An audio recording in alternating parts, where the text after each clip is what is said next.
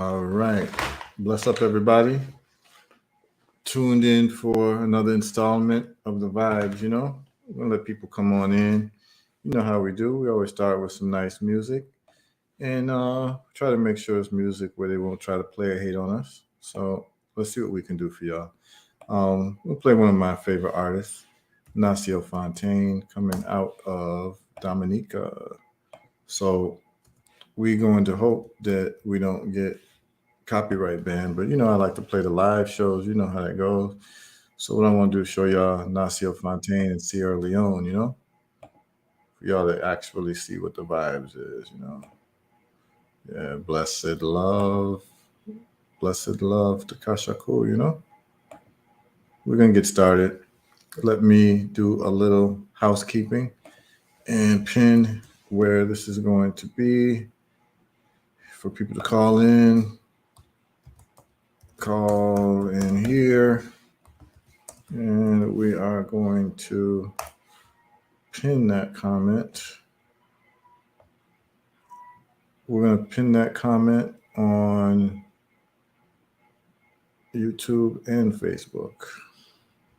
So, give me a second, y'all. Yeah, man. It's a beautiful Thursday night.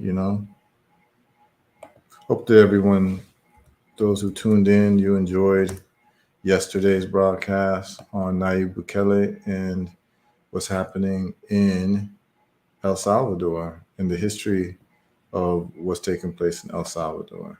It's a beautiful thing. And if you missed it, just tune in. The archives are there, and you can go on Facebook, Twitter, or YouTube, and you can access the live shows since I started about 2.5 weeks ago. You can just go in order and check them out. Some people contacted me and they're going through the archives to catch up to where we're at now. So, this should be good. Today is our usual Thursday nights, this or that. So let's see how it goes. Every time we've done this or that, we've had fun. Last week, we ended up staying up till 3 a.m. So that was what? That was damn, we were on for 7 hours, y'all. That's crazy.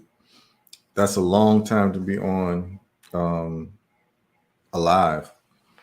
But we had fun. You know what I'm saying? That's what we're here to do. We're here to have fun. And it's definitely fun. People calling in and we're talking about this or that. And we got some music education, which was great. And people asked me what I have on. This is a Denaho wear. Good brother Denaho in Ghana. He's the one who sets me up with the clothes, sizes me, and he puts the clothing together. So what you all see in terms of this royal attire is a Denaho clothing from our good brother Denaho. And let's get into some vibes, you know what I'm saying?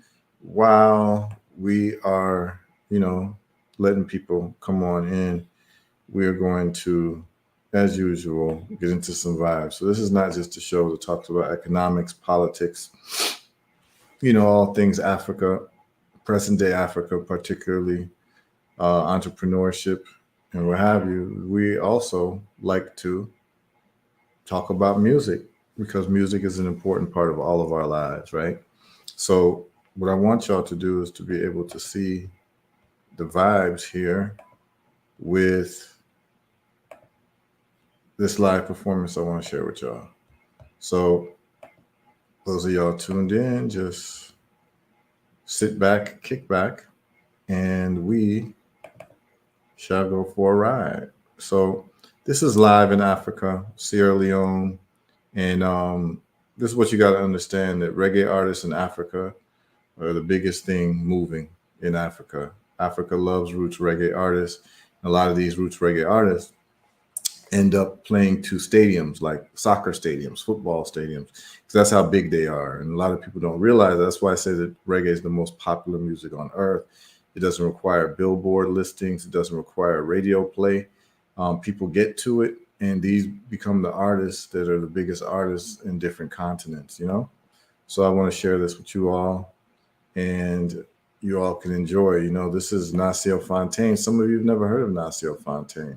He's from Dominica, and a lot of people say he's like the Bob Marley of Dominica because he kind of sounds a little bit like Bob in some of his early pictures when he was a younger man. Some of the pictures look like Bob, but he has his own voice, has his own songwriting. He's definitely songwriting genius, and I really appreciate the brother for his artistic output. I listen to his albums all the time. His best album to me is one called Revolution. Y'all check it out. But look,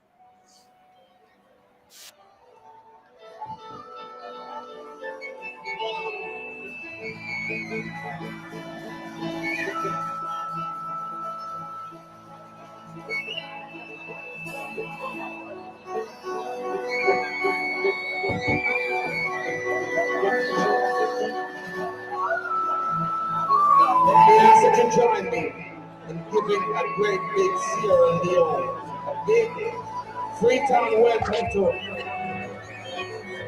man who has been in exile for over 400 years. Welcome back to these shores, out of a little Caribbean island called Dominica. Let's welcome Nasio Fontaine. Nasio!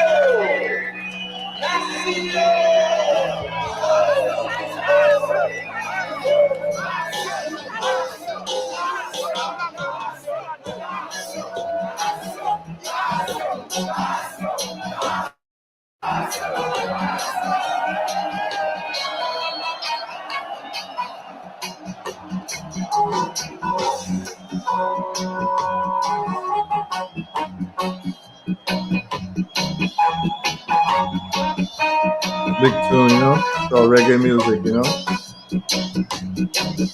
Other people on the continent just love reggae.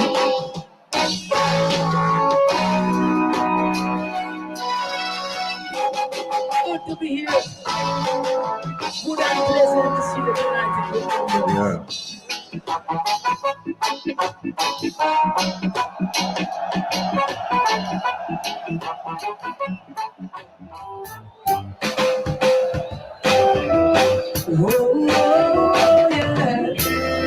Here we go.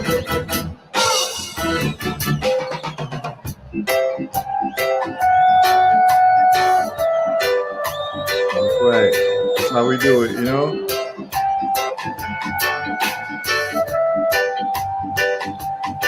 Let me just make a quick comment. Please understand that these reggae musicians, particularly coming from the Caribbean, this is one of their dreams, to be able to sing their songs in Africa. Because what you have to understand is that reggae music, the ethos of reggae music is the love for Africa. So imagine that you are in the Caribbean and you know that you're of African descent, and you know that you've been away from the continent for many generations, and you finally get to go back and you sing these songs, and the people on the continent are loving it. Nothing makes you feel more like at home than being able to experience this. So understand that this is a huge moment for Nasio Fontaine, his background singers, his musicians, and all of that. This is not something light, and he's not playing in a nightclub. He's playing at the National Football Stadium in Sierra Leone. So this is a huge moment for him. This is the reason why he wrote his songs, to be able to sing it on the continent. So he's one of the lucky artists that got to perform and sing on the continent to the joy and the jubilation of the people. So this is a huge moment for him. Oh, yeah.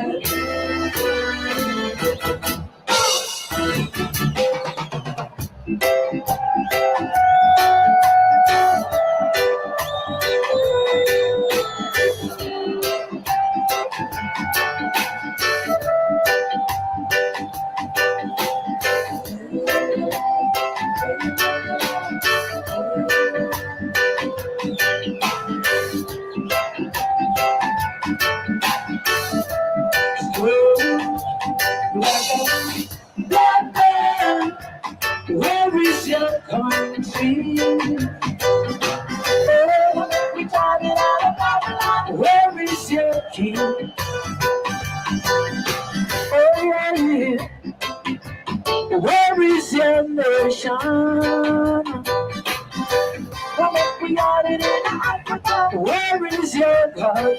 If we look up on the land, I see Ethiopia. Where the land? If we look up on the land, heaven on the land. Where the land? If we look up on the land, never could cry.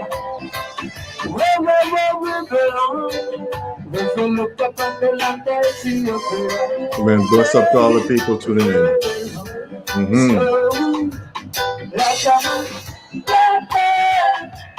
Where is your country? Where is your king? Amen. Where's your country? Where's your king? This is a mix of tunes, you know, that they're playing. What you say? Let me see your hands in the air. Plays Ram, you know. Reggae music, reggae music, Reggae music, chant down Babylon. You know? reggae music, chant down Babylon. So wow. Reggae music, reggae music.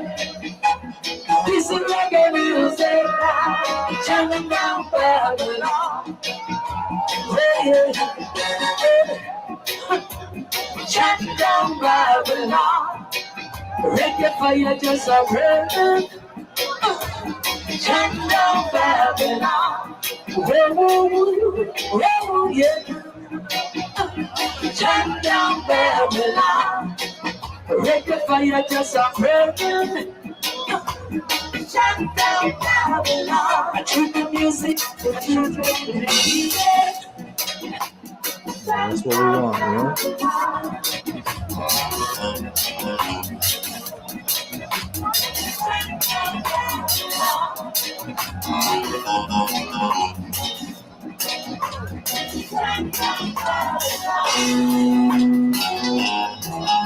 Reggae music, chant down Babylon, you know.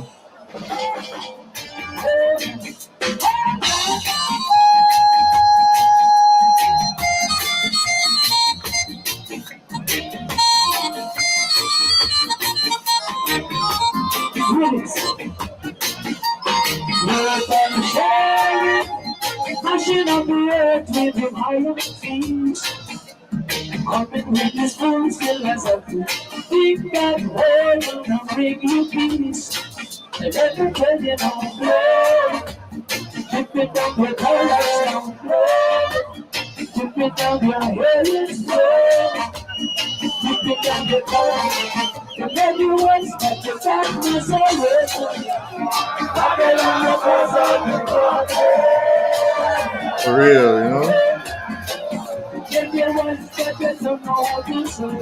Babylon caused all the problems, you know.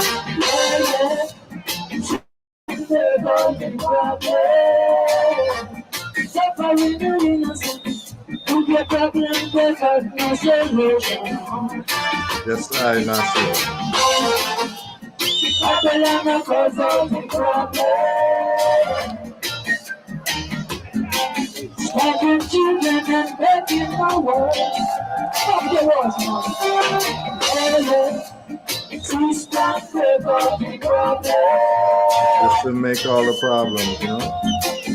To get problems with us, my solution. Songs are anthems, you know. Got the whole stadium singing Babylon caused all the problems. You know?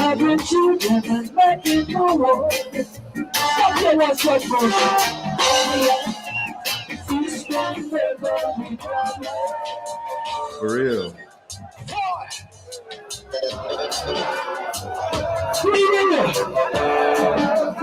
Come on. You're under attack.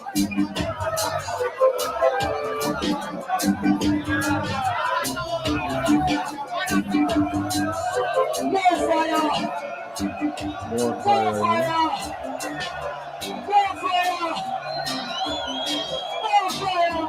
This can cause all the problems, you know. Place Ram. Place gone sick.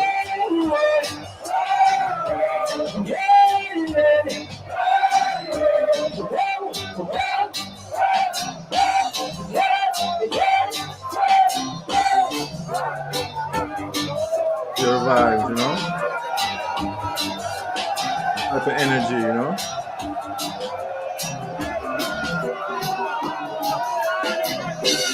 Yes, I, yes, I.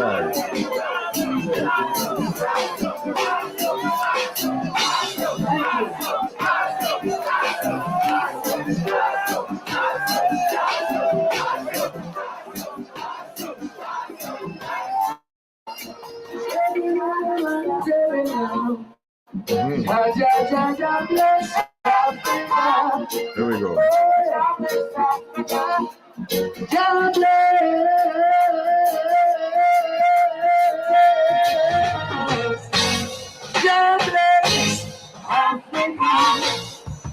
And God bless Africa, you know? Yeah, man, that's what it looks like, you know? That's what it looks like when you go to Africa to sing songs of truth and rights. The people love you, you know? And we love to capture those moments amongst our artists. Like I said, any reggae artist on the planet, where they want to go, if they want to sing their tunes of truth and rights in Africa. You understand what I'm saying? This is just the reality of the situation. Truth and rights in Africa, that's what we want. Big up Nefertari Selassie, bless up Sistrin. Bless up for those tuning in, you know? This is one of those days that, you know, is a kind of a fun day. We know that we went through some really big topics this week. In particular, we did Singapore and Lee Kuan Yew. I believe that was Tuesday, and that touched a lot of people. As a matter of fact, I got messages from folks in Singapore who saw the live. It was very interesting. They would basically hailing me up like, thanks for covering my country. Thanks for, you know what I'm saying, like telling people about Lee Kuan Yew. I'm getting inboxes from people from Singapore. So it's like, you never know where these things reach, you know? So like I literally have communication with 2 people from Singapore now. They're asking me questions. I'm asking them questions. So when I go to Singapore, you know, may have some people on the ground that I can link with to study the country even more. So that's the benefit of doing a show like this, you know? And then we did El Salvador yesterday with Nayib Bukele. And the whole point of all of that was to be able to pinpoint who has been successful in nation building, find out who they were, study what they did, and break down what they did. And as I share with you all, you know, Lee Kuan Yew is known as the greatest nation builder amongst those people who are interested in those types of things, serious people. Lee Kuan Yew is pretty much seen as number one. I played you all a clip from Charlie Munger, who is the business partner of Warren Buffett, and he showed very clearly that Charlie Munger showed very clearly that Lee Kuan Yew is probably the top nation builder in modern times, and he said he keeps a bust of Lee Kuan Yew at his house. That's how seriously he respects him. And you're talking about a billionaire with Berkshire Hathaway and Warren Buffett talking about this man. And then what you get to find out is that whenever you have a country that's got its act together economically, keeps the country clean, they tend to call that country the Singapore of whatever area it's in, right? So they'll say Rwanda is the Singapore of Africa. They'll say that El Salvador is the Singapore of Central America. So, you know, the most inquisitive thing that you could do is find out, okay, well, if everyone's calling it the Singapore of something, then I should probably know what Singapore is and why Singapore is so important. So we went through that, and I think a lot of people got a lot of education from that, from the messages that I'm getting. El Salvador too. I got messages for some folks in El Salvador as well. Yesterday off of the live that we did, the dashiki is fire. Real King vibes, love it. Yeah, give thanks, Kashaku. You know this is coming straight from Ghana, you know, with Adenoho. You know, Adenoho keeps it real. And you know, he makes my clothes that I wear. So every time you see me with some African garb on, which I usually wear for the show, it's Adenoho, you know. So you all check out Adenoho Wear, Odeneho, straight from Ghana. His factory is in Ghana. His operations are in Ghana. You can order and he'll ship worldwide. So, you know, when I'm on, I like to promote other African businesses. So if you're a business person, you got a business you want to promote, feel free to call in and let's chop it up. I know that our brother Lowell, who tunes into the show, he's gotten business as a mechanic by coming on this show and people inquiring of him questions about different vehicles, which he's been able to provide service for people. So this is the spirit of what we're doing, you know. We're looking to increase our, what we would call velocity of money amongst ourselves, amongst our group, amongst our people, amongst our communities, you know. That's what this is all about. So hopefully it can always be educational and entertaining and inspiring. That's what I'm here to do. Also got to give a shout out to the people who've been sending cash apps. You know, every day when we do a show, people are sending generous cash apps in appreciation of the content that we're giving. And what it does, it's your vote of confidence for what I'm doing. And the cash apps are definitely appreciated. That is not the only way that you can show your appreciation. You can just feel free inbox me and, you know, just tell me, yo, Heru, I love the show, love the content. That type of back and forth, that feedback loop is what motivates me to keep doing more. So I'd like to just special shout out to the people who have been sending the cash apps. That's been beautiful. Now, last week we got on, and last week, as they used to say, was crunk. They used to say that in Miami, crunk, right? I think in other places too. But last week we had the diva Joan Cartwright come on and talk to us and give us an education on jazz and blues. We had Baba Sangor come on, gave us some education on the funk.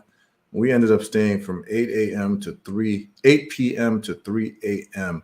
to the point where folks in London were tuning in because it was morning time in London, and they started tuning in and really getting active in the conversation. We ended up staying on for another hour or two, but you know, we ended up closing the show. So that's just what Thursdays look like, you know. Salute to all the people tuned in. Thursday night is this or that. We like to do this or that.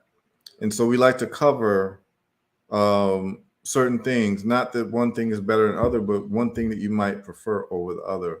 And it covers culture, art, food, investments, countries, all types of things, music, you know, anything that we can think of. And it leads to very robust dialogues and conversations. So I like it because it gives me a sense of the people listening, and also gives me an education because I take notes. So if it's some things I don't know about that someone knows about, I take notes so I can do an exploration for myself. So those of you who have opinions, please feel free to call in and we can chop it up about your opinions about things. But just be prepared to defend your opinion with like concrete examples. So for example, the first this or that we did, one of the questions that caused a lot of conversation was Stevie Wonder or Prince, right?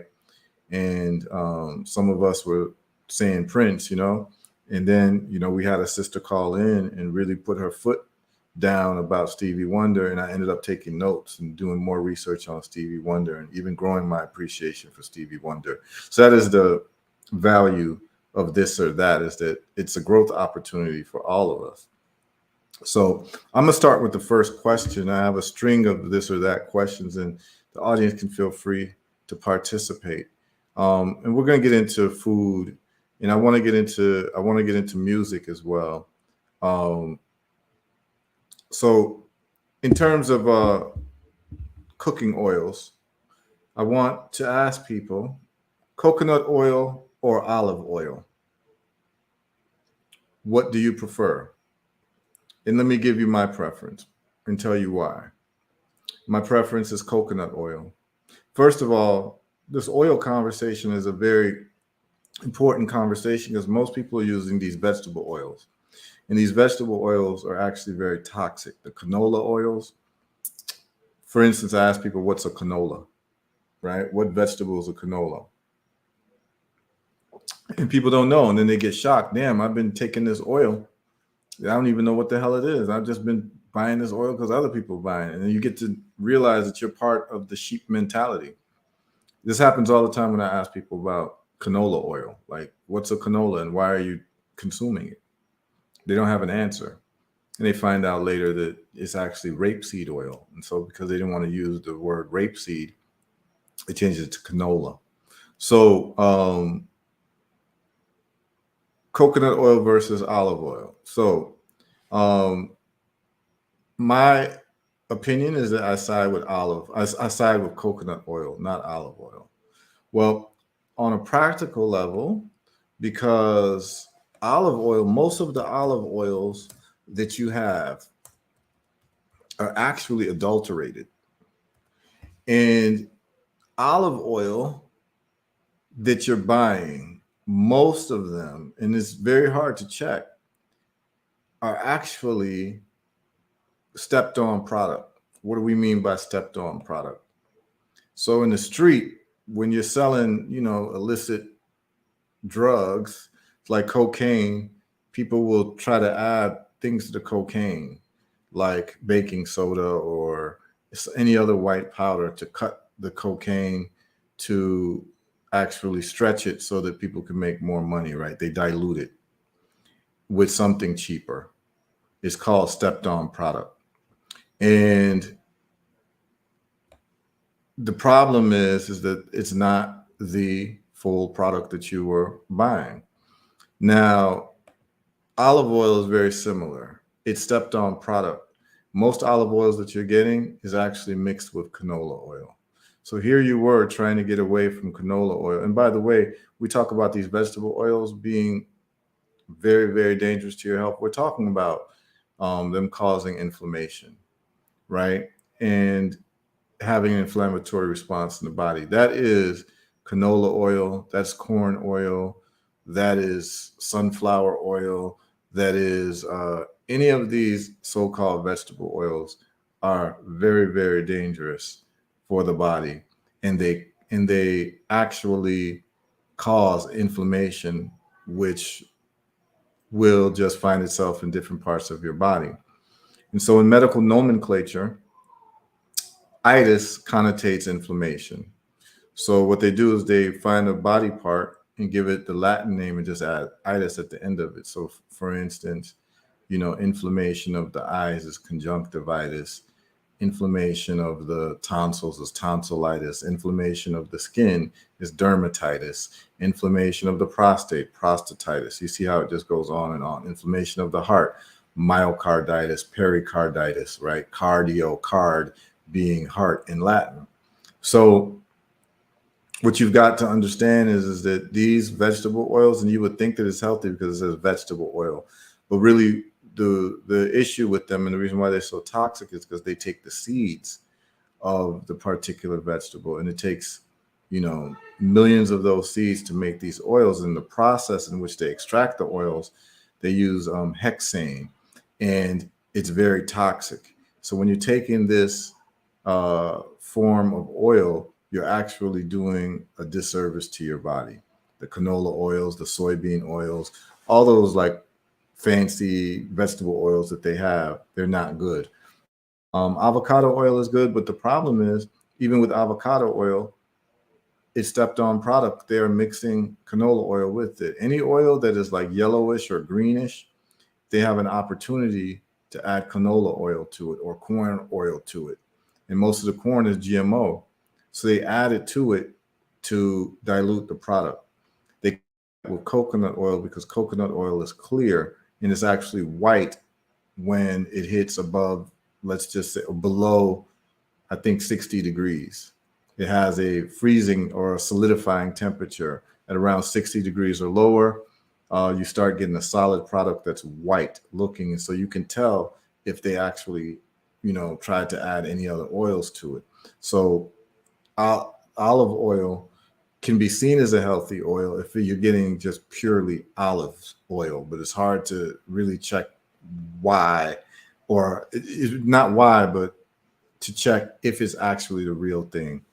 And we know why they do it. Okay. So in terms of pure olive oil and pure coconut oil now, there are two main ingredients that would be called the medicinal ingredients of each one of them. So what we got in olive oil is a thing called oleic acid. Oleic acid, OLEIC acid, which is anti-inflammatory, right? And it also has a small amount of European in it, which is the active medicinal ingredient in the leaves of the olive tree. So it's an antioxidant, it's anti-inflammatory and what have you. However, coconut oil has a very powerful ingredient in it called lauric acid. Lauric acid is also anti-inflammatory. It is also an antioxidant, but it goes even further. It's actually something that is anti-pathogenic. So it's also can be used. Lauric acid is also something that is an antibiotic as well, and even an antiviral. So coconut oil has these qualities in it that's very medicinal with the lauric acid. So the highest amount of lauric acid that you'll find outside of coconut oil and coconut milk is breast milk. So it's very, very, it's very good to know these things. Kasha Kul says, oh wait, hold on. Let's just go from the top there. The top there, we got Kasha Kul says, it depends on the dish. Coconut oil is good for cooking. Olive oil, good for salads. Then she says, I like coconut oil in salads. All right. She says, although if it's not stepped on, most olives are harvested in multiple countries and then bottled. The best olive oil has to be harvested and bottled in one country. Olive oil gets rancid quickly. That's true. And so olives are harvested in multiple countries, already been rancid by the time it's ready for bottling. Yeah, that's a serious thing about olive oil, y'all. So for cooking, coconut oil definitely is better. And just taste alone, fried plantains with coconut oil, it tastes so much better than if you fry it with any other oil. If you've never used coconut oil to make fried plantains, well, I just did you a big favor by telling you about it, because it takes the taste to a whole different level. Cooking with coconut oil changes everything. So if you haven't tried it, and it should be unrefined virgin coconut oil. Don't get the refined version. Anything of these foods that's refined has been stripped of its main nutrients. So when you see the word refined, you should think stripped of nutrients, right? Refined flour, refined this, refined rice, refined whatever, it's been stripped of its nutrients. So I'm big on coconut oil. You could use it for your skin. You could use it for your hair. You could use it for a whole lot of, you can use it for your teeth, for oil pulling. You can mix it with baking soda and turn that into a toothpaste. Works very, very well. So coconut oil has a lot of different usages. Definitely you can use it for your skin, makes the skin very beautiful. And it smells great. So I love it. So in terms of this or that, I've got coconut oil over olive oil for multiple reasons, not just for food reasons, not just for health reasons, but also for skin reasons, hair reasons, pulling oil in terms of your teeth, and any type of cavities you may have, or any type of things that you might be going on in terms of gum disease. Coconut oil works very well. In the acid in it,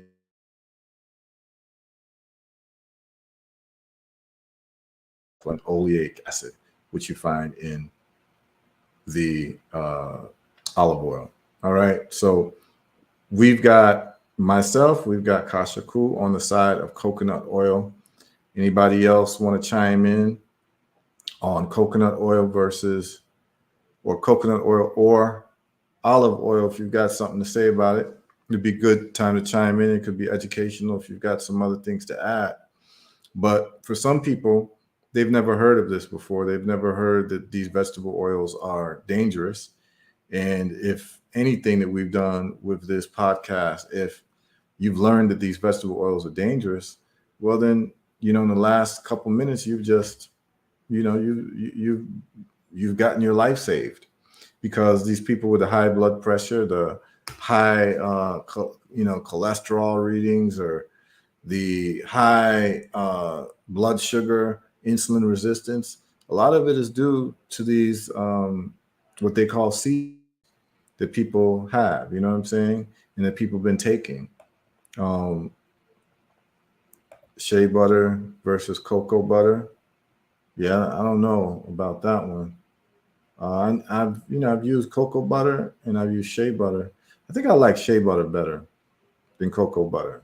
You know what I'm saying? I think I would go with shea butter over cocoa butter. But I like the smell of cocoa butter better. But I think the shea butter kind of stays on the skin a little bit longer. I think it moisturizes the skin a little bit better. That's what I think. Big up Lowell, peace. Black soap versus Dr. Bronner's. Okay, that's a good one. And he says shea butter versus coconut butter.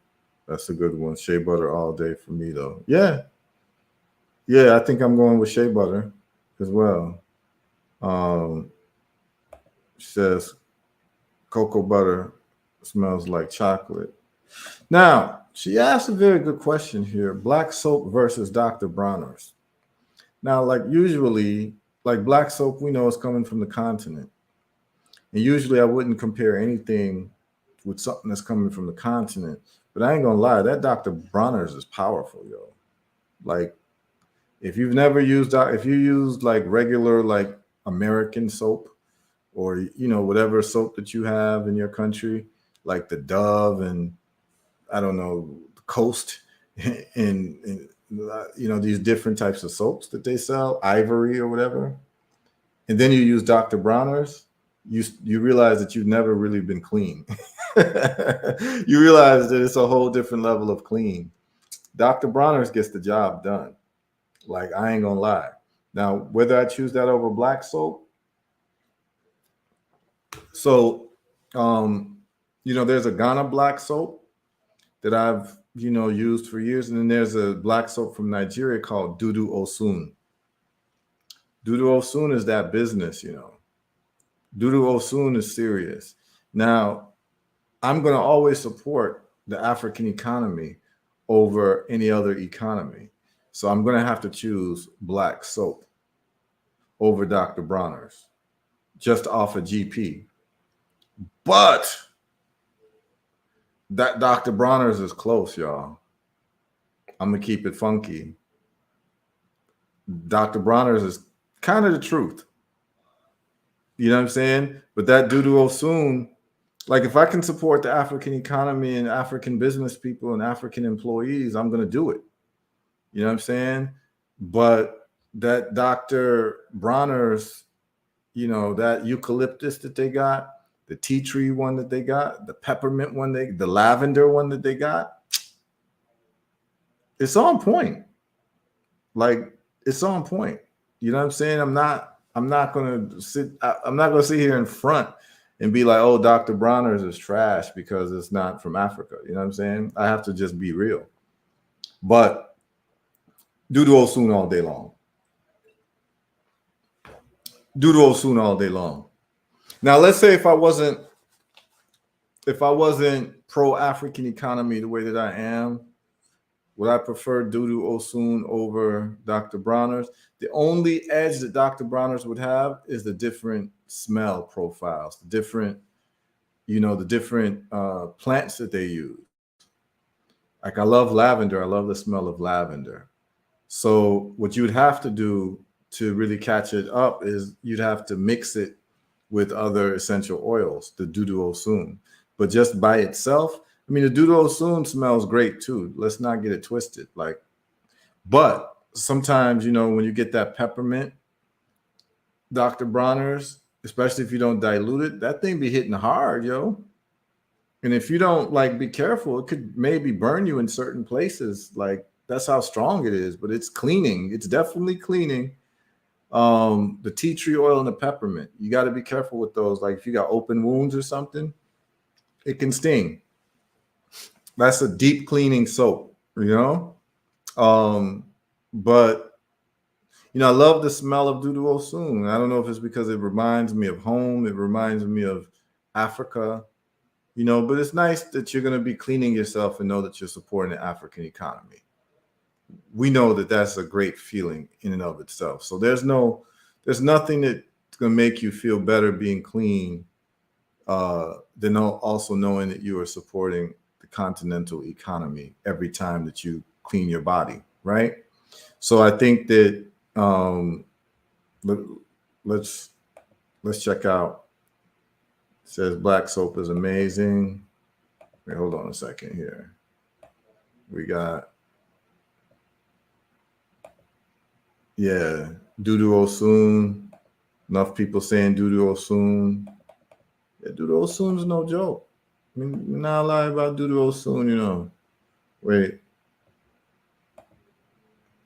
Dr. Brown's soap is heavy, but African black soap reigns supreme. I feel you. I ain't mad at you. And I feel the same way, but I want to be objective.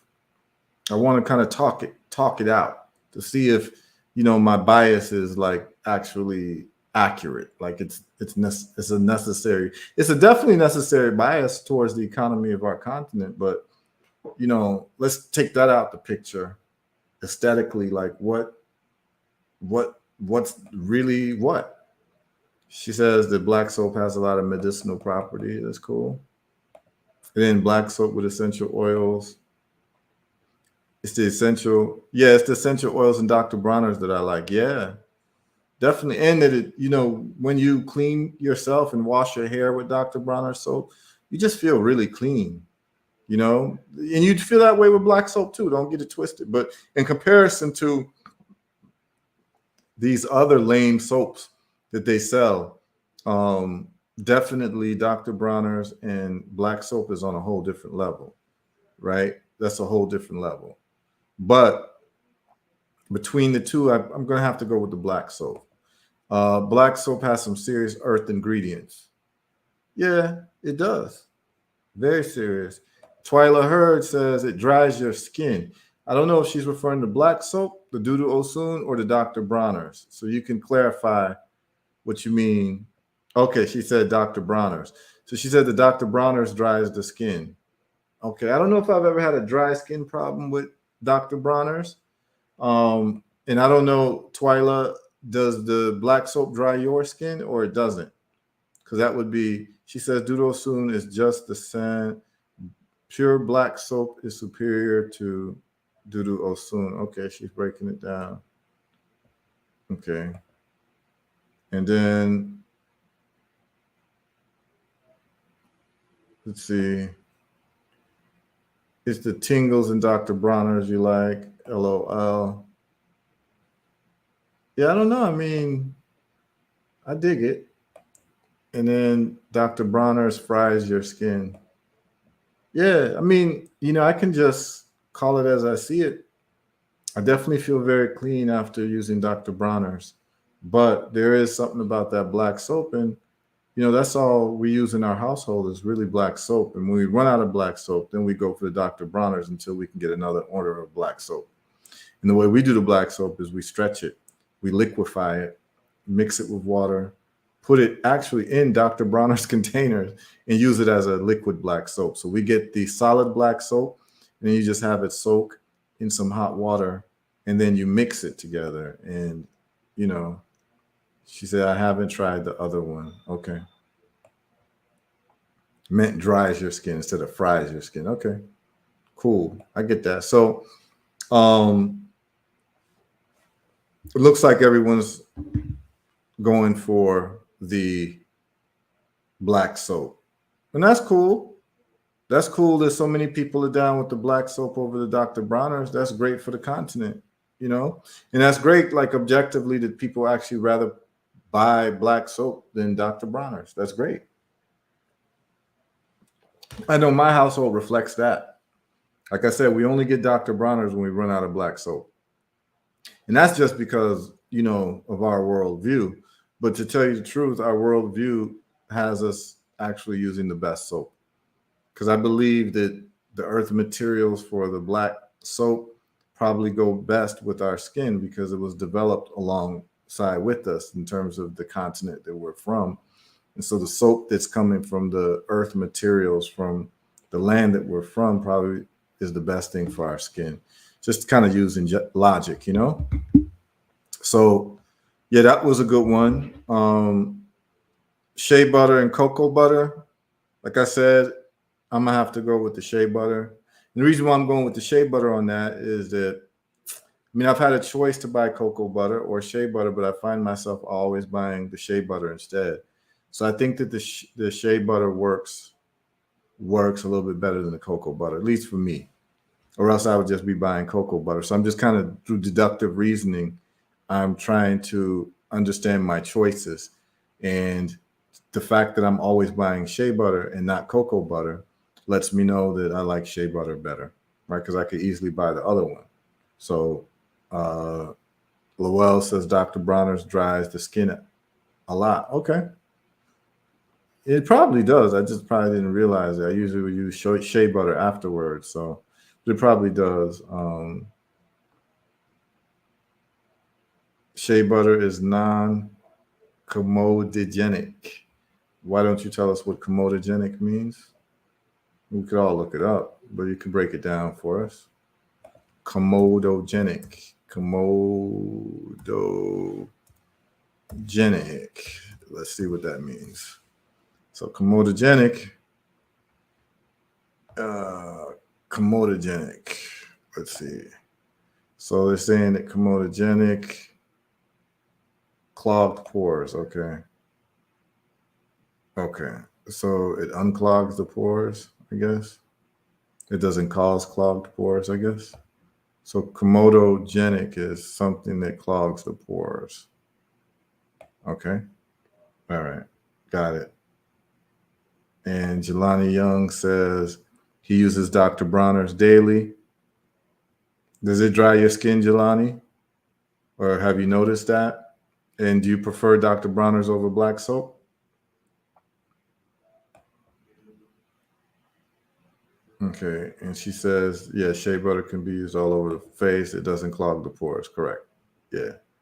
So, I mean, I think most people are choosing black soap over Dr. Bronner's, you know? So those of you who use the Dr. Bronner's all the time, you haven't used black soap, you might want to look into it. And you can we order black soap off of eBay. Oh, okay. He says that I haven't used black soap in years due to residue in tub.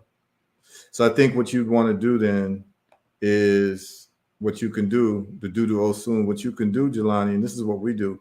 We take blocks of the black soap and we actually hot water and it melts the black soap. Now you have a liquid black soap that's like, you know, it's diluted with water, but it's still very strong and very good. And we use that and it doesn't leave the marks on the tub. It doesn't. So basically we actually use empty Dr. Bronner's bottles and put the black soap in the Dr. Bronner's bottles because we've accumulated those bottles over the years.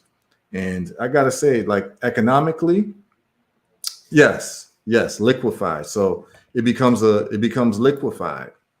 You just put it in the bottle, put some hot water in it, shake it, let it melt in. Now you got liquefied black soap. And because you bought it as a solid black soap and you mixed it with some water, it actually stretches out the soap for much longer than if you were just using the solid soap.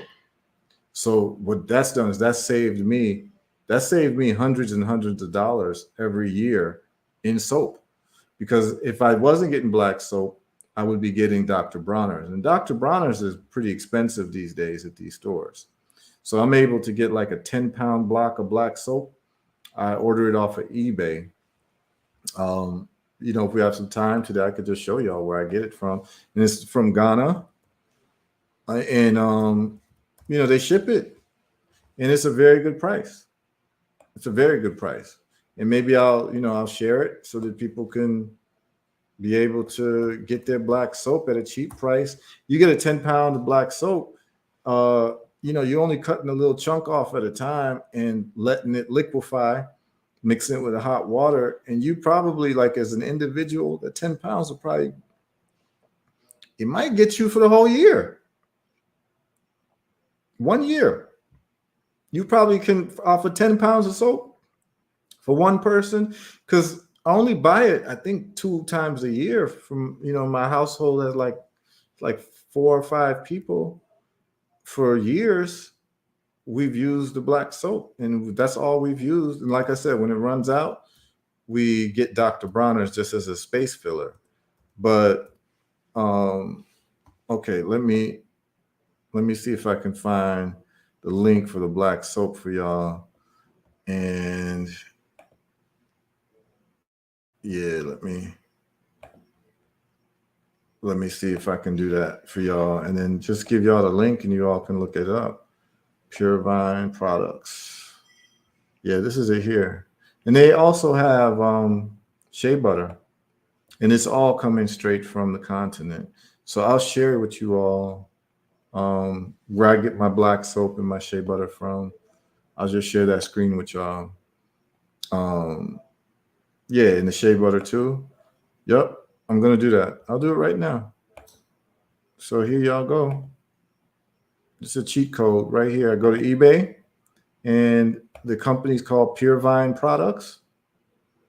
Everybody can see it. So this is the shea butter, and this is the black soap. So when you click the black soap, now you can determine the size. So like I said, I get 10 pounds at a time, and the 10 pound is $36. So I'm paying what, $37, and I believe the shipping is free for 10 pounds of black soap that's going to last me and my family at least 6 months. At least 6 months, right? For $37.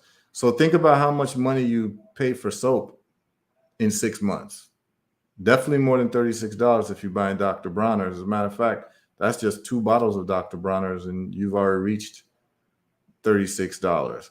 And 10 pounds of black soap, you can make about, at least, for the same amount of, like the same size of a Dr. Bronner's large bottle, I think you could probably make 20 of these bottles at least. I think. My wife will, she'll confirm, because she's the one who makes it, but she'll let us know. And then this is the price for the shea butter. So the shea butter, you can get the white or the yellow shea butter, and I don't think the price is different. So if you get, again, I think I get 10 pounds of shea butter here, and 10 pounds is $37.99. So it's the same as, pretty much the same as buying the black soap, 10 pounds and 10 pounds. You're spending about $36, $37, $38 for each 10 pounds, which is a pretty good price. And like I said, it'll last you, like 10 pounds of shea butter will last you a while. It'll last a family like a year, 6 months at least, So if you just make 2 orders a year, you're good to go. So that's where I get it from. And like I said, you go to ebay.com and you search for a company called Pure Vine Products, and you get your black soap and you get your shea butter shipped to you. You know what I'm saying? So, yeah. Question I have. So you missed the question. The question is, how many bottles of the large Dr. Bronner soap can be made with a 10-pound black soap. You know, when you liquefy it and mix it with the water. I was saying at least 20 for the whole 10 pounds. You know, you can add some more information to that, but I know it's more than 10, but it's got to be probably closer to 20. So you can chime in. Does the shea butter help with dark marks? I don't know because I've never used it for dark marks. Someone else would have to answer that. She says yes, about 20. So yeah, to make about 20, if not more, bottles of Dr. Bronner's. And like I said, if you get Dr. Bronner's, like 2 bottles of the Dr. Bronner's will be about $36. You know what I'm saying? The two bottles will be gone like in a month.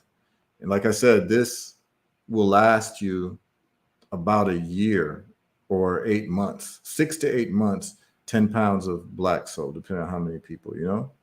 So, you know, we'll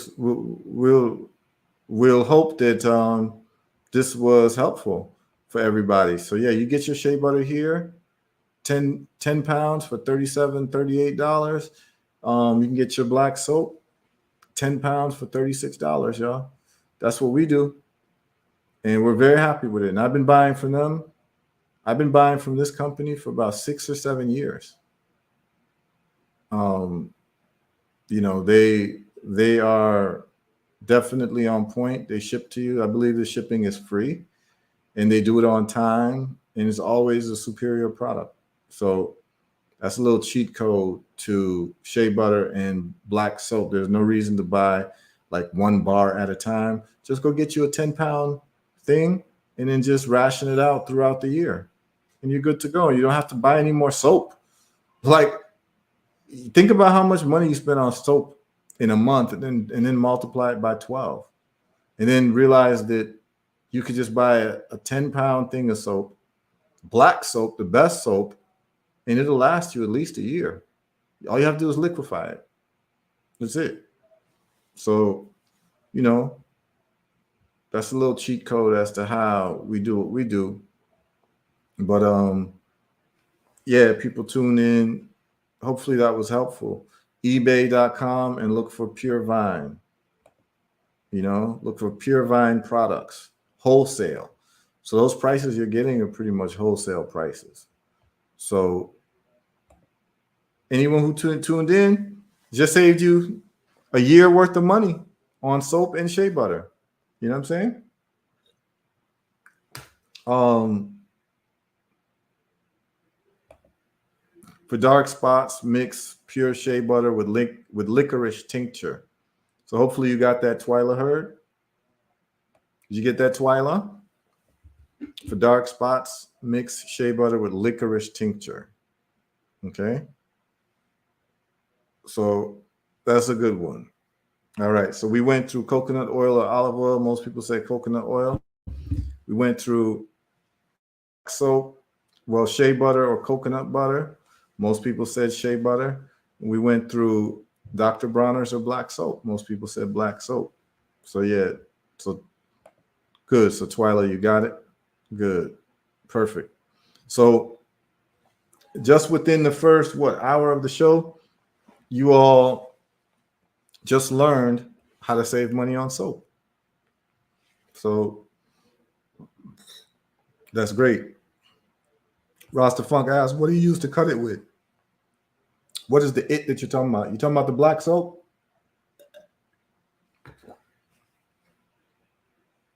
Let me know what you're talking about, Rasta Funk. Is it the black soap you talking about? Cutting the black soap? If it's the black soap you're talking about, all you got to do is just mix it with hot water. Take a chunk of it, you put it in a bottle, mix it with hot water, shake it. The black soap will melt into the water. You will then have a liquid soap. And it will go for a long time. Yeah, the black soap. You just cut it with hot water. Just put some hot water along with the black soap in a bottle. You could use a Dr. Bronner's bottle. That's what we use. We use all our old Dr. Bronner's bottle, stuff it with black soap, add water to it, let the water melt, and it's good to go. Or we'll make a big bucket of it and then pour the liquid soap that's in the bucket into the Dr. Bronner's bottle, and we got liquid black soap that lasts us for damn near a year.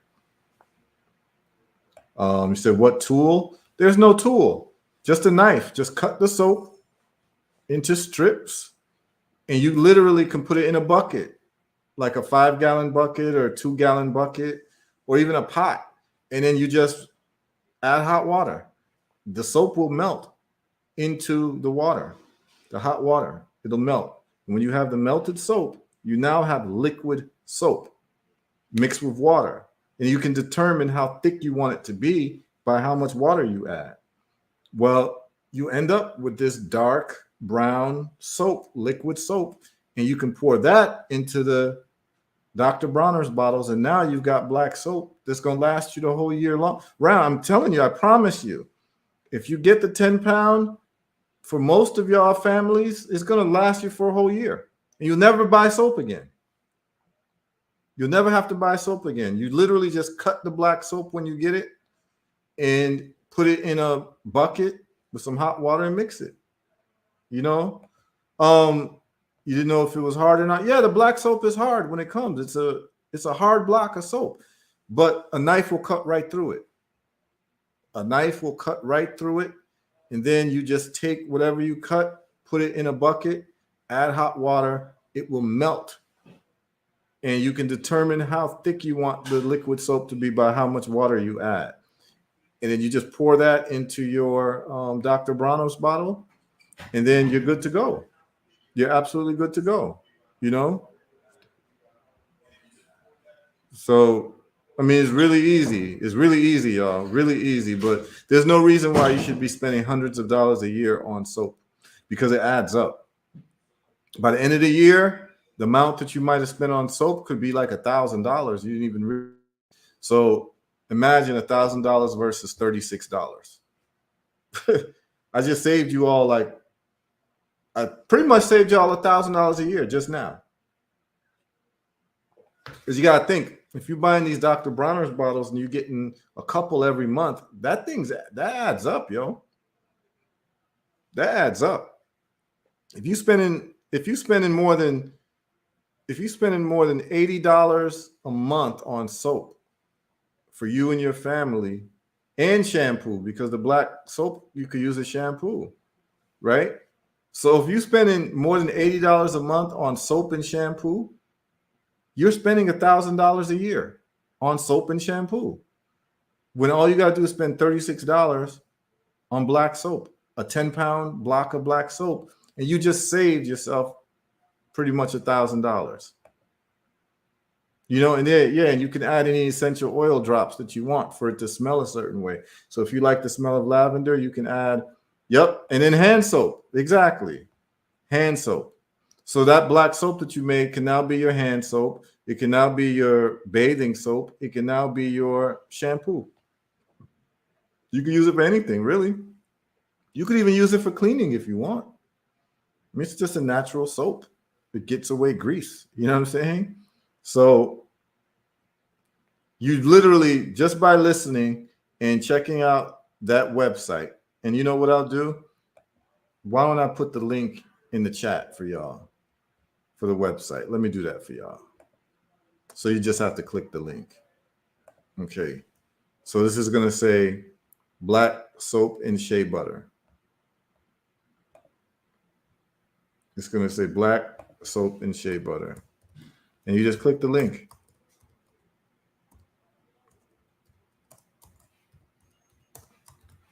And then you just order from them, you'll be good to go.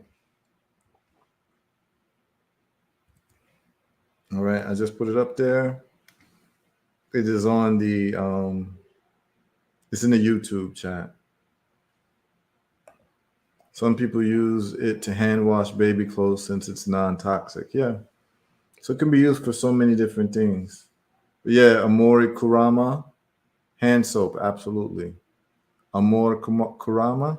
Yeah, hand soap. So now you're just saving money. And this is the link right here. It's on YouTube. For those of you on Facebook, I guess I can copy it.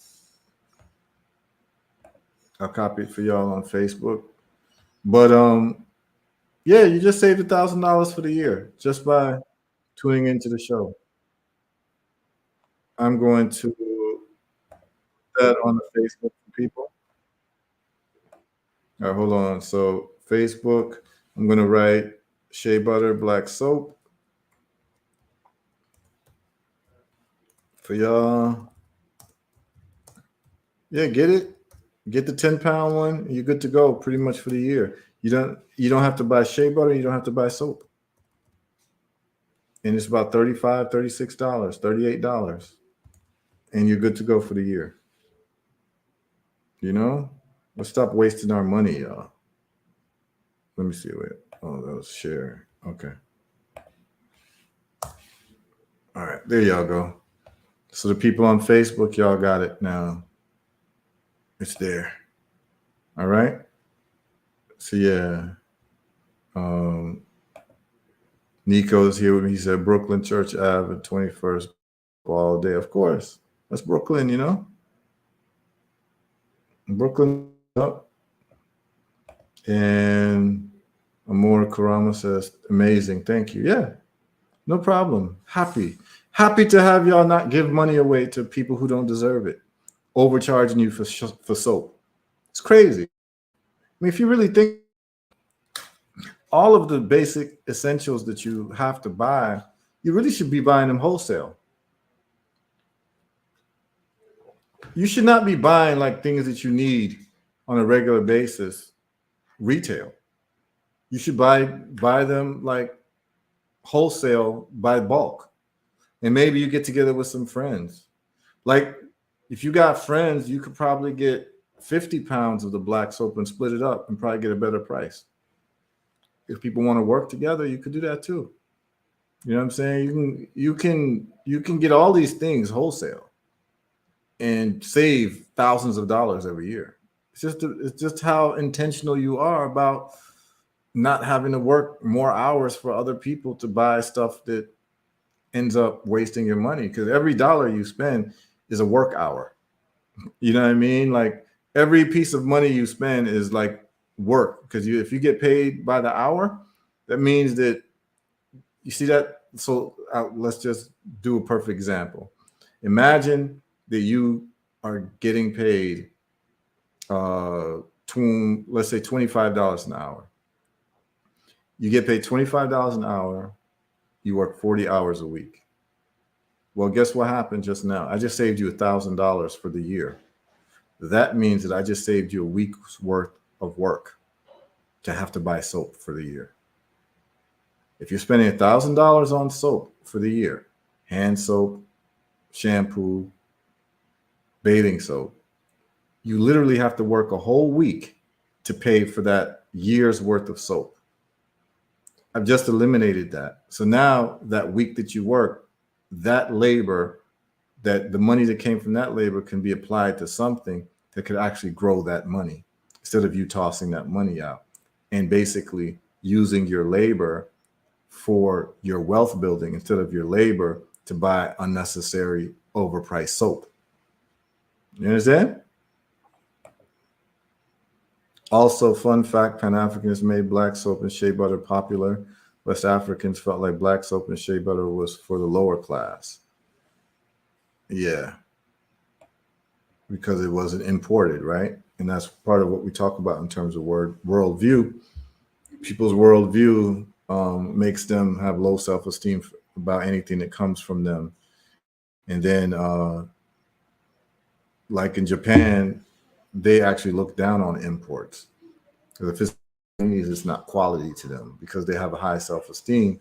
Whereas low self-esteem people, they want everything that's imported and they'll think that that's better than their stuff. But we talked about that. So we're not surprised that people on that type of time, many of the people in West Africa feel like, you know, black soap and shea butter is a step down. As a matter of fact, when I grew up, coming up, because my family was a middle class family coming out of Ghana, they use Vaseline to for skin moisturizer. So all I knew from childhood to about high school was Vaseline. That's what we use, petroleum jelly, Vaseline. It was only later in life that I found out about shea butter, and I'm asking my mother, why y'all don't do shea butter? And I think it goes down to, but she was saying she couldn't find it in Chicago. I'm sure if she looked hard enough, she could, but this was like in the 80s and 90s when it wasn't like now you can walk into Walgreens and get shea butter. That's how, you know what I mean? That's how things have changed. Back in the day when I was a kid, it was Vaseline. You didn't see shea butter, but I'm sure she could have got shea butter if she really, really wanted to. But even when you go to Ghana now, people who have money prefer Vaseline over shea butter. Go figure, There's another question. Where do you get licorice tincture? That's the question that's being asked of Kashaku. So I'm sure she'll type in an answer for the licorice tincture. And really, Heru, you learned about shea butter as an adult? Yeah. Yep, because all I knew was Vaseline. That's all my mother would buy when she go to the grocery store for our skin. After you take a bath, you put on Vaseline. That's a Ghana 101. That's Ghana 101. You know what I'm saying? And when they're in Ghana, they use Vaseline. And that taste, interest, and values destroy, because it's like a status symbol, right? Oh, I don't have to use shea butter like people do straight from the farm and people rural. It's a way to show that you're advanced by using Vaseline. But this is how we betray ourselves with our attitudes. And this is real.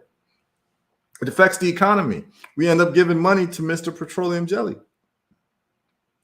which is the Rockefeller family. It's just a byproduct of the oil industry. You understand what I'm saying?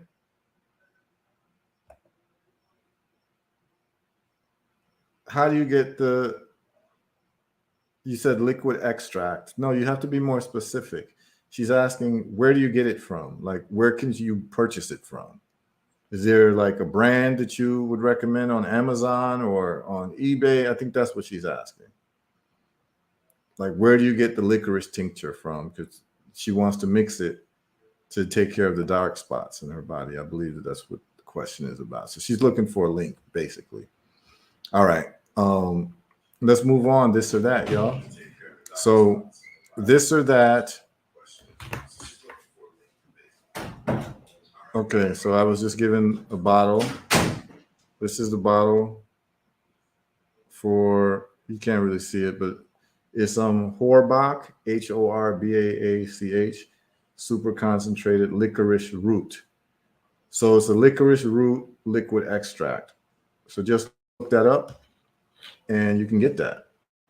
You know what I'm saying?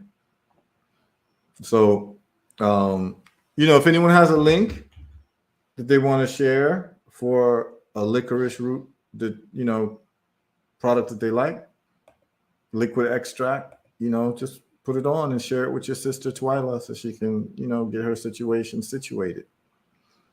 Bless up, Gail Collarwood. Greetings. Nzinga, the mighty Nzinga has joined us. The powerful Nzinga, she says, Mountain Rose has it. Okay. And Egyptian musk. Oh, okay. All right. So Lowell says Egyptian musk versus frankincense and myrrh. You talking about the incense, or you talking about the essential oil? What are we doing? Let me know, Lowell. You talking about the Egyptian musk essential oil, or are you talking about the you talking about incense or essential oil? Either one? That Egyptian musk was on point for some time. I'm not gonna lie. I used to put on that Egyptian musk, and sisters used to give some compliments on that. So I kind of have to go frankincense and myrrh. Yeah, I probably have to go with the Egyptian musk. But when it comes to incense, My incense of choice is sandalwood. There's just something different about sandalwood. And if I really was to wear an oil, it would be something mixed with sandalwood. But that's not what you asked. Um, you asked about Egyptian musk and frankincense and myrrh. Yeah, people saying hit the like. Yeah, you can hit the like button, everybody. If you like it, hit the like. Health food store, maybe. Health store, maybe. Says either one in reference to my question about the oil or incense. And Kasha Ku says Egyptian musk. And Gail Caldwell, she's saying, I guess the health store for extracts. And Zinga says HAVW. I don't know if she's saying have. I'm not sure what she's saying. Oh, frankincense and myrrh reminds me of a Catholic church.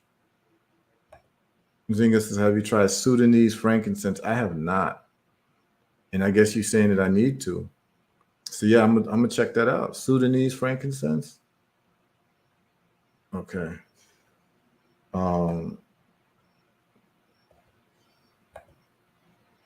Yeah, you sent me the Amazon link. Okay, that's fine. But you can post a link in the chat if you want.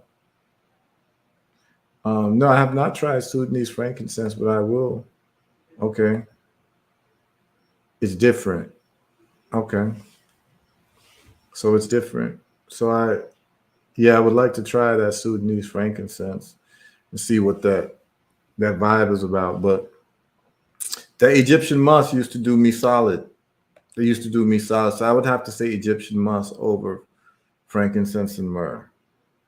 But the incense, I don't know, man. See, there's two different types of incense, y'all. So there's the incense that people used to on a stick, and then there's the incense from like home, from Africa, which is like particularly like Ethiopia, where you have the rocks, the incense, the rocks, and you burn it on charcoal and it smokes up the room.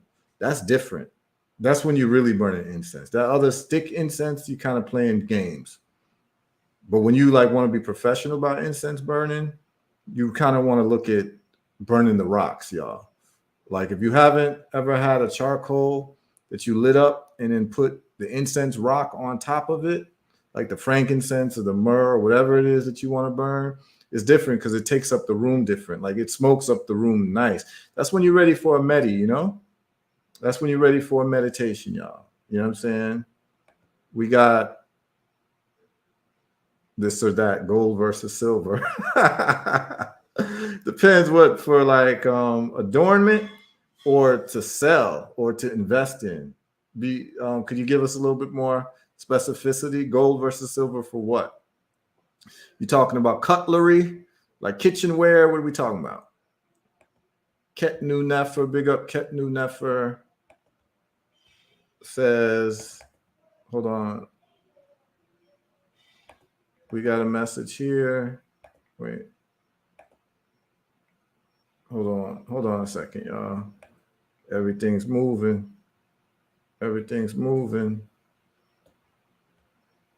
This or that, gold or silver. Tunisian sandalwood is amazing too. Yeah, they got some nice sandalwoods.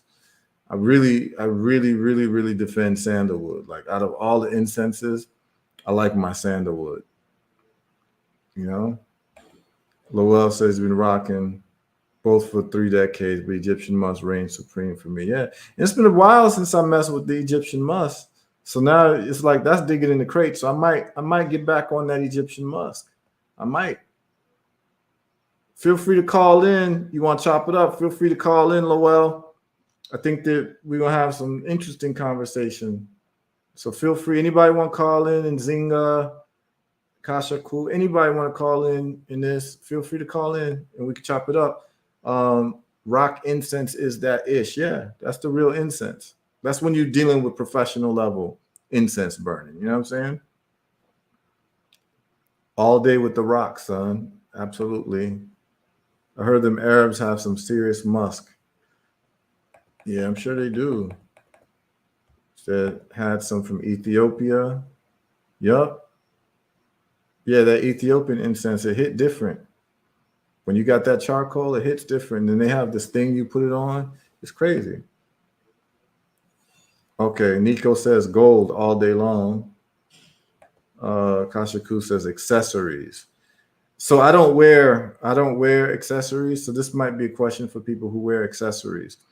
I don't like jewelry and things like that. So it doesn't matter to me in terms of gold or silver. But some people, they like to adorn themselves with jewelry and watches and what have you. So that's more of a question for the folks tuning in. Aurel Benjamin says, I love Egyptian musk. Okay. So she's choosing Egyptian musk over the frankincense and myrrh. It looks like the Egyptian musk is winning out. Okay, here we go. Sandalwood over Nag Champa. I don't know about that, son. I'm rocking some Egyptian musk now, son. Yeah, I'm going with sandalwood over Nag Champa all day long. All day long. Like all day long, and even on a Sunday. We're doing sandalwood all day over Nag Champa. Driving by for a quick moment. Hi, everyone. What did I walk into? You walked into, we're doing this or that, and we're on that incense. You know what I'm saying? Okay, she says, I'm wearing gold right now. Yeah, in terms of the color. I thought you were talking about like accessories, like jewelry and stuff. If it's just the color, I tend to like gold better than silver for the color. That's me, you know what I'm saying? He says, huh? Are you saying, huh, based on the question with the sandalwood that you asked? But yeah, I'm going with sandalwood over Nag Champa all day long. Okay, Ket Nunefer says, Egyptian must wear frankincense and myrrh for incense. Okay, so she's making a distinction. She's like, for burning incense, frankincense and myrrh, but in terms of an oil, to wear Egyptian musk. So she's making a distinction. That's probably a very good distinction, because it's not necessarily what you wear is necessarily what you want to burn in your apartment or your house or what have you. Sometimes it might be both if you love it that much. I think I love sandalwood that much that I could burn it and wear it. Okay, so Lowell bigs up Akua. Fragrance may have up to 200 synthetic chemicals, including ones that disrupt hormone balance. Okay. Yes. Said that black on gold on you is fire. Yeah, it's fire. That's that Adenoho, We like to keep it Adenoho at all times, So you are a purist because Nag Champa has sandalwood in it. Yes. It has some elements of sandalwood in it, but it's not like 100% sandalwood. I like the Nag Champa smell, but I like the pure sandalwood. It's just something about that sandalwood smell that just, you know what I'm saying? She says, keep it 100% plant source, no synthetics in our precious melanated bodies, please. Yeah, give thanks. I think everyone's talking about the natural, you know what I mean? The Egyptian musk, the frankincense and myrrh. No, I don't think anybody's like really interested in the bootleg. But yeah, I like that. I like that sandalwood. That sandalwood does it for me. All right. Look, this is the question I have, and this is for serious people only. Not everyone's going to know the answer to this, but if you're a serious tropical person, this question is for you. So here's the question. Fried plantain or fried breadfruit? What are we doing? What are we doing? Indian sandalwood. I prefer Indian sandalwood to Australian sandalwood. Fried plantain or fried breadfruit? What are we doing? What are we doing, y'all? Fried plantain or fried breadfruit? Some people have never had breadfruit, so you got to sit out of this one if you haven't had it. Okay? All right, it's getting lit right now. There's another question about Afrobeats or Amapiano. That's that South African vibe versus, Afro beats, which is, you know, it's worldwide now, but pioneered by Nigerians. New Netford says plantain. Okay, so Kashaku wants to get Pacific with us. She says, which plantain are we talking about? Green or ripe? Let's go with ripe. Let's go with ripe. Ripe plantain. Nico said breadfruit. I'm with the plantain. So we got only one for breadfruit so far. Okay, we've got two now. Kashaku says fried sweet breadfruit over plantain. So that's a good one at Kashaku. These are women who know what they're talking about. Like, like these are tropical people who know what's up, because really that was kind of a trick question.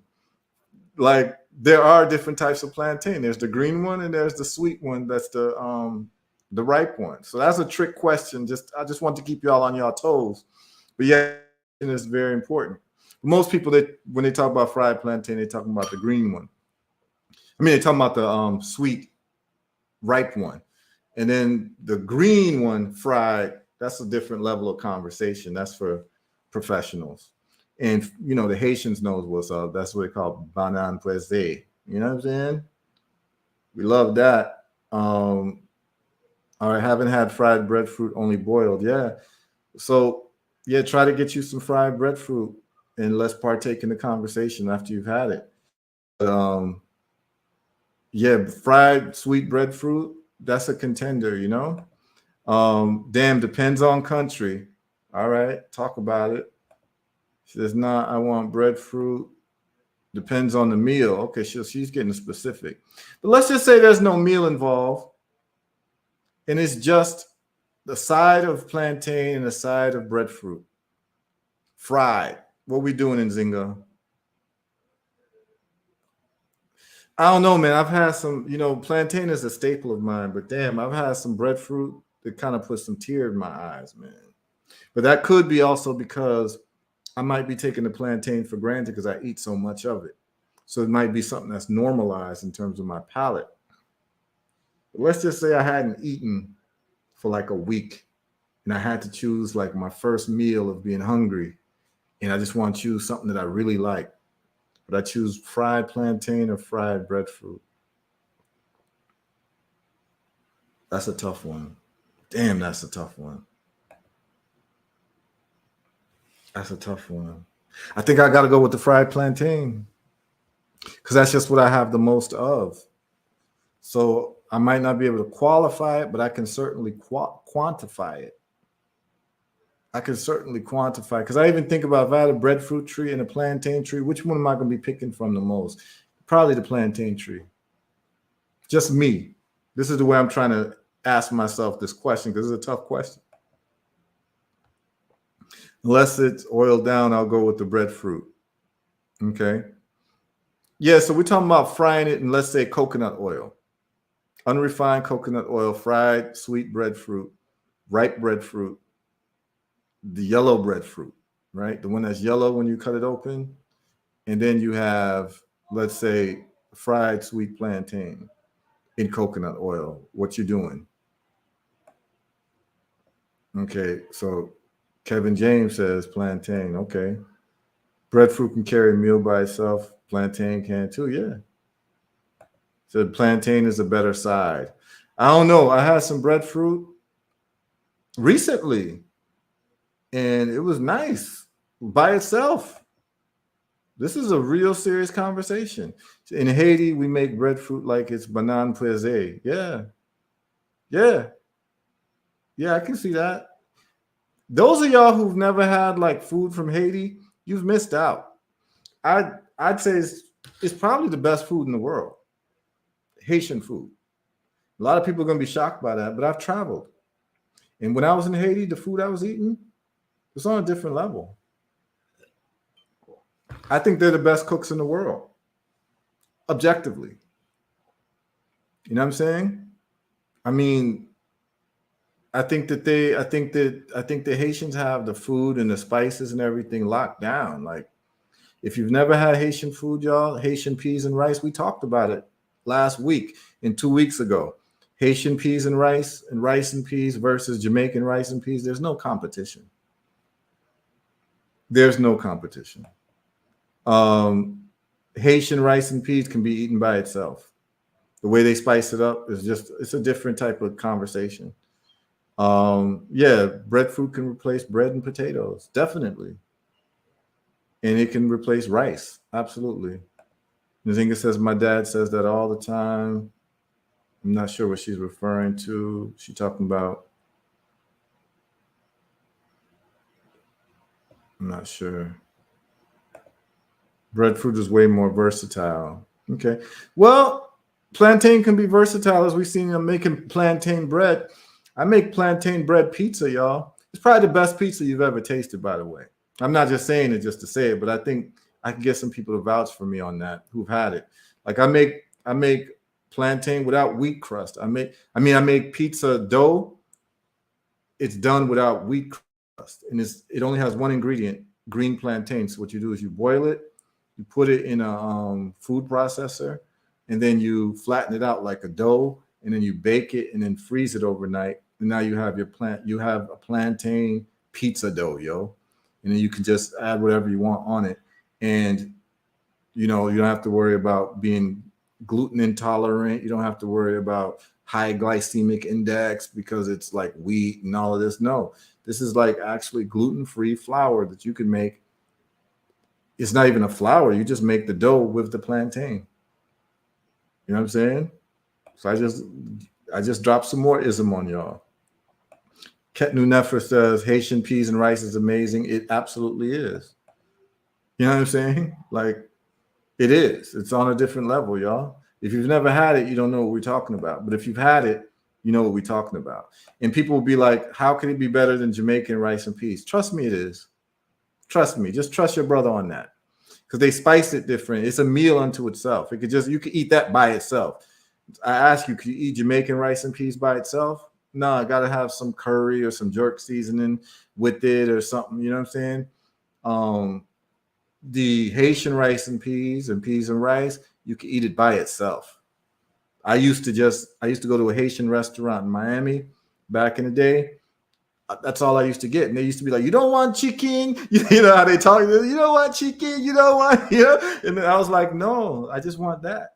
And they were like, oh, no, you don't want guyo? You know what I mean? Which is pig, you know? I love my Haitians. You don't want guyo? You know? I'd be like, nah, man, let me just get my rice and peas and ayi bobo, you know? Yeah, man. Love my Haitian crew, you know? She says, I use breadfruit to replace pasta and lasagna. It's so nice. Yeah. It can replace all wheat products. It's just better. Facts. Way we cook everything is supposed to be to stand alone. That's a great worldview when it comes to cooking. So y'all get to hear it. That's the way Haitians look at it. That every single piece of food that you cook can stand alone by itself. So imagine when people got that type of theory to cooking. Then you understand why my assessment from traveling the world, when I went to Haiti and I lived in Haiti for like a couple months, I was there. I never ate such good food. And the Haitians, they don't play. Like Haitian women don't play, y'all. Like when Haitian women are cooking and you're like a guest, I don't even think it was because I was a guest, but they know how to lay a table. Like I was embarrassed. I was like, I don't need all of this. Like they lay a table like it's a formal meal with like the king of Wakanda's there or something like that. You know what I'm saying? Like, but I was being told that's how we eat every day. The table's laid. I'm talking about fork on the left, knife on the right, another a spoon for soup. Like, you know what I'm saying? 2-3 plates out for you, a glass for water. Like, it's crazy. There's no styrofoam eating. You know what I'm saying? No, man. And you gotta have that, like for the brothers, man. You gotta have that in your life, man. Too many of us eat out of styrofoam too much. You know what I'm saying? You can't be eating out of styrofoam like that, man. You get a nicely prepared meal, brothers and sisters too. You know, get a nicely prepared meal.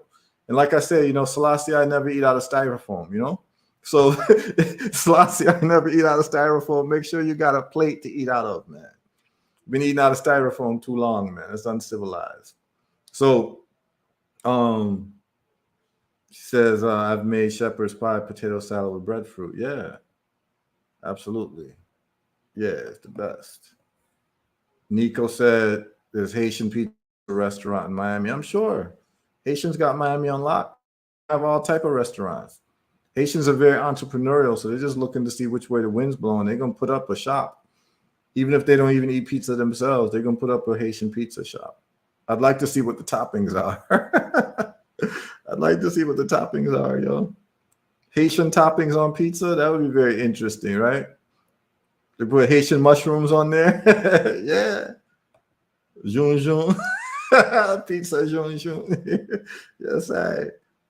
Plantain is versatile to use a green and ripe dishes. Yeah, it dictates how you plantain fries all day long.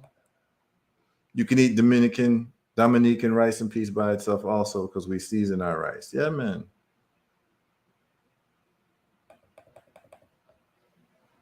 She says that's one thing I miss about Miami, Haitian food. Yeah, real talk. Laying table is part of our training, and I love it. Big up to Haiti, you know? We love Haiti. It says LOL, SMH, and I'm killing some Duri Jean now. Yeah, man, you have to. What Haitian would you be if you're not killing some Jean right now? You know what I'm saying? A lot of people don't know, man. For those of you who've never had like a Haitian friend, you know, because you haven't like had the pleasure of meeting Haitian people, you haven't lived in New York. Haitians, you usually meet them in New York, Boston, or Miami. If you live in the United States, that's where you're gonna meet Haitians. You know what I'm saying? If you hadn't had the pleasure, you've missed out on some good eating, man. Great food, incredible. I got another question for y'all. All right. Here's a question. Would you rather have a beach house or a mountaintop house? I want y'all to just use your imagination. I don't know if you've ever stayed in a beach house or ever stayed in a mountaintop house. So the mountaintop house would be a house where you can see like the whole island. Let's say you live on an island. You can see like the island. You can see, you know, everything because you're on top of the mountain. So you have a beautiful view. Or would you rather step out of your window and look at the ocean and have the beach right there? You got to choose one. What's your preference and why? Mountaintop house or beach house? Kashaku says both. Can't do both. Twyla says beach. Why would you choose the beach, Twyla? Nzinga says, damn, that's a challenge. Storms. Okay, Ketnu says, I'm Gullah Geechee Island girl, so beach. I feel you. You got to do what your DNA calls out for, you know? But yo, I'm going to tell you something, though. There's something about having a mountaintop house, though, or a house on the mountain where you can overlook and look into the ocean. You can look and see like all around you. The air is different on the mountain. It's a different vibes on the mountain, y'all. But being on the beach is different too. And waking up in the morning and like actually having sand at your feet and going for a swim in the ocean, particularly if it's a nice ocean like the Caribbean Ocean or the Indian Ocean. Shit, that's a great question. That's a great question. I just want to hear what people's opinions are and what's swaying your opinions. But something about that beach life, though. Something about that beach life. So it says hurricane season, mountaintop. Both views are divine and meditative, but you got to pick one. Hurricane season, mountaintop. So Kashaku says mountain because of the hurricanes. Let's say there's no hurricanes. Let's say you're actually in the east coast of Africa and it's the Indian Ocean like Zanzibar or Dar es Salaam, and you can, you know, have a mountaintop house or a house on the Indian Ocean, like literally like a house on the Indian Ocean, and you're not worried about flooding anything. Like it's just a beach house, and it's been there for like a century, and you bought the house. It's a beautiful house, and you wake up to the morning. Because I'm gonna tell y'all this, what a lot of people don't realize too, when you live next to the ocean, the sleep is different, man. When you hear that ocean moving while you're sleeping at night, and you hear the waves, and you hear, that's a different vibes too. And you there's this smell of the ocean that you get used to. And then the sunrise, and you wake up in the morning and you sitting on the beach and you seeing the sunrise or the sunset, depending on which direction you're looking. It's a vibes. Having a beach house is a vibes. It's definitely a vibes.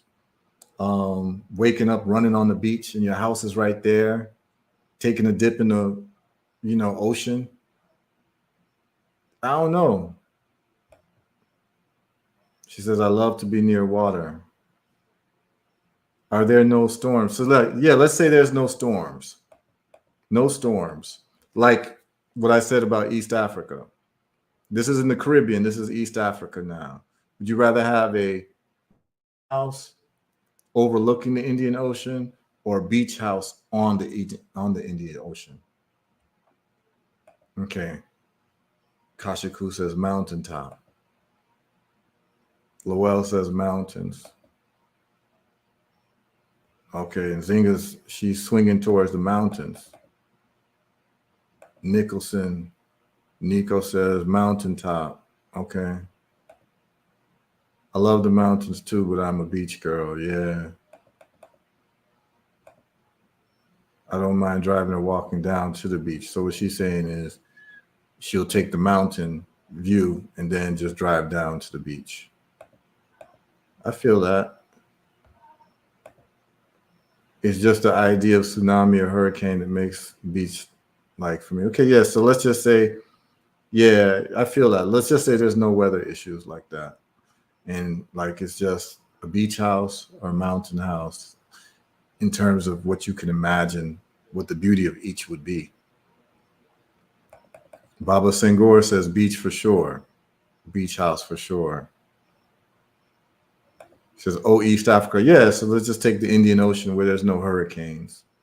Would you prefer a beach house or a house in the mountains? Mountain topside, Gail Callwood. Just custom of the view, yeah. I believe Callwood, so I would imagine you're probably from the Virgin Islands, Gail. So if you're from the Virgin Islands, I can imagine if you're from St. Thomas or St. John, mountain view is just, that's par for the course. You have mountain view all over the place, and it's beautiful. You know, mountain living is a little bit different, you know? Don't forget, you got to drive up that mountain every day, too, to get to your house. Some people don't mind, but, you know, some of these mountain drives are something else, man.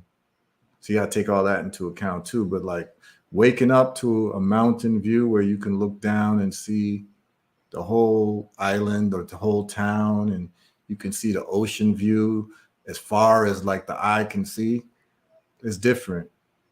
It's really different. It's beautiful. The air is different up in the mountains too, y'all. It's crisper. It's nice. But then if you get a nice ocean breeze, that's nice too. It says, dang. Damn, Heru, you making this mad difficult. Yeah, I hope to ask difficult questions. Because these are real questions. Sometimes we haven't thought about it, but it's good to think about these questions. And then I learn more about the people who are answering too. Said not right on the beach. They have tropical storms there. Just look to confirm. Yeah, but it ain't like no serious like hurricanes like they have in the islands. It ain't like that at all. Mountains with access to the beach. So she's trying to double dip. So she'd like the access. I think it's the beach, the tsunami scaring her. But I think Nzinga would actually like the beach if everything was equal. She didn't have the weather issues to worry about and worrying about a hurricane and all of that. and storm or maybe flooding.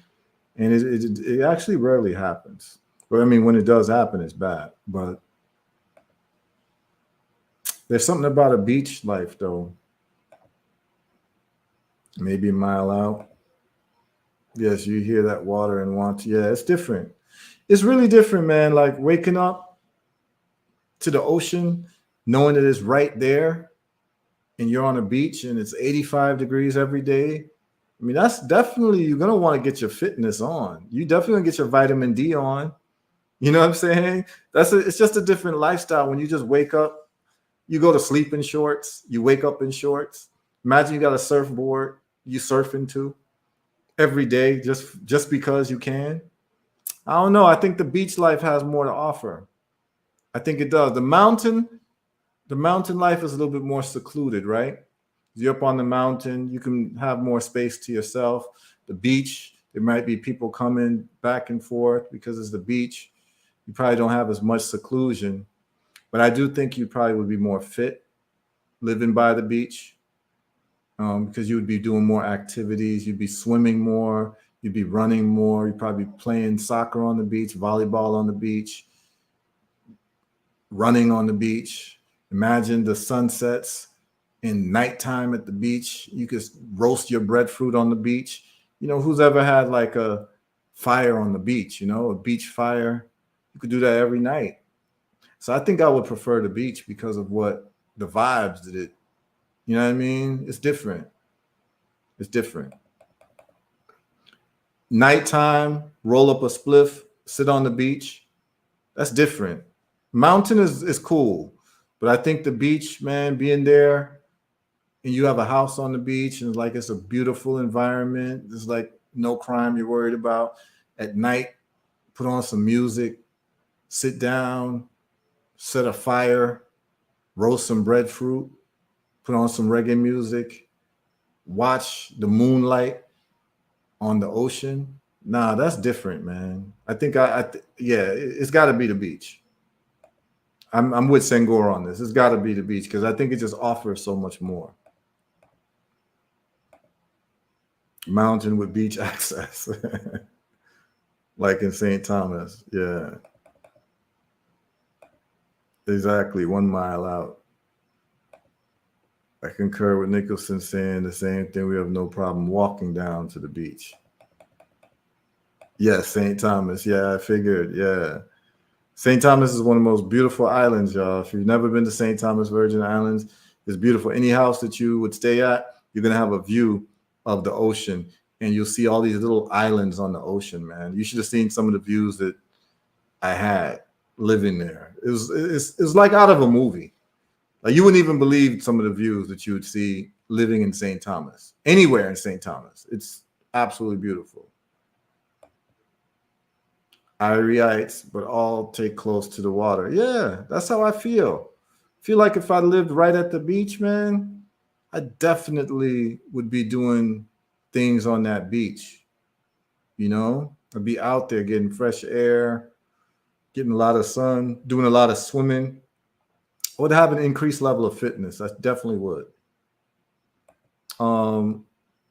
Walter Payton used the mountain for exercise, and that would be a good look to walk up your mountain house. Right? Yeah, it is. It's definitely like a good look.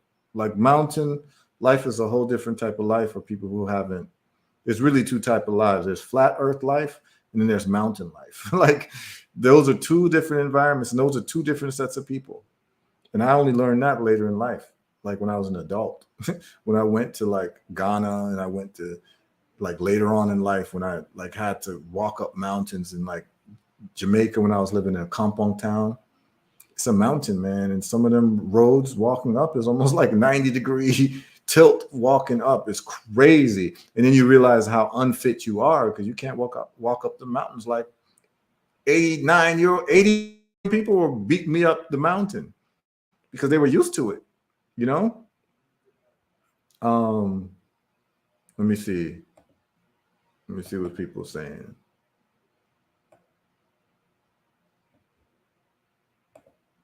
Growing food on the beach is challenging too. That's correct. You could definitely grow coconuts though. But You can grow food in pots. If you want to, you can. You can still grow food on the beach, and you can grow it in pots. And you don't have to be like, so a lot of these beaches, you have like a lot of lush greenery, and then you'll get the beach, then you'll get the sand, and then you get the water. So maybe the house would be right there before the sand starts. So you could still garden. Salt in the air messes with plants, yeah. But I know you can grow. I know people who grow um, nice gardens right by the beach in Tanzania, in Dar es Salaam. I've seen them. It says, peace, you're different. No, she's thinking about everything. She's thinking about all the logistics. Definitely. You got to be able to grow your food. Also messes with the plants. Is also the thing of the salt water. Doesn't mess with the plants. My mom has a vegetable garden. We are right by the Atlantic. And Heru, didn't you see tsunami wave? Yeah, you still choose the water. Yeah, the Irma. No, that was during not Irma. It was the one after Irma, Maria. That's when I saw tsunami waves. Yeah, I did. But if it wasn't a place where there was no hurricanes, like in East Africa, I would like the beach. I would just leave the beach, if there was going to be a big storm. When I build, I put a swimming pool, sprinkle some sand, maybe. Yeah. All right. Exactly. That's why she's different. Most women in the West do not think on that level. It's burning the fire on the western side of things. Okay. It looks like a lot of people were saying the mountain because of the weather issue, but it seemed like the people who weren't caring about the weather issue, a lot of people preferred the beach. A lot of people prefer the beach. I'm saying, all things being equal, perfect weather, what would you rather have? A mountain house or a beach house?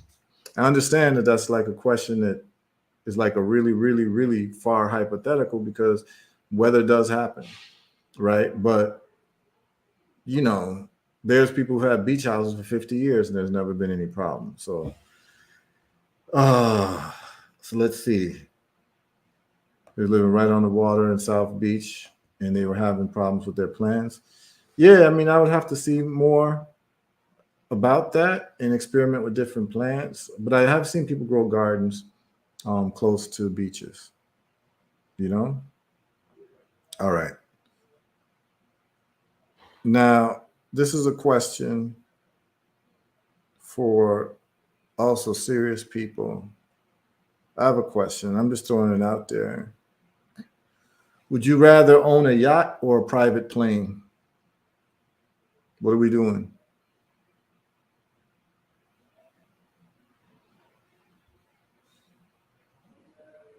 Yacht or a private plane?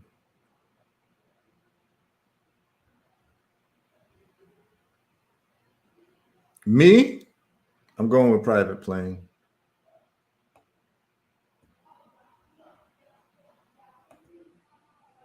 Okay, Kashaku says yacht. She loves water. She's a mermaid, so she loves that water. So I'm not surprised to hear that. People saying, damn. Now I got to be able to fly out, man. I got to be able to fly where I need to go. Like, like yacht. I guess that's cool. Like I need my plane to get to where I need to get to. You know what I'm saying? But a yacht is nice. Definitely, if you're into like sailing and all of that and fishing, like like what do they call it, catamaran or something, or a yacht. You literally can you can sail the whole world with it. Like I know people who've sailed like different continents on their boats. But I need a plane. I need a plane. I prefer a private plane.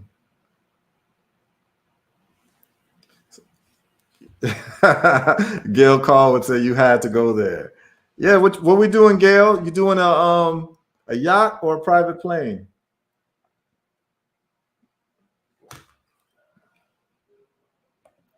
Yeah, you can't go everywhere on a yacht, and it takes longer. Most people would be interested in the yacht. They're not using the yacht for like travel. They're using it to lounge and chill.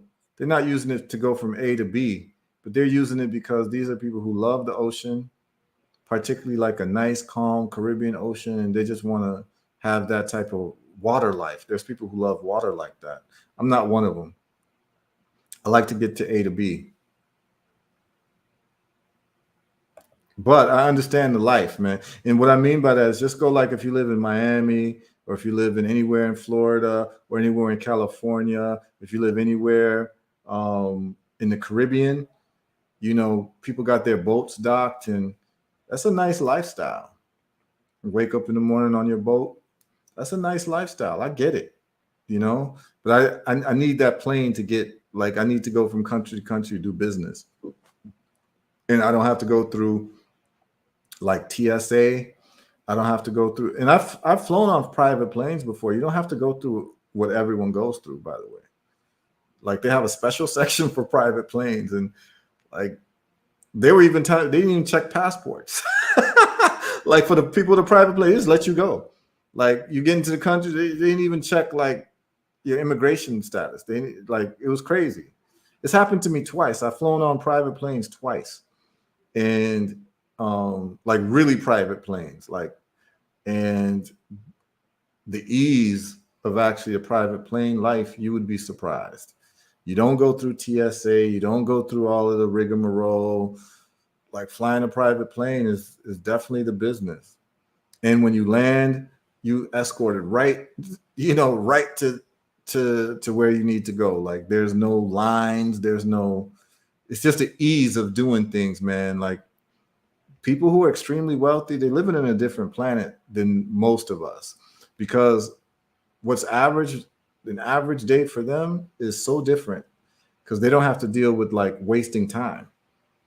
Like the thing for wealthy people is that they're trying to expedite everything in terms of what normal people do in terms of wasting time. So I want a yacht and a jet ski. Gail Callwood reluctantly says plane. He says, I'm not trying to go everywhere. I just met a couple who bought a yacht and live on it. Yep.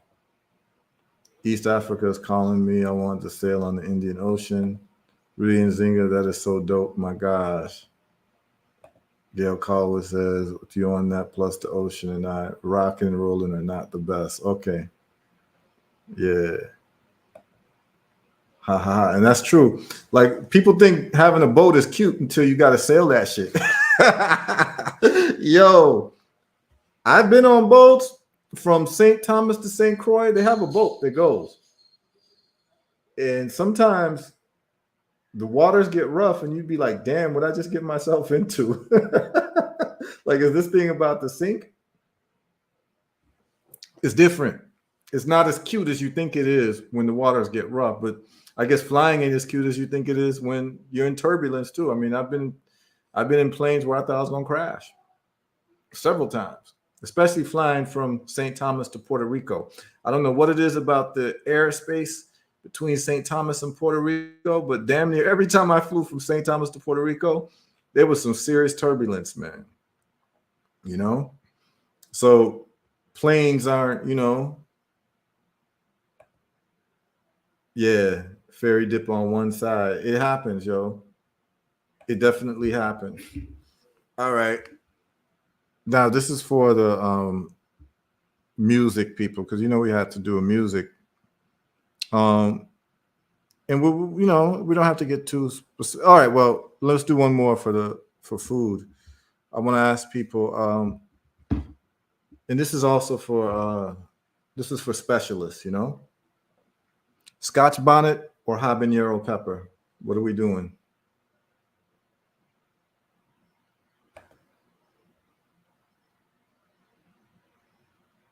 Scotch bonnet or habanero?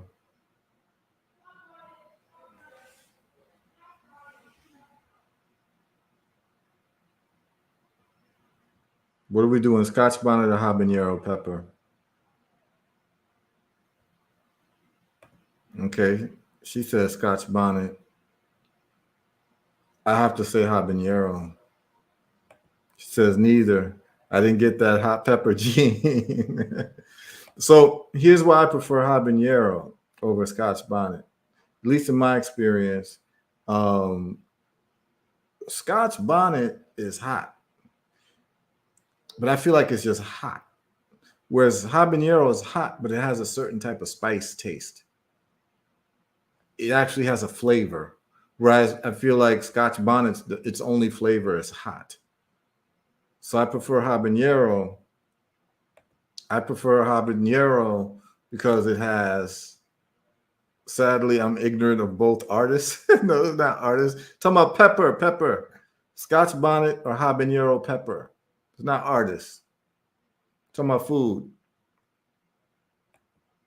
She says black pepper is spicy to me. SMA. Oh, okay. So yeah, you definitely can't tolerate spicy pepper. And it's different for different people. Like it's definitely different for different people. You know what I'm saying? Like what one person thinks is hot, the other person thinks is a joke. I tell y'all a quick story. Scotch bonnet is extremely flavorful. And Zinga says, "Choops, Scott bonnet." Okay, all right, I respect it. I respect the Scotch bonnet crew. But here's the thing, like, here's the thing, right? Yeah, she said, yeah, black pepper is spicy to her, and I'm saying everyone's different because Scotch bonnet is not just hot; it has flavor. So for me, I don't taste the flavor; I just taste the heat. Habanero, I taste the flavor. I don't know. I'll tell y'all a quick story. So I had a very good friend when I was in university from Sri Lanka. And one day she decided that she was going to cook for me. It's from Sri Lanka, you know? Big up the homie Sharmila, you know? So she cooked and she made two different plates. And so she had my plate, she had her plate. And her plate had pepper on the side. And she started mixing it with her food. And I was like, give me some of the pepper. Like, I'd like some pepper too. Like, I like pepper. And me talking as an African man, I'm being very, very, chauvinistic in terms of Africa, right? And I'm like, we eat pepper in Africa. Please give me the pepper. And she's like, no. This is going to be too hot for you. I was like, you can't tell me it's going to be too hot for me. How do you know it's going to be too hot for me? She said, because we grew up eating this. And if you didn't grow up eating this is not for you. And of course, me feeling myself as an African, I'm like, no. We're not going to have Sri Lanka talk to us like this, right? This is not the type of conversation Sri Lanka is going to have with Africa. So what you're going to do is I'm going to take a little bit and I'm putting, she says, okay, if you take some, take the very, very, very small amount. I said, fine. Put in my food, start eating. Why did I do that? It was probably the worst 15, 20 minutes of my life. Like my mouth just went on fire. I start sweating like crazy. And you're trying to drink water, it's not helping. And your tongue is on fire. And I start rolling around in pain because I'd never eaten something so hot. And there she was eating it like it was nothing. She's watching me. And all she could say is, I told you. I was like, yo, this is different. So pepper is not the same for everybody, and I will never, ever second guess people from India or Sri Lanka when it comes to the pepper game because it's a different level. And I'm a man who likes pepper, but this was not, I don't even know what this was. I don't know what the hell that was, but that was a different level of pepper. It shouldn't have even been called pepper. I don't even know what it was, but she was downing it like it was nothing. She wasn't even sweating. She wasn't getting hot. Her nose wasn't running, nothing. But I was literally being tortured for about 15, 20 minutes until it wore off. And I only took a little bit, All right. So most people are saying Scotch bonnet. Most people saying Scotch bonnet. I'll tell you one pepper I don't like. Man, what's that Japanese one? There's this Japanese something, man. It feels like it's attacking your nostrils, man, like from inside. I forgot what it's called. Some people gonna know what it's called.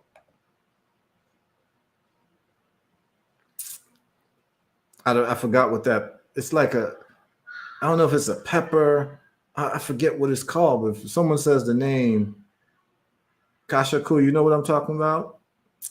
But it's something you. It's like a vegetable. I forget what it is, but when you feel like a rush of heat, like trying to evacuate everything from your nasal cavities. I forgot what it's called, but I don't like it. Damn, what's it called? It's the Japanese, they eat it. I forgot what it's called. It's like a vegetable or something. It's like a slice of something, and you eat it, and it's just like it's crazy. Someone said the name. I would definitely know what it is. But yeah, it's crazy. All right, let's look at some of the comments. Maybe I Scotch bonnet thought it was habanero. Just laughing. Yeah, Asian hot is different. It's definitely different. Japanese pepper called. Yeah, it's just heat, no flavor. That's what I'm talking about. That Japanese pepper, I forgot what it's called. They serve it with sushi, yes. If you say the name, I'll know it. Rwandan, pili pili.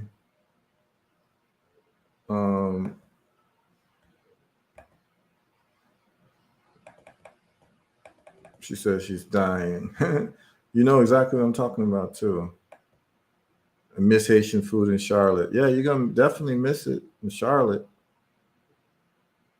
She said Nzinga should know. She says, I'm dying.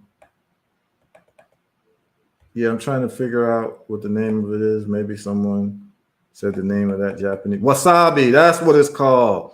Wasabi. I hate wasabi. I hate wasabi because you don't think that it's going to do anything, and it always sneaks up on you. And it doesn't like it looks harmless, but then when you have yeah, wasabi is crazy. You know what I'm saying?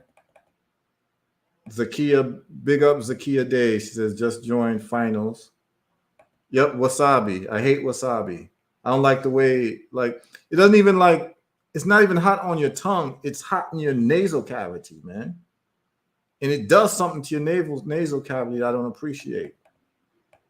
I don't appreciate it at all. Yep, it clears up the nostrils. Anybody, you got any sinuses or anything, get some wasabi. Get some wasabi. It'll clear you out real quick. I mean, wasabi is horrible. I feel like you could use wasabi to clear drains.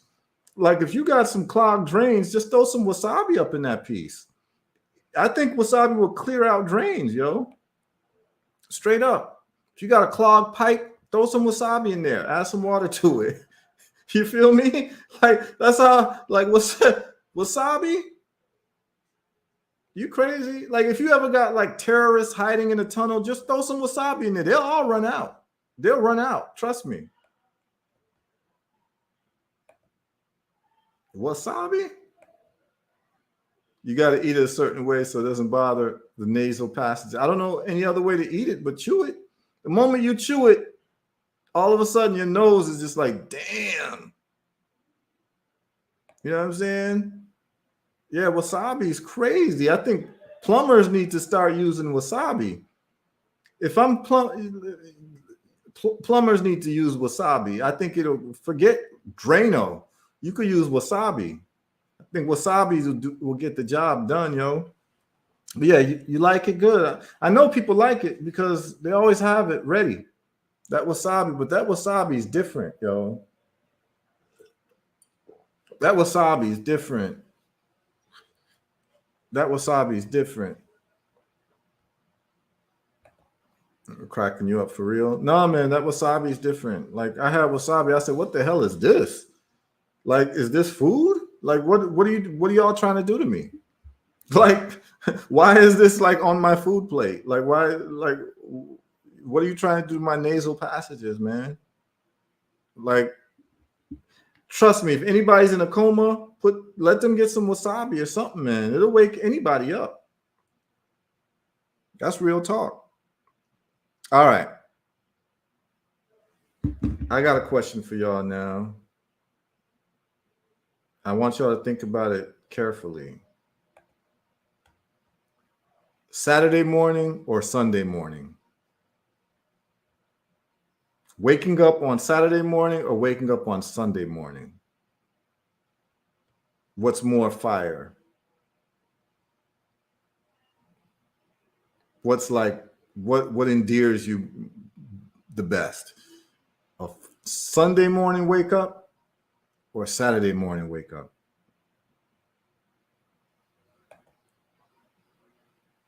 About wasabi is how it lands back up in the nostril.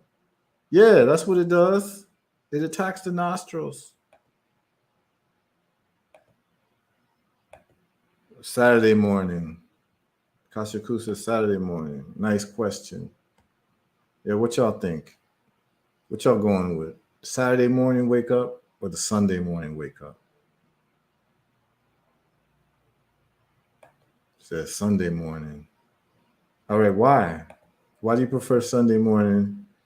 Kashaku, why do you prefer Saturday morning?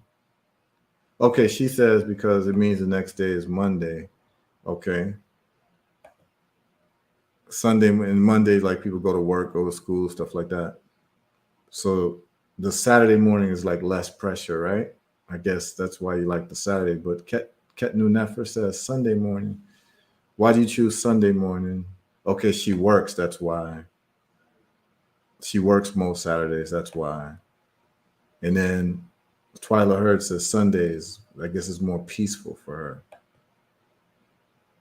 R.L. Benjamin says beach house, for that beach house in the mountains. She says she grew up in walking distance from the beach. So yeah, you're going to want that because it reminds you of your childhood. So it brings back memories. We all kind of want to go back to that place where we, that place that we remember, it's nostalgia. Saturday morning is roots reggae time. Okay. Every day, every morning for me is roots reggae time. But I think there's something about them Saturday mornings, though.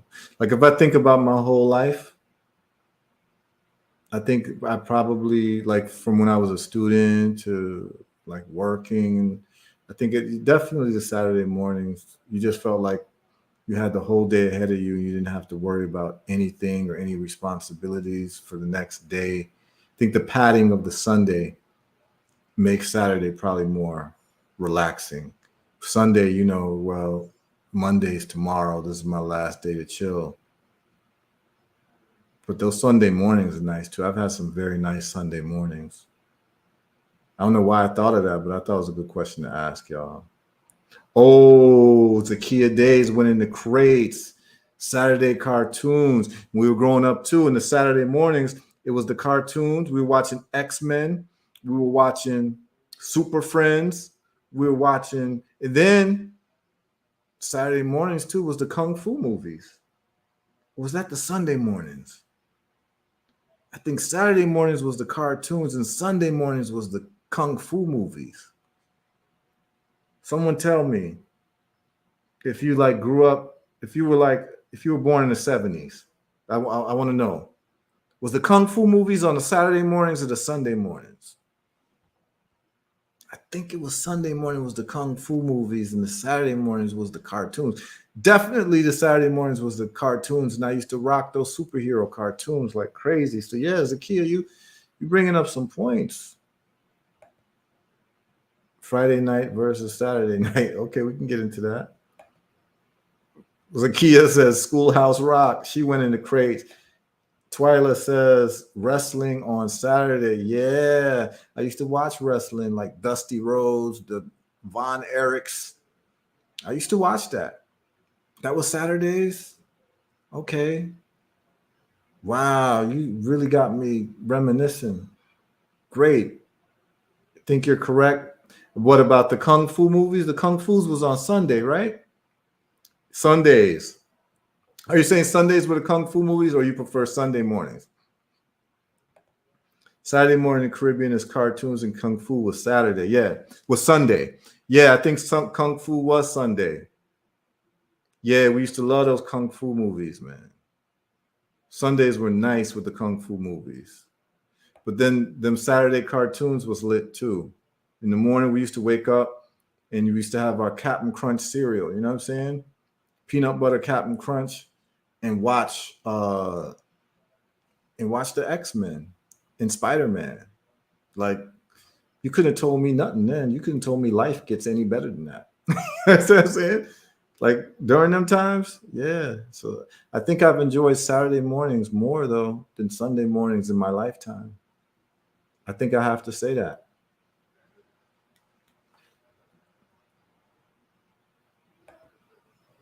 Saturday mornings over Sunday mornings, yeah. I think I have to go with that. I think I've had better memories on Saturday mornings than Sundays. Wow, that's a big question.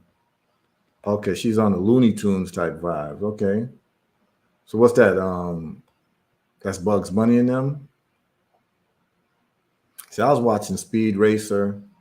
I was also watching these Japanese things like some of y'all ain't gonna notice, man. Like Ultraman. There's those Japanese like superheroes. Ultraman. They have some other ones too. Used to watch Speed Racer. I don't know, it's just different. Okay, she's talking about Tom and Jerry type vibe. So absolute, the illest cartoons were on Saturday morning except for Voltron and the Transformers. Yeah. Yeah. Yeah, I used to watch the Thundercats, all of that. It was lit. I feel sorry for the kids today. I don't think they got the cartoons that we had when we grew up. I think most of these cartoons are soft. Like there's no Thundercats, Lionel, Skeletor. Come on, man. We talking classics. Okay, Tom and Jerry. Speed Racer. You know what I'm talking about, Zakia. Speed Racer. That's real talk. That's real talk. Those who know. Thundercats, G.I. Joe. Yeah, He-Man and She-Ra. Yeah. Yeah, those were the times, man. Those were the times. Yeah, I used to watch all that. I could start bringing. I used to watch, Superman, the Legion of Doom. What y'all know? What y'all know about that? Like, do y'all know anything? Y'all know anything about Mixoplick?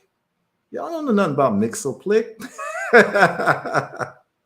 Y'all don't know nothing about Mixoplick. Trust me. Anybody who knows about Mixoplick, you got the sauce.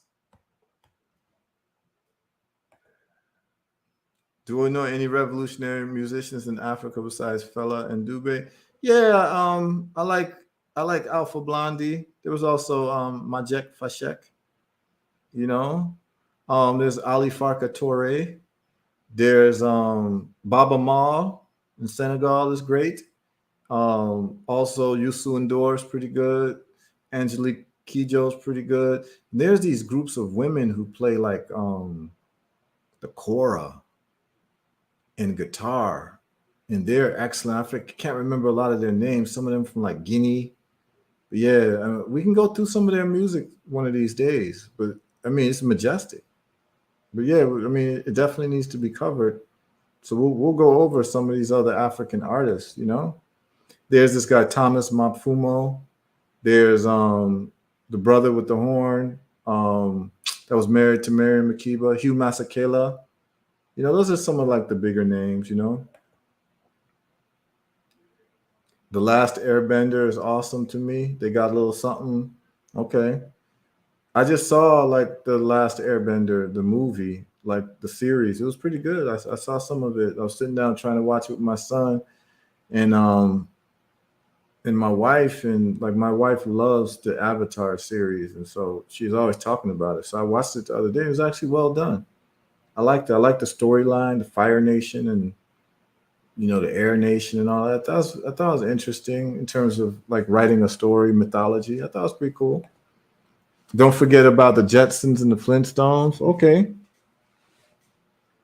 you talking now? Yeah, the Jetsons was ill. Flintstones was ill too.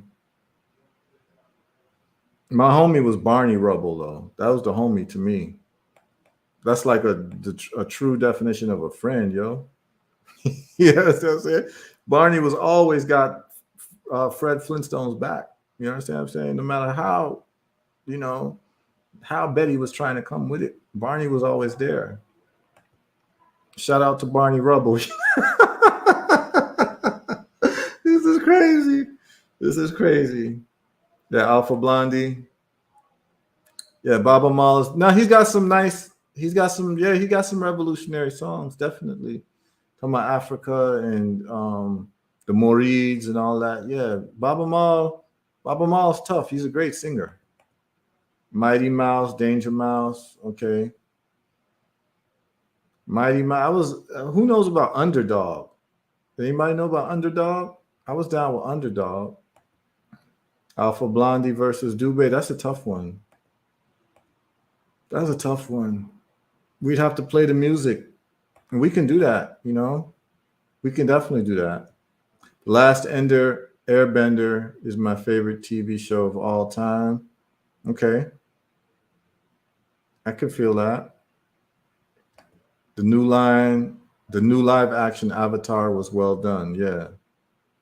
The only thing I don't understand is like how they got away with calling it Avatar when there was another movie series called Avatar. You know, the one with the blue people with tails? That was called Avatar, right? And then they have the Airbenders called Avatar as well. So how I don't know how they were allowed to do that. Two different movie franchises with the same title. That's kind of weird. Maybe I'm missing something. The Last Airbender was fire. The anime and the movie series on Netflix both fire, dealing with the elements of nature. Yeah, I watched my first one a few days ago, just sitting down chilling. I actually enjoyed it, yo. Where y'all mango fans though? Okay, but here's the thing. All right, yeah, we can talk mango. We know we can talk mango. What are we doing? I actually What enjoyed it. all right, let me ask Where y'all a y'all question for the mango people. Okay, but here's the thing. All right, yeah, we can talk mango. Lowell, you got the you got the other one on, so you got to turn that one off. My bad. Yeah, You got me? yeah, I can hear you. All right. Yeah, big up, big up, big up.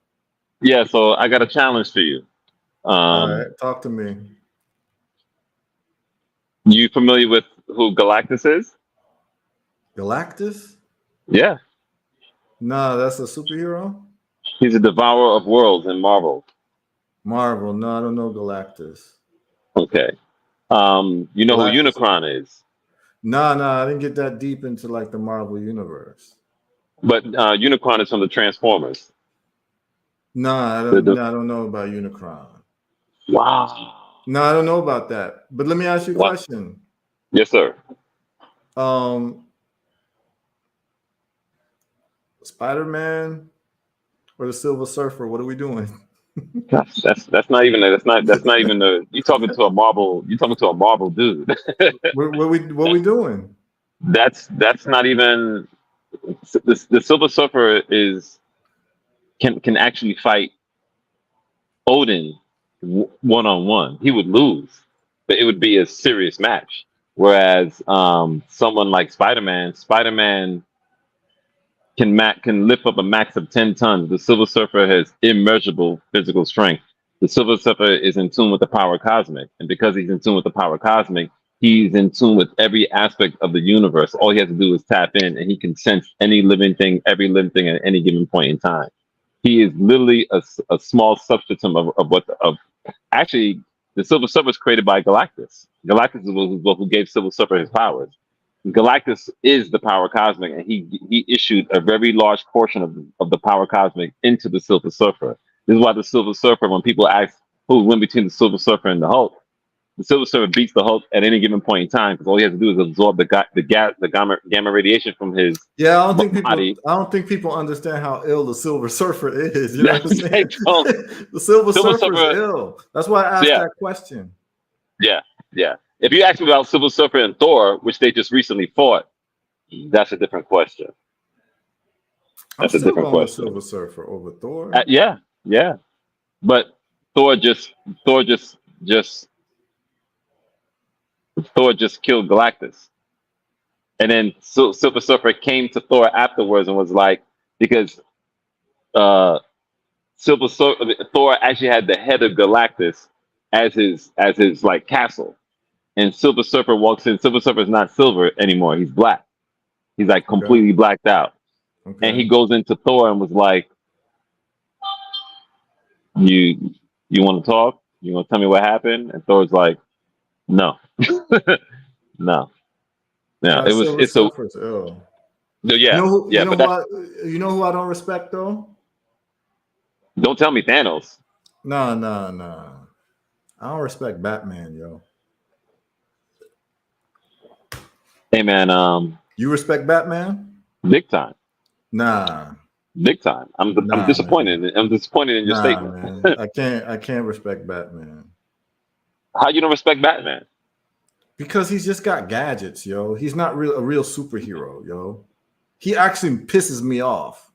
He's not a real superhero. He's got gadgets, and he's a child abuser. Like Robin was just a kid, yo. You got this kid like fighting with you. Like let Robin have a life, yo. You know what I'm saying? Robin's an orphan. You're gonna make him go on the road at night and start fighting with you? Nah, man. Batman ain't cool, man. He's not a cool guy, yo. Why did Robin do that? Did Robin want to do that, or did he force that on Robin? Robin ain't have a choice. He's homeless, yo. Robin is an orphan. He had no choice.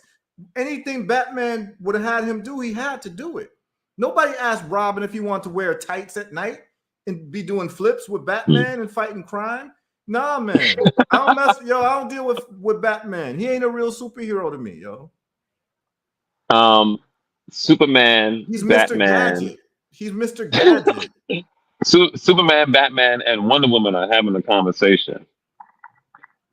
And Superman is ridiculing Wonder Woman and saying, if we was to really go at it, I would win. And she says, maybe. And then Superman laughs, says maybe, and looks at Batman, and Batman's like, you think Wonder Woman could beat me? And Batman looks at Superman and says, we both taught you how to fight. Because you have so much physical raw power. You do this, do that, they're gone. But you notice the way I fight and the way Wonder Woman fights, we can take you out with just techniques. And Wonder Woman's the best fighter in the world. And then Superman just got quiet. In another scene, there's another scene where that's foolishness. That's just foolishness. That's foolishness. You know what Superman could do to Batman? Do you know that out of Batman is just Mr. Gadget. Like no, hold on. Superman can really fly.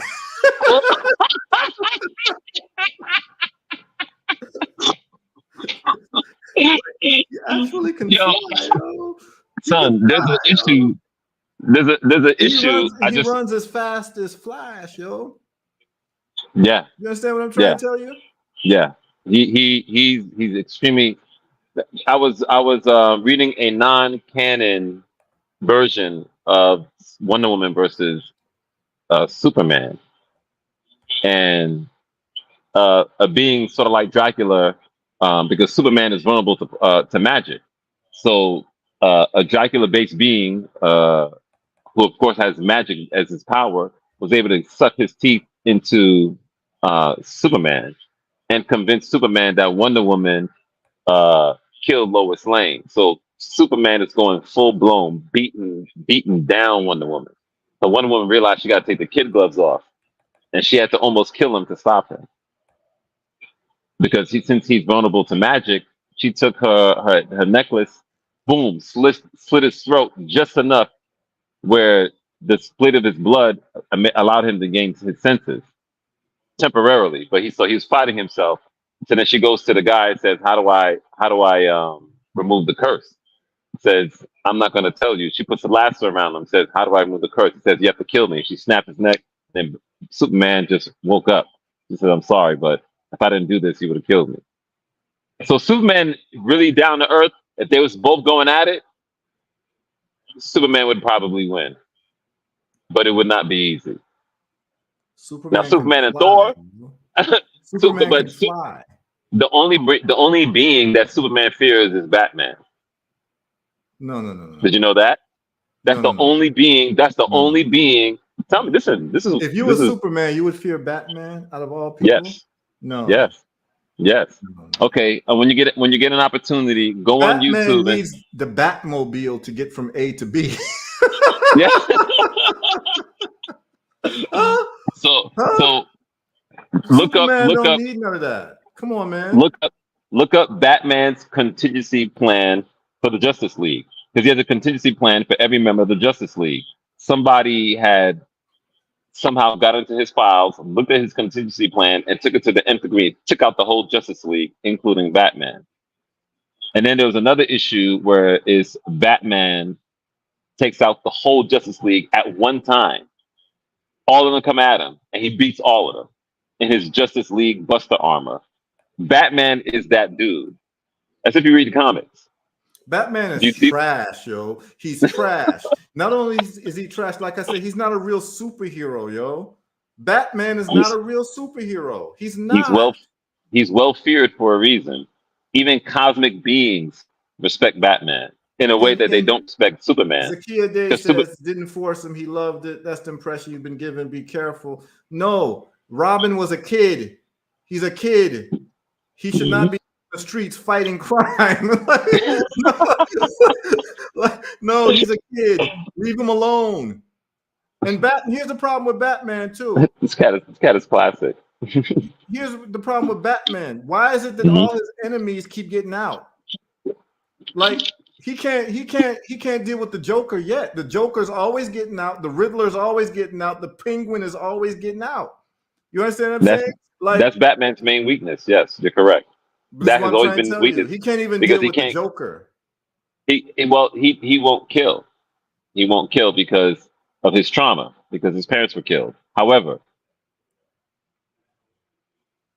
there's a situation where Batman gets Why the does Joker. the Joker keep getting out of the mental institution? Because that's Batman's greatest weakness, the Joker. Okay. That's his greatest weakness. Batman can't even solve his problems for the long term, yo. That ain't no real superhero to me, yo. This is why every costumes with gadgets, yo, and he needs a car to get. and this is why almost every single time Batman and Superman fight, Superman wins. Almost every time they fight, Superman wins. Now, if you take Superman versus Thor, Thor would win. Superman would lose. Twice on Sunday. I don't know about that. But let me ask you a question, though. But you might not be able to answer this because I don't know how serious your mango game is, though. Listen. Hold on. Heru, my man said he doesn't know how serious my mango game is, so he don't know if he can ask me the serious question. You know disrespect. Right. So listen. But he might be right though. Hold on. Julie Mango versus Haitian Mango Francique. You'd have to know what a Julie Mango is to answer that question, but it's a very, very serious question. You might not know what a Julie Mango is. We talked about this before. I'm asking the people right now. Julie Mango versus Haitian Mango Francique. What are we doing? You see, Kashak was just laughing. I can't even blame her, yo. No, you might not have had a Julie Mango yet. That's what I'm trying to tell you. You might not know how to answer the question, but this is a very serious question. We've spoken about Julie Mango. Is that the one that's from India? Nah, well, I mean, most mangoes originally come from India, but Julie is a mango in the Caribbean that people like a lot. I hear about it. I heard about it a lot. People in the Caribbean, like particularly in Jamaica, Dominica, St. Lucia, different Caribbean islands, even Virgin Islands, they love Julies. But Julie versus Mango Francique. You don't know Julie. I don't. Oh, yeah, I have mango Julie. They love Julie in Trinidad too. And I have mango Francique in my backyard now as we speak. I mean, I could just Yeah. pluck that, you know. So Yeah. Well, my answer is I think I have to go with Francique. a word. Why? Man, Francique is so good. The only problem with Francique is it's stringy, so it can Very get on stringy. your teeth. But Mm-hmm. if you get a Francique, right, and you cut it and it's dark orange inside, Mm-hmm. that's heaven in a fruit. Absolute. That's heaven Absolute. in a fruit. That's heaven in a Mhm. fruit. You know what I'm saying? So, but there's people who swear by Julie. I know people who eat the Julie skin. Like they'll eat the skin of the mango, not just the flesh. They eat the skin. That's how much they love the Julie mango. That's a lot. Now, there's another one called Super Julie. Super Julie is a seedling of Julie. It's a larger mango and Mm-hmm. it actually tastes better than Julie. And it has a coconut flavor.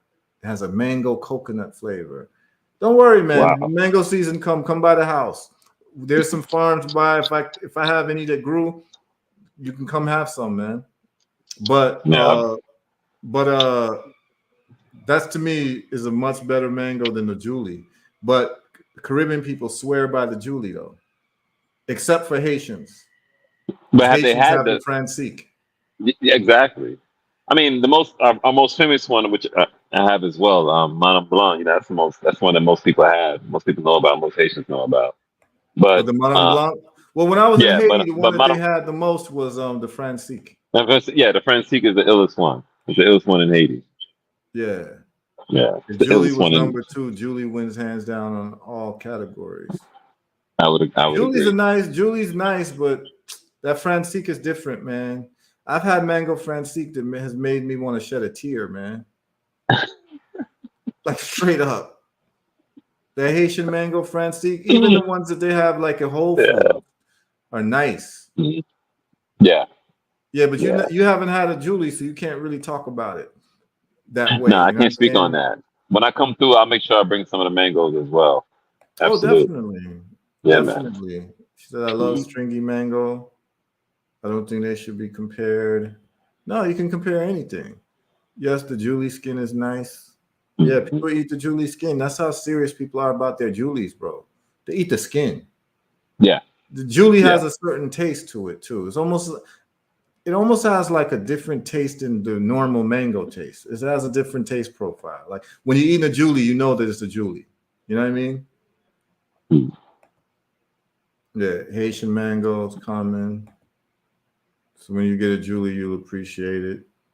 Yeah, I mean, no, the thing is the Haitian mango is common to people who know it to be common. If you've had a Yeah. lot of it, but in like Jamaica, the Julie is common. You know what I Hmm. mean? Jamaicans, they have like three main mangoes that they like. It's the Julie, the East Indian, and the Bombay. Those are the three main that Jamaicans like. You know what I'm saying? But if you threw the Francique mango in the mix, I think because I've had Haitians who've had Francique for the first time, and they like that much better than the Julie that they swear by. Yeah, Really? I know some. Yeah, I know Jamaicans who go like they buy a box full in New York, like boxes and boxes full. Once they got hip to the Haitian mango thing, they left the Julies alone. I know several Jamaicans in New York like that. Mm. Mm-hmm. Oh, question: Has the flea market got mangoes yet in Sunrise? That's a good question. I can go there and find out Yeah, we're because in the May. season They should season be. They should start the having season's some coming mangoes soon. there, right? Yeah, the season it's about that time. Yeah. So all I have to do is go to the market and find out. She said That'll, Francique is that'll- nice but too stringy. Yeah, that's the only problem I have with the Francique is too stringy. But the Super Julie is not stringy at all. And there's some other varieties too, Ketnu Nefer, that are just as nice as the Fran, or even nicer. Mhm. They're not stringy at all. Like the Mhm. Valkyrie, the Kerry mango, the Angie mango. Maybe will give me Um, a minute. yeah, no Yeah. problem. Mhm. Mhm. Yeah, so there's different mangoes that have that taste profile that aren't stringy. So I mean, it's just about getting access to them. In South Florida, you're getting a huge access to these mangoes. South Florida is kind of the epicenter of mangoes. because they did crossbreeding of mangoes, where now you have all these like hundreds of different varieties of mangoes, and there's some farms like Tropical Acres Farms in West Palm Beach. They have like 300 varieties. Every summer you can get mango, you know? So, you know, people holler at me. We still have our mangoes growing here. Our orchard is early, but oh yeah, she lived in Miami for 4 years. So yeah, so you know all about the flea market then, and the places to get these different, like the Haitian mangoes especially. So if you live in Miami, that's one of the benefits of living in Miami. For those of y'all who've never been to Miami, Miami is like not America. Like if you're in Miami, you can just like feel like you're not even in America, because most of the people don't speak. Most of the people, most of the human beings in Miami do not speak English as a first language. They're either, you know, Cuban, like Venezuelan. I used to live in a community like of Dominican people from Dominican Republic. I live in a community where there's a lot of Brazilians too. And then you got Haitians, you got Jamaicans. Basically, it's like South America or Central America and the Caribbean in one city. That's what Miami's like, y'all. And not only the other thing about Miami is the houses are painted different colors. If you've lived up north all your life, you're gonna see houses painted orange, green, earth colors. Like, you know what I mean? Like it's a different place. It's barely America. It just happens to be in America, but the flavor of Miami is just not.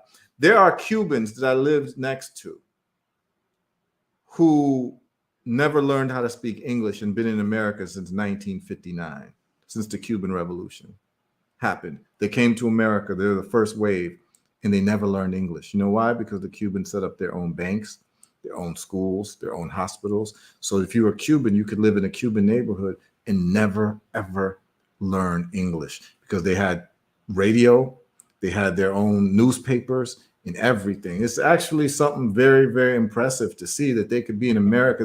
I had neighbors from Cuba who hadn't stepped a foot in Cuba since 1959, and no English, no English. Like they didn't speak, no, like they didn't speak any, they didn't even bother to learn English. And they were able to get jobs, have children go to school. You understand what I'm saying? It's the craziest thing. Like people who've been in America for over 50 years and never learned English because they didn't have to. They had their own banks. He said the mangoes in Mali. Okay, I never had mangoes in Mali. I never been to Mali. Oh, you're saying Miami? You're saying Mali? Okay, I would like to check out. I mean, I've had mangoes in different African countries, but never Mali. And she says it's Caribbean North. Yeah, it's definitely Caribbean North, Miami. Yeah, Miami is in the Caribbean. Pastel pink. Miami's a beautiful city, like quiet as kept. You know what I mean? I'm not here, like, I'm not going to just big up. I'm not going to big up America like that. But like, if you're going to be in America, Miami, like if you're not struggling, Miami's a very beautiful city. I don't know what's more beautiful, like the beautiful parts of Miami or the beautiful parts of Fort Lauderdale. That's something to be asked.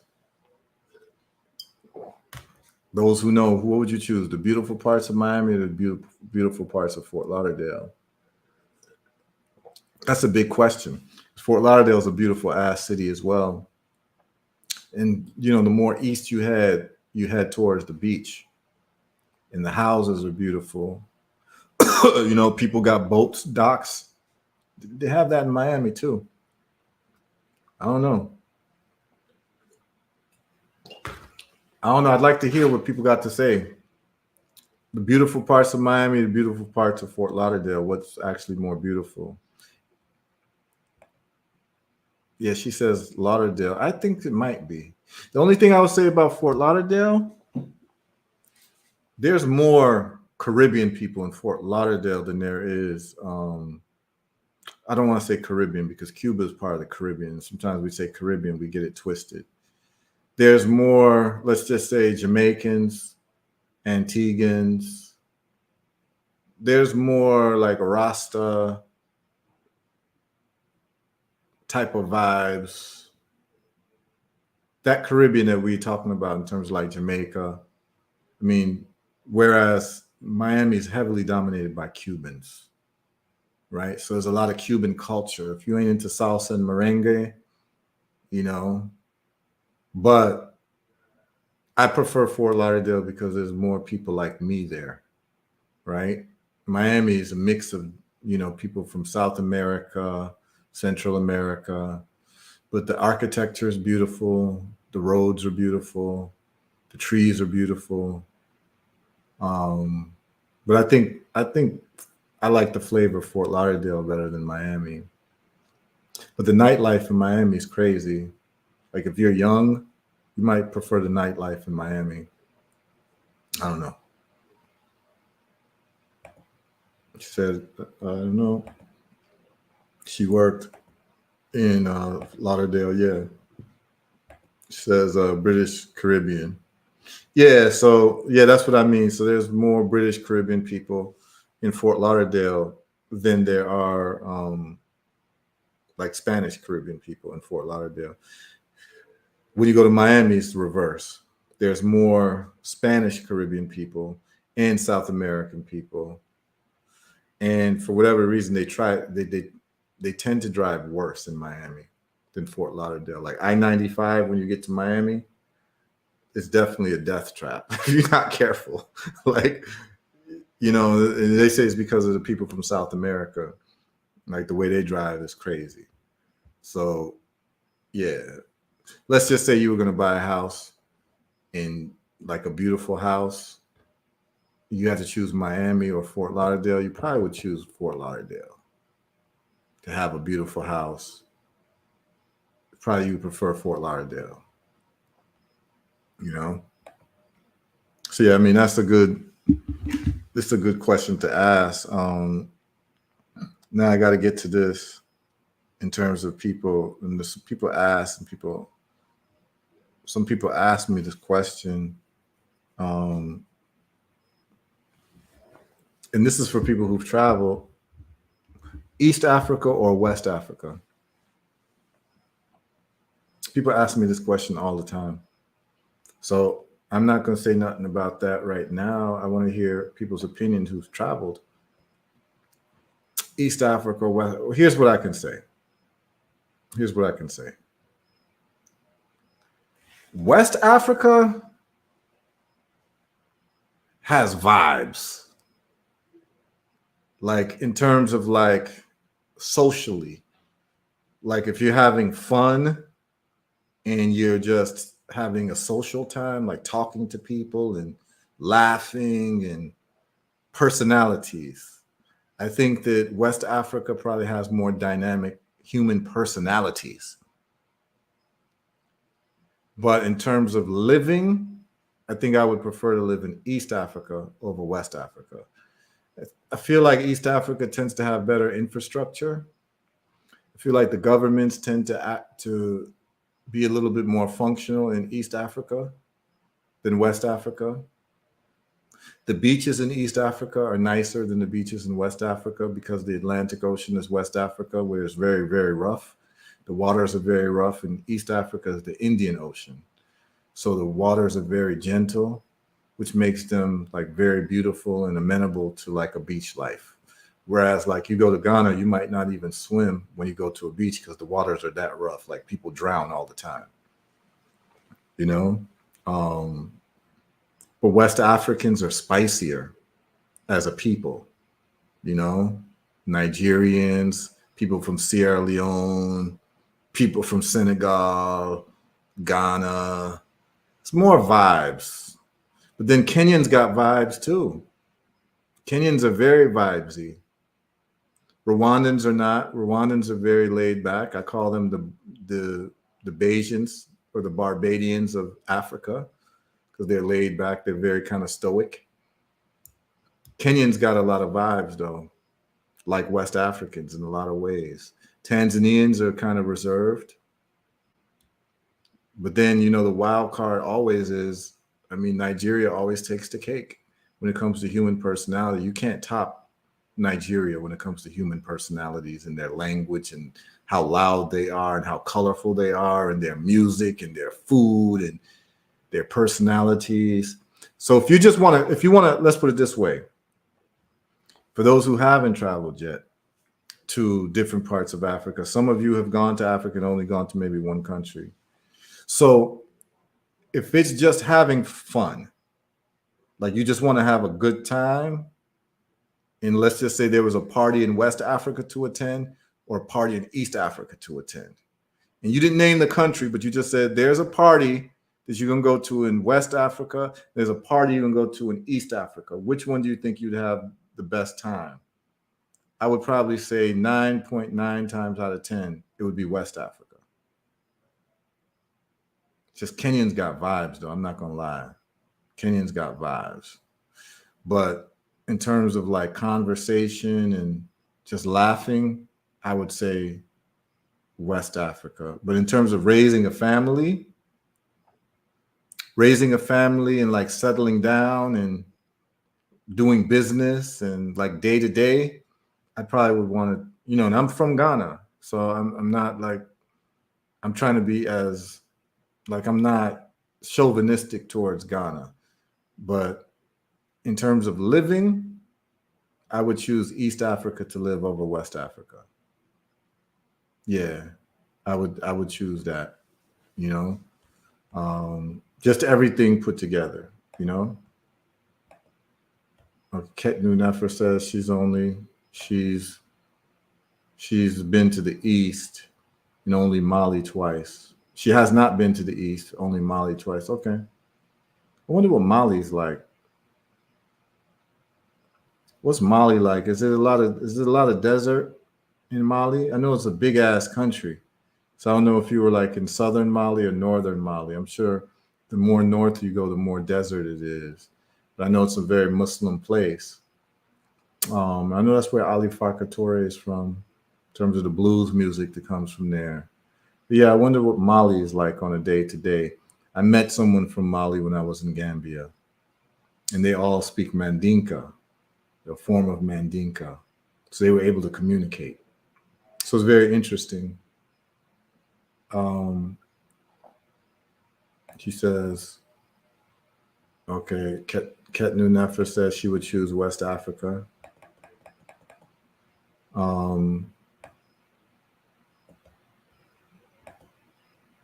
He says, Kashaku says West Africa for party. So there's no other countries more lit than Ghana in December. Possibly. I don't know. I mean, I've been in Ghana in December, but I don't go out to parties like that. So I don't know. She's in Bamako. Okay. Very dry. I would imagine, yeah. Because the Sahel is right there. The Sahara is right there. So I would imagine it's very dry. Like desert dry? When you say very dry, like desert dry? Folks who do business may prefer East because of internet and electricity issues. Yep. Bamako is huge. And it says she should call in, tell us about Mali. Yeah, if you want to call in Ketnu, you don't even have to put on your camera if you don't want. I know sometimes the sisters don't want to come on camera. If you don't have to put on your camera. But if you want to tell us about Mali, I think I would have some questions. I think people have questions because I don't think anybody else has been to Mali. But she said, yes, desert, dry, and dusty. Were there like any trees there? Like, or was it like real desert? Like, was there any greenery there? But yeah, you can call in. Do you see the call in? Do you see the call in button there, or the call in link? It should be in the Facebook chat. I can post it again if that'd be easier. But if you scroll up, you would see me put in. It says call in here. But yeah, I'd like to hear about Mali. I'm actually very curious about Mali.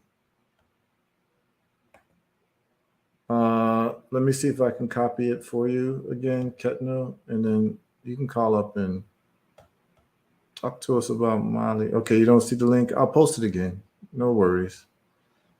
Yeah, this should be interesting.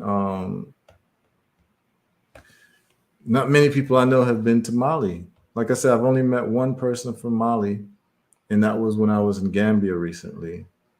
And he was a contractor. He was a builder. He built a lot of houses in Gambia.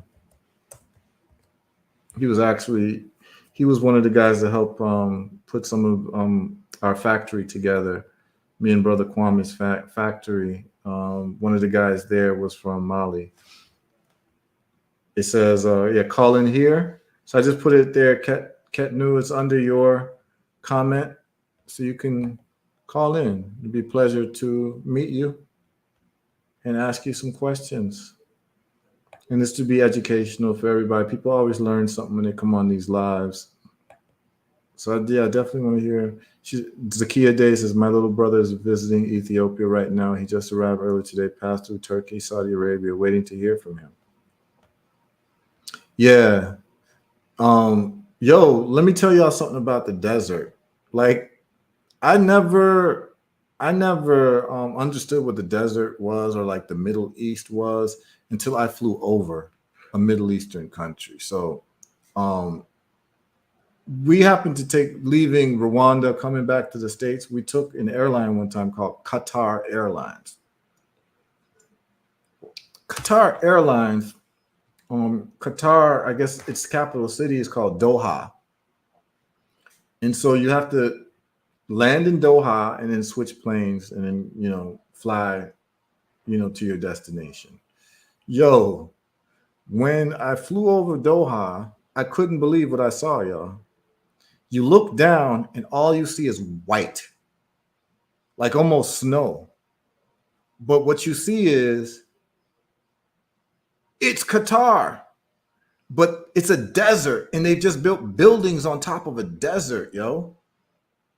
And so in the sky, you're just seeing like sand and buildings. And it's the craziest thing in the world. And it made me realize the traveling is important because it made me realize that, yo, we're all living on Earth, but we're not having the same Earth experience. Can you imagine somebody that all they've seen is the desert? And then all of a sudden they're transported to another place where it's like a green rainforest environment. That's a completely different earthly experience for somebody. I'm gonna see if I can find a video of flying over Doha. It's the craziest thing. Like, you would never know that this is what like desert countries look like. Let me try to see if I can show y'all. It blew me away.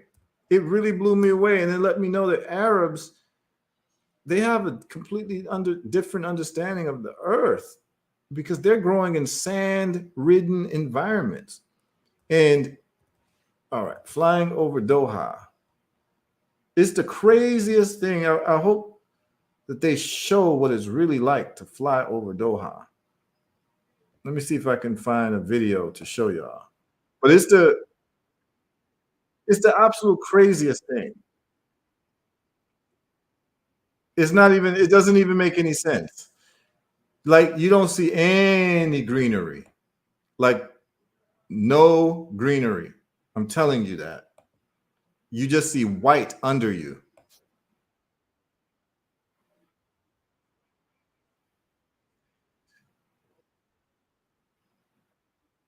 I want to show like the plane taking off from Doha. They had a video one time I showed somebody. They couldn't believe it either. If I can find the right video to show y'all, it was the craziest thing. Like Doha. So yeah, you got people like literally growing up in environments where there's no trees. Like, it's just sand. So let me see if I can find it. Y'all gotta see it. It's the craziest thing in the world. Like, I was flabbergasted when I saw it. I was like, this can't be. Okay, so this is a little bit of it. Okay, I'm gonna show y'all this. So this is a plane landing in Doha. So I want y'all to see this.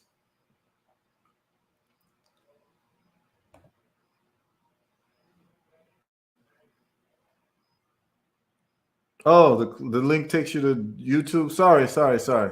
I put in the wrong link. My bad. My bad. All right. Click here. All right. There you go. In the meantime, I'm going to show you all what Doha looks like. I want y'all to see this. Check this out.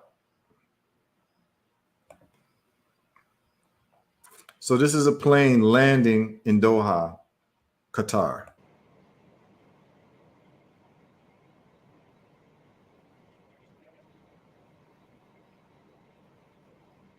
All right, you all about to see the land now. Look at this. Look at that. It's nothing but white and brown. This is sand, y'all. This is desert.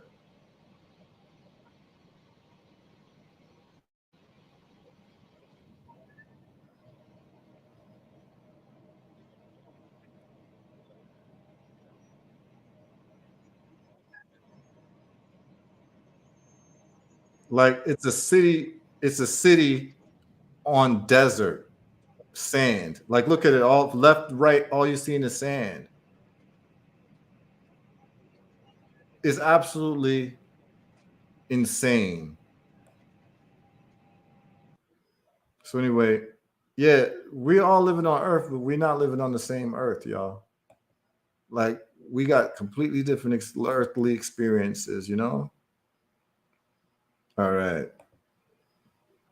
Big up Ketnu Nefer. Greetings. What's up? Nice to meet you, sis. Likewise. When you went to Mali?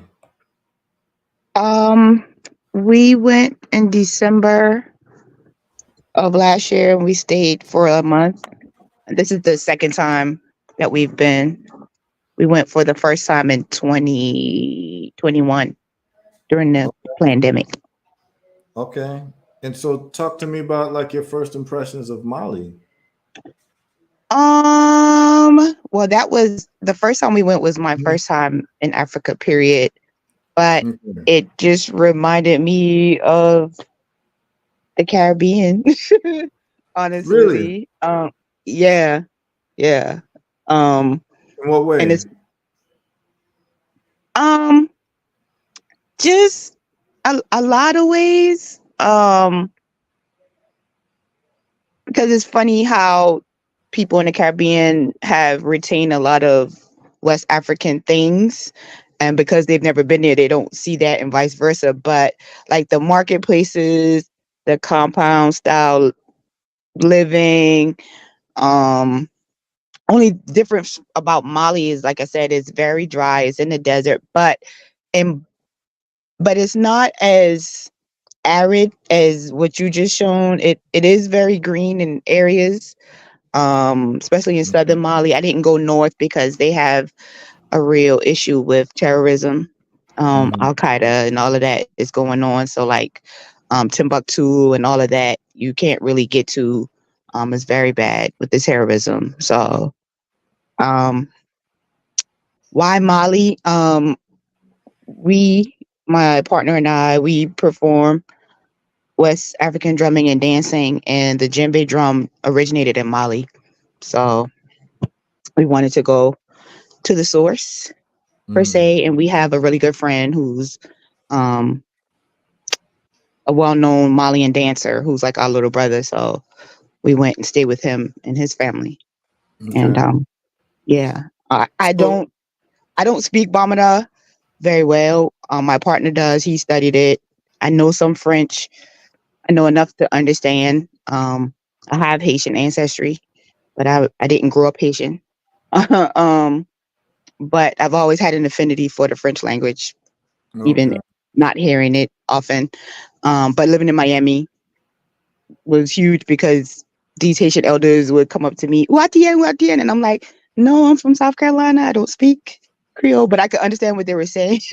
So trying to Right. explain to a Haitian elder that just spoke to you in their language, telling them in English that you don't speak their language, but you just understood what they said was always fun daily. But yeah, so they speak French in Bamana, so we would piece together most of our stuff. Our first trip there weren't a lot of people that spoke English, and we were the first African Americans that a lot of them encounter because people don't go to Mali because they don't speak the language. So it's not a Mm. touristy place that people go Right. to because of that, that language barrier. Right. But you know, but just the So same, they still welcome you home. So it's right. So how still a did you beautiful like? place. So you had a translator when you were there, or you Um, just so our brother speaks English. He's been in America okay? for maybe 15, 16 years. He's married to an American, so he speaks English. So he would translate, Okay. and but some of them understand English, they just don't speak it. Okay. And because of his influence, so I think he has um, done a beautiful job in educating them in that aspect because it opens up opportunities for them, like working with him. Because during the pandemic, he couldn't travel to teach around the world like he normally did. So he would teach things on Zoom. So he would speak to people in English so they would hear it, so they got some comprehension in that way. But this second trip, even at the airport, the officers spoke English because I guess they realized I was American, and they was like, "Welcome to Mali." And I looked at them because I was like, "Did you say that in English?" Because I wasn't used to hearing anybody there besides him and us speaking English. So it's growing, and he's working to preserve traditional Malian dance and culture because it's being lost. Because with the advent of technology, they have access to things around the world, and they don't want to learn about their culture, which Mm. is, I think, is a generational thing. And he puts on a children's dance festival.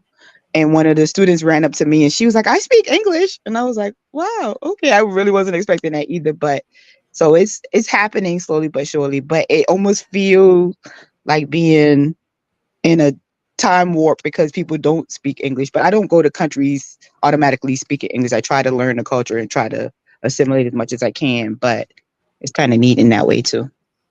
Right. So now you've mentioned South Carolina. I think you mentioned your Gullah, right? I am. Okay. So as someone who's Gullah, you grew up there in the Gullah environment. Yes, I grew up on Johns Island, Oh, which is okay. outside of Charleston.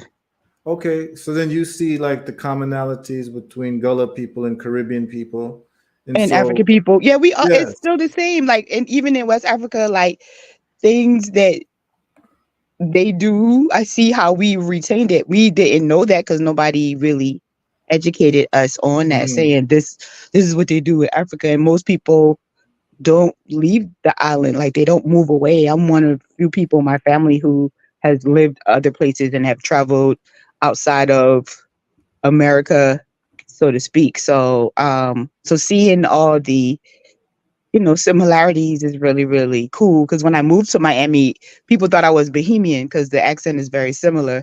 So they were like, "Where you from, Nassau?" And I was like, "No, I'm from South Carolina."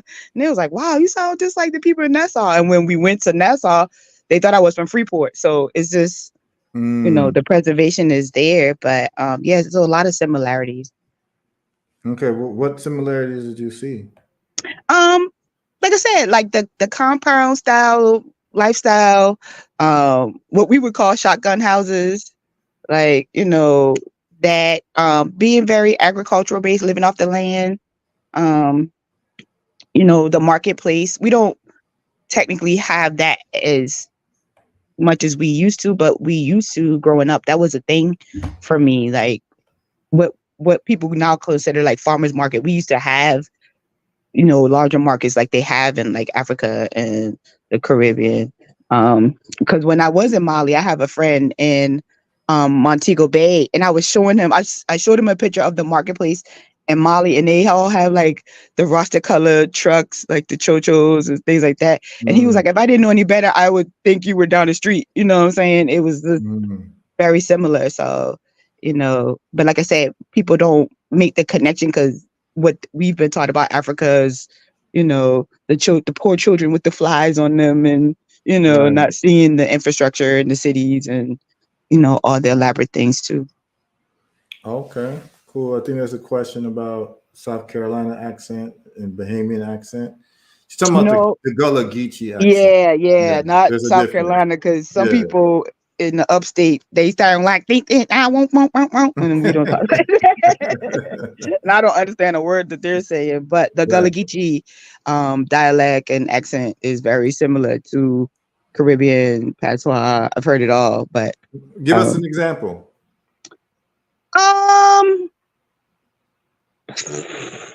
Like any example of what a Gullah person would say. like we say, look, ya.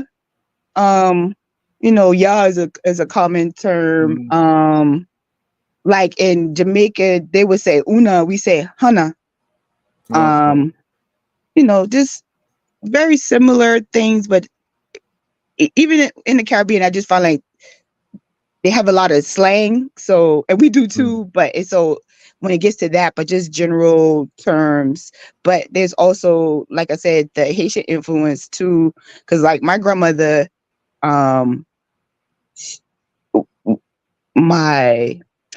I have a distinction. So my dad's family is the Haitian side. My mom's family grew up on John Island. My dad grew up in the city of Charleston. My maternal grandmother would say "pullet" when she was talking about her chickens, which poulet in French, but we said "pullet." So it's this derivation of different words and things like that. But yeah. So John's Island, right? Like, how many people live there? Well, it's super duper gentrified now. They probably building something as we speak. So, I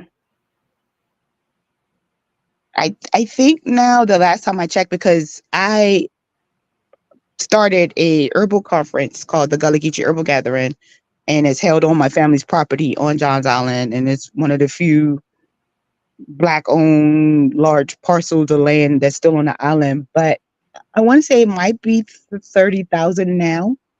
Okay. But growing up, if there was probably 5,000 people on the island, I would be lying. Like, it was literally like everybody knew everybody. Like, you couldn't do anything because it's just like on the island, like you just, all the families know each other, everybody intermarrying, that kind of thing. It was tiny. But now it's growing so much. Sometimes it could take an hour to get off the island because the traffic is so bad.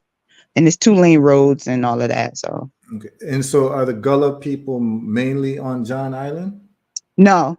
The Gullah Geechee Nation spans from Jacksonville, North Carolina, all the way down to Jacksonville, Florida, and 100 miles in from the coast.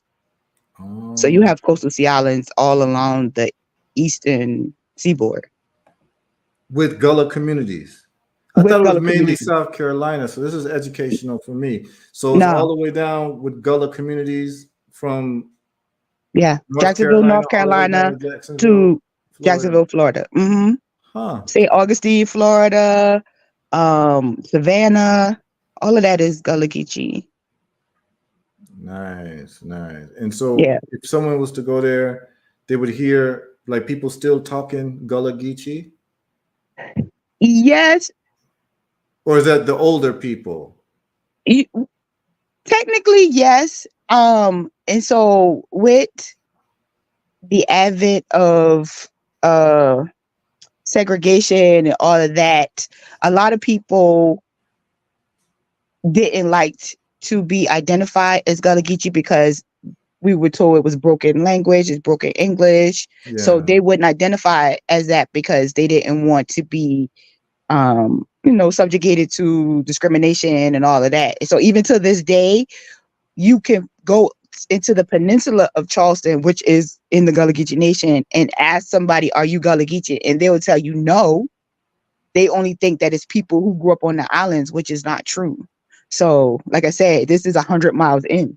So, but they don't identify as such because they've been taught that Right. you don't speak like that, you don't talk like that. But people speak that way. Like if you want to hear like pure Gullah Geechee, yeah, you would have to like my mom and like that older generation because I'm about to be 50. So you're talking about 70, 80s, 90s, like you would hear pure Gullah. But there's still small bastions of places that you would hear it because they're sort of untouched, like St. Helena, where Queen Quet is from. Those smaller barrier islands, they still have like I would call a pure tongue if we want to call Okay. it that. But yeah. Okay. So Helena, so if someone wanted to get the most raw Gullah Geechee experience, they would go to Helena Island? St. Helena. St. Helena Island? Mm-hmm. So Yeah, that's where you would go. that's there, and there's also African village not far from St. Helena as well called Oyotunji, which is Yes. I'm familiar with that's Oyotunji. right, not even 20 minutes from, or maybe 30 minutes from St. Helena, but yeah, What's their relationship with the Gullah Geechee people? they are. So some Gullah Geechee people went to Joined the village, Oyotunji? Okay. yeah. So they kind of because it was just established in 69, I think. It was established, but it was people from around the country that descended upon the place. But there was also those in the local community who wanted to live that full-on African experience from Nigeria, but not knowing that they were already kind of doing that because a lot of the Africanisms were preserved from those who came on the slave ship, because Charleston was one of the first ports, and Right.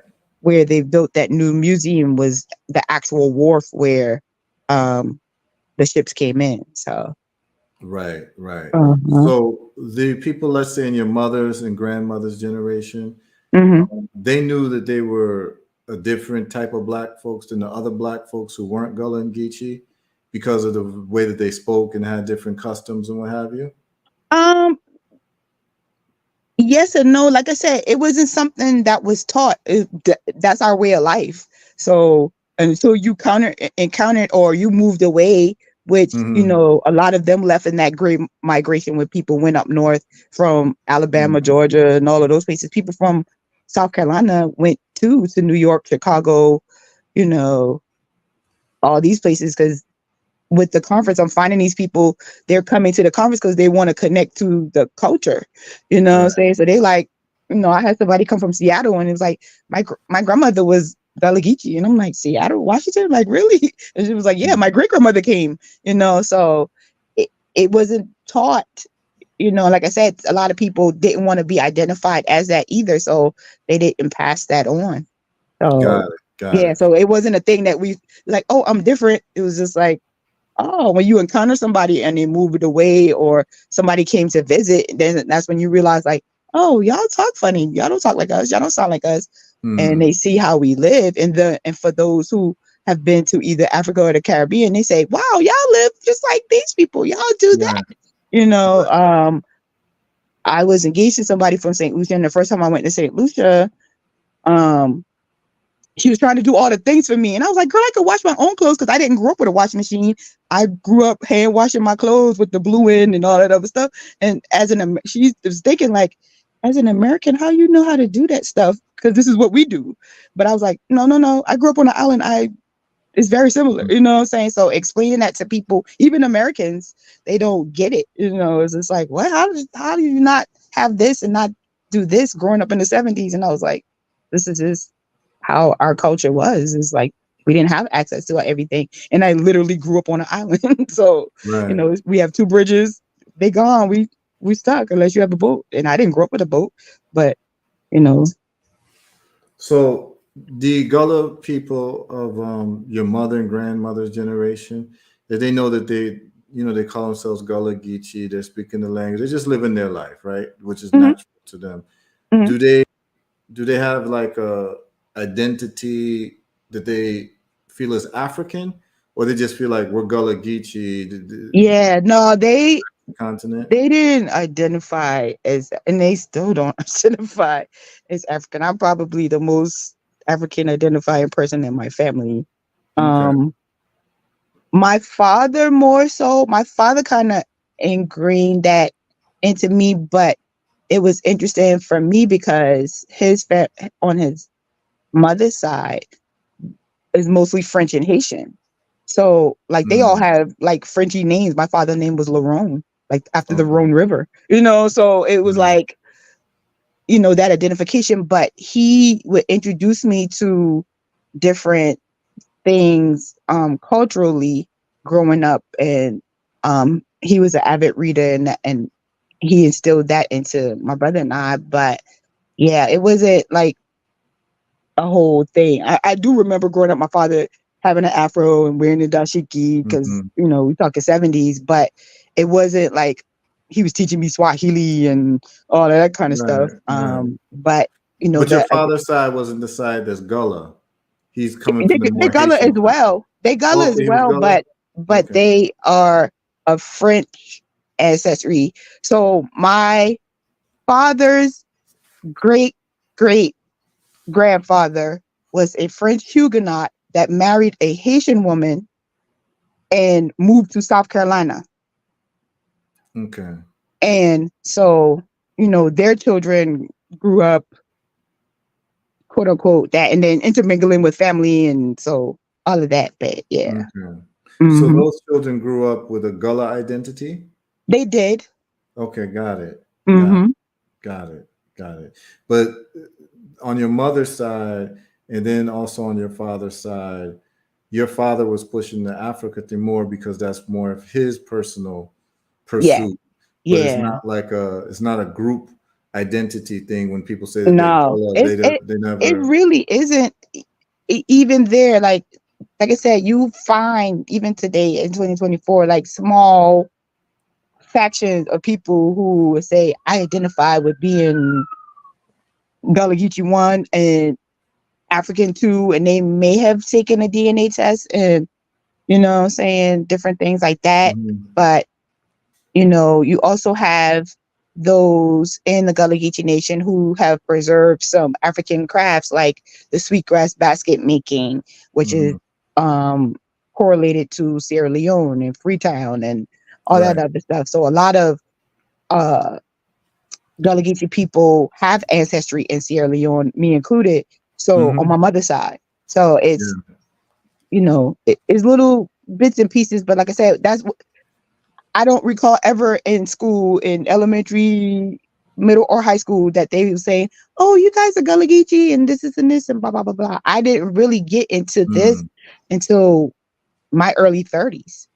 Like I say, I'll be Ah. 50 in August. So it's like, it wasn't something that was ingrained in us. It's something that wasn't really taught to us. You would hear the term because they would use it for marketing things to, oh, come see the sweetgrass basket. It was being Gullah Geechee to a lot of people is either you're a sweetgrass basket maker or you talk funny and you eat a lot of rice, which is a West African Mhm. thing. So it's like, Right.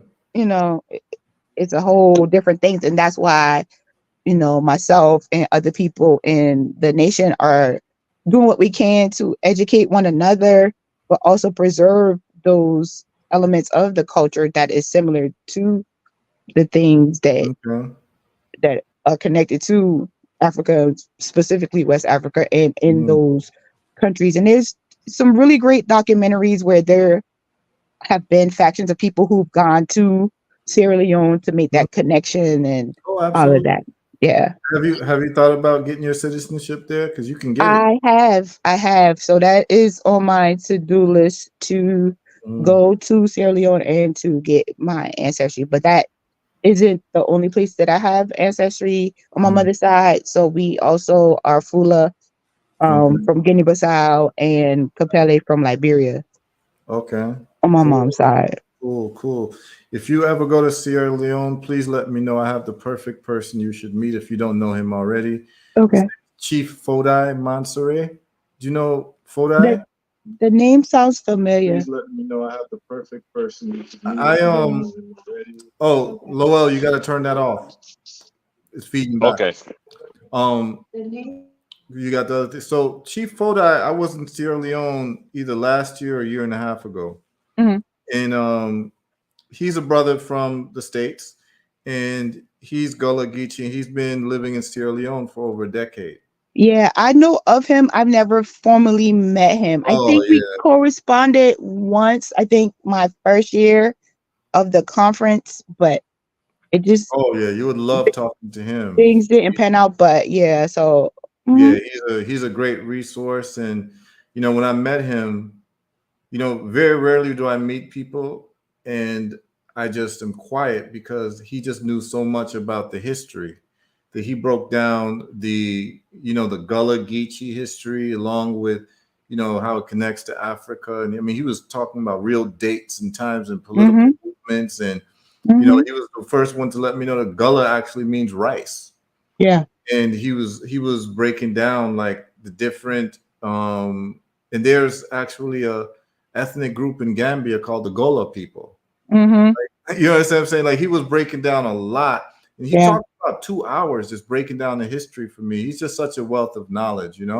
yeah, yeah. It's Yeah. it's it's a lot of information about it. One of the plantations on the neighboring island from mine, which is James Island, um, they had the first cowboys, and they brought them in from Angola because Mm, of their mastery of horses and herding cows.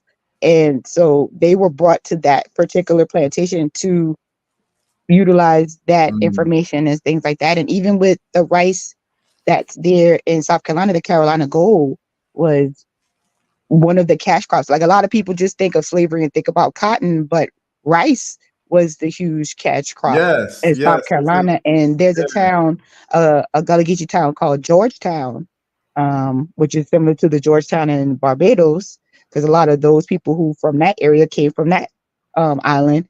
And they, had a huge rice mill that made millions and millions and millions of dollars off of rice and sugar from that particular area. But yeah, so it's just a lot of information, and a lot of people don't know. And the only semblance that they have about Gullah Geechee culture is Gullah Gullah Island, the Nickelodeon show, um, Mhm. that a lot of people are familiar with, but they think it's just one island, and it's not. It's a series of over, I want to say it's 100 or more coastal barrier islands, but that's not just the totality of the Gullah Geechee Nation, because again, it spans from North Carolina to Florida and 100 miles in off of the coast from Mhm. Jacksonville, North Carolina to Jacksonville, Florida. Are the people like the modern day people within the Gullah Geechee Nation, like those who've been politicized, right, and Mhm. understand like the history, are a lot of them going back to places like Sierra Leone and getting citizenship that you know of? There's a few people that I've known because, like I said, they just recently did. I want to say it was 2022. They took a delegation from South Carolina to Sierra Leone, and they got their citizenship and all that other stuff because they did DNA testing and found out. So you had to have either Mende or Hmm. Temne ancestry, and then they did that, and then they did a documentary. So the husband and wife that did the show Gullah Gullah Island, them and their children went as well. So it was like a huge to do Mm. thing. But it's not a well known thing to do because, like I said, most people don't identify as being Gullah Geechee. There's been a resurgence. Some of the younger folks, there's a faction of younger folks that have taken like some of our popular slang and done viral videos about it and things like that. So that Gullah generation is, slang, popular Gullah slang, yeah, like but what? it's more modern day stuff like the youngsters say, not necessarily things like my mom and my grandmother them Right. would say.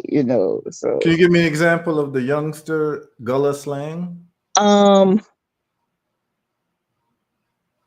uh what's And not to put now you on the spot, but I'm kind I'm of far very removed because I live in DC, and like I said, I'm okay. 50. So even though I look youthful, I'm not as young as these folks. But oh, what's um bussin'? But everybody says that now, bussin', which means like that was good or tasty. Like that food was bussin'. Okay. Uh, I don't code switch well. I bet you um, do when you're there, though, right? When you're there, I bet you I comes could on, get right? my mom could call me right now, and you would hear the thing just pop out. But it's and there's certain words that I say. Some people say that. But it's yeah, I can't think of nothing real quick like because I don't use a lot of the slang per se. Okay. Yeah. Yeah. No, I get it. That's cool. Let me ask you about Mali. Mhm. Circle back to Mali. That was your first country in Africa. Sure, before you went, you had done the research about Gullah and Africa and all that. So you were a different type of person. You already understood the connection.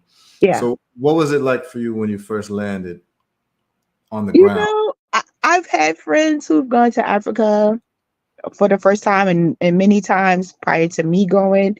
And everybody talks about, you know, um, how emotional they got, going back and connecting.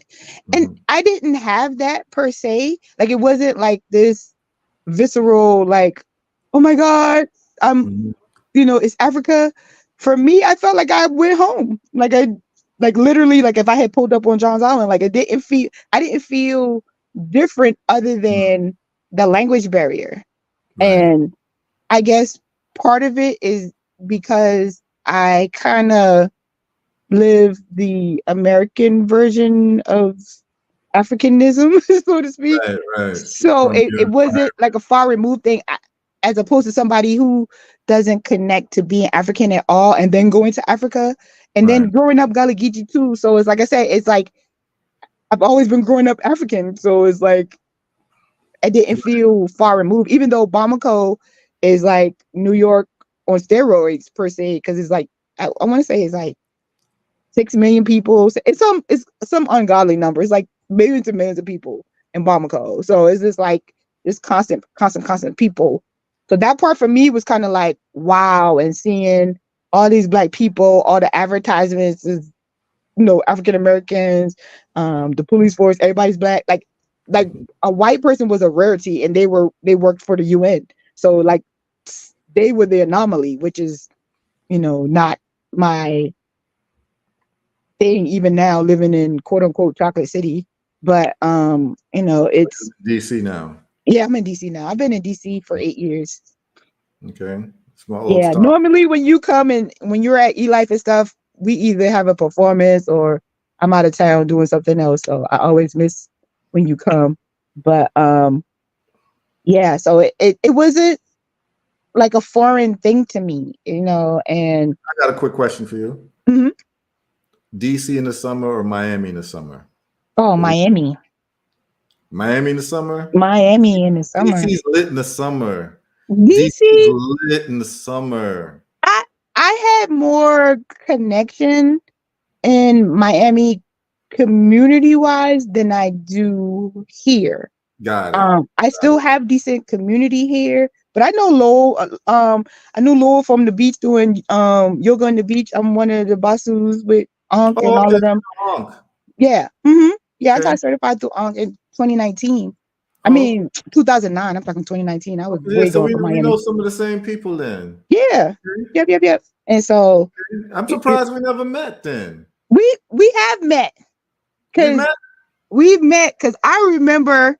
I'll never forget Kamal. The first time I met Kamal, he was showing me some capoeira, and he had to be like, maybe 5 or 6, maybe. But yeah, yep. Which come out? Um, what's Kamal's name? Uh, well, he got to be in his 20s now. Um, but yeah, but we're if you came to the beach, I was there on the Okay. beach. Yeah, because I moved there in 2007 and I left in 2010. Okay. And then So I went back to South Carolina, and then I went to Chicago, and then I came back to South Carolina, and then I came here in oh, you spent time in 2016. Chi-Town too? Yep. Yeah, I grew up in Chi-Town. Where were you in Chi-Town? I was off of 63rd and South Shore. I know exactly where you were. Yep. Yep, I know exactly where you were. 63rd South Shore. I used to Yep. go to school in Hyde Park, very Okay. close to there. Yep. I was in Hyde Park with some friends, and then I used to teach a yoga class. I taught ironically I taught comedic yoga in Bronzeville. Okay. Yeah. Okay. Very interesting. Wow. So yeah, we've been in the same places. So Yeah, that's yeah. no, but listen, DC in the summer is lit. Like like the Ethiopian restaurants and the Yeah. DC is beautiful in the summer. Yeah, no, I like DC in the summer, but You like Miami better. Miami, I was everywhere. I was the beaches, Yeah, yoga, Lauderdale, like you said, with all the yeah, Caribbean folks. yeah. So that was my thing. It, like I said, it was more connection here. Here is a little more elitist to me because that's one of the first things after they ask your name is like, what do you do? And I'm like, what does it matter? Like, are you not going to talk to me if you don't like what I do? But it's just different. And Right. so, but I love that there's always something to do. Like, I do love that because Yeah. back in Charleston is not that. So it's like, it's just one of those things. But no, I like DC. Don't get me wrong. I've been Mm. here almost 8 years now, but Would you it's prefer one of those Miami things. in the summer? Yeah. Hmm. Yeah. I mean, I could see that too. I could see that. The reason why I like DC is the train system is immaculate. Oh yeah. I like that. Miami doesn't have a good public transportation system. No, It no, definitely, not at all. you know what I'm saying? But Yeah. what I like too about DC, for me personally, there was a lot of live music that I didn't see as much in Miami. Oh yeah. No, they do. Yeah, that's what I'm saying. Like the culture scene here, the diversity of the culture scene here is awesome and is very endearing because it gives you that exposure and plus having all the embassies here because actually that's what's going on this weekend is Embassy Road Week. Hmm. Um, so being exposed to all those different things and Exactly. People from different free countries. Yeah. concerts and free fitness classes and it's always something, so I do appreciate that. But as far as actual community and working in community, I had greater that there and connecting to other people from the islands and all of that. Like here, I don't get that as much. I'm connected to more continental Africans here than I Oh, was there, but it's just it's like a flip flop. okay. So, what's your next African country if it's completely up to you that you want to? Completely up to me, Yeah, it would be Sierra Leone. Sierra Leone. Yeah, I was gunning for Rwanda for my birthday, but I decided Oh to do yeah. a party. So Okay. I was like, yeah, I'm kind of fascinated with the whole like what happened there, like the Yeah. genocide and all of that other stuff. Like something about that kind of calls to my spirit, and just being on that land and connecting in that way is just something that I really wanted to do. I don't know why I wanted to go for my birthday, but it's just Yeah. something. But the ancestral lineage side of me really wants to Sierra see if I Leone. can find, family and stuff like that. I had a friend in Charleston years ago. He's still there, but when I first met him, this had to be like 15, 16 years ago. The first time he saw me, he was like, "You look like a Freetown girl." And I was like, "Really?" Like, first ever. Like, and nobody's ever told me I looked, continental African. And he was like, "I promise you, I could show you pictures of 5 people and they got to be your cousins."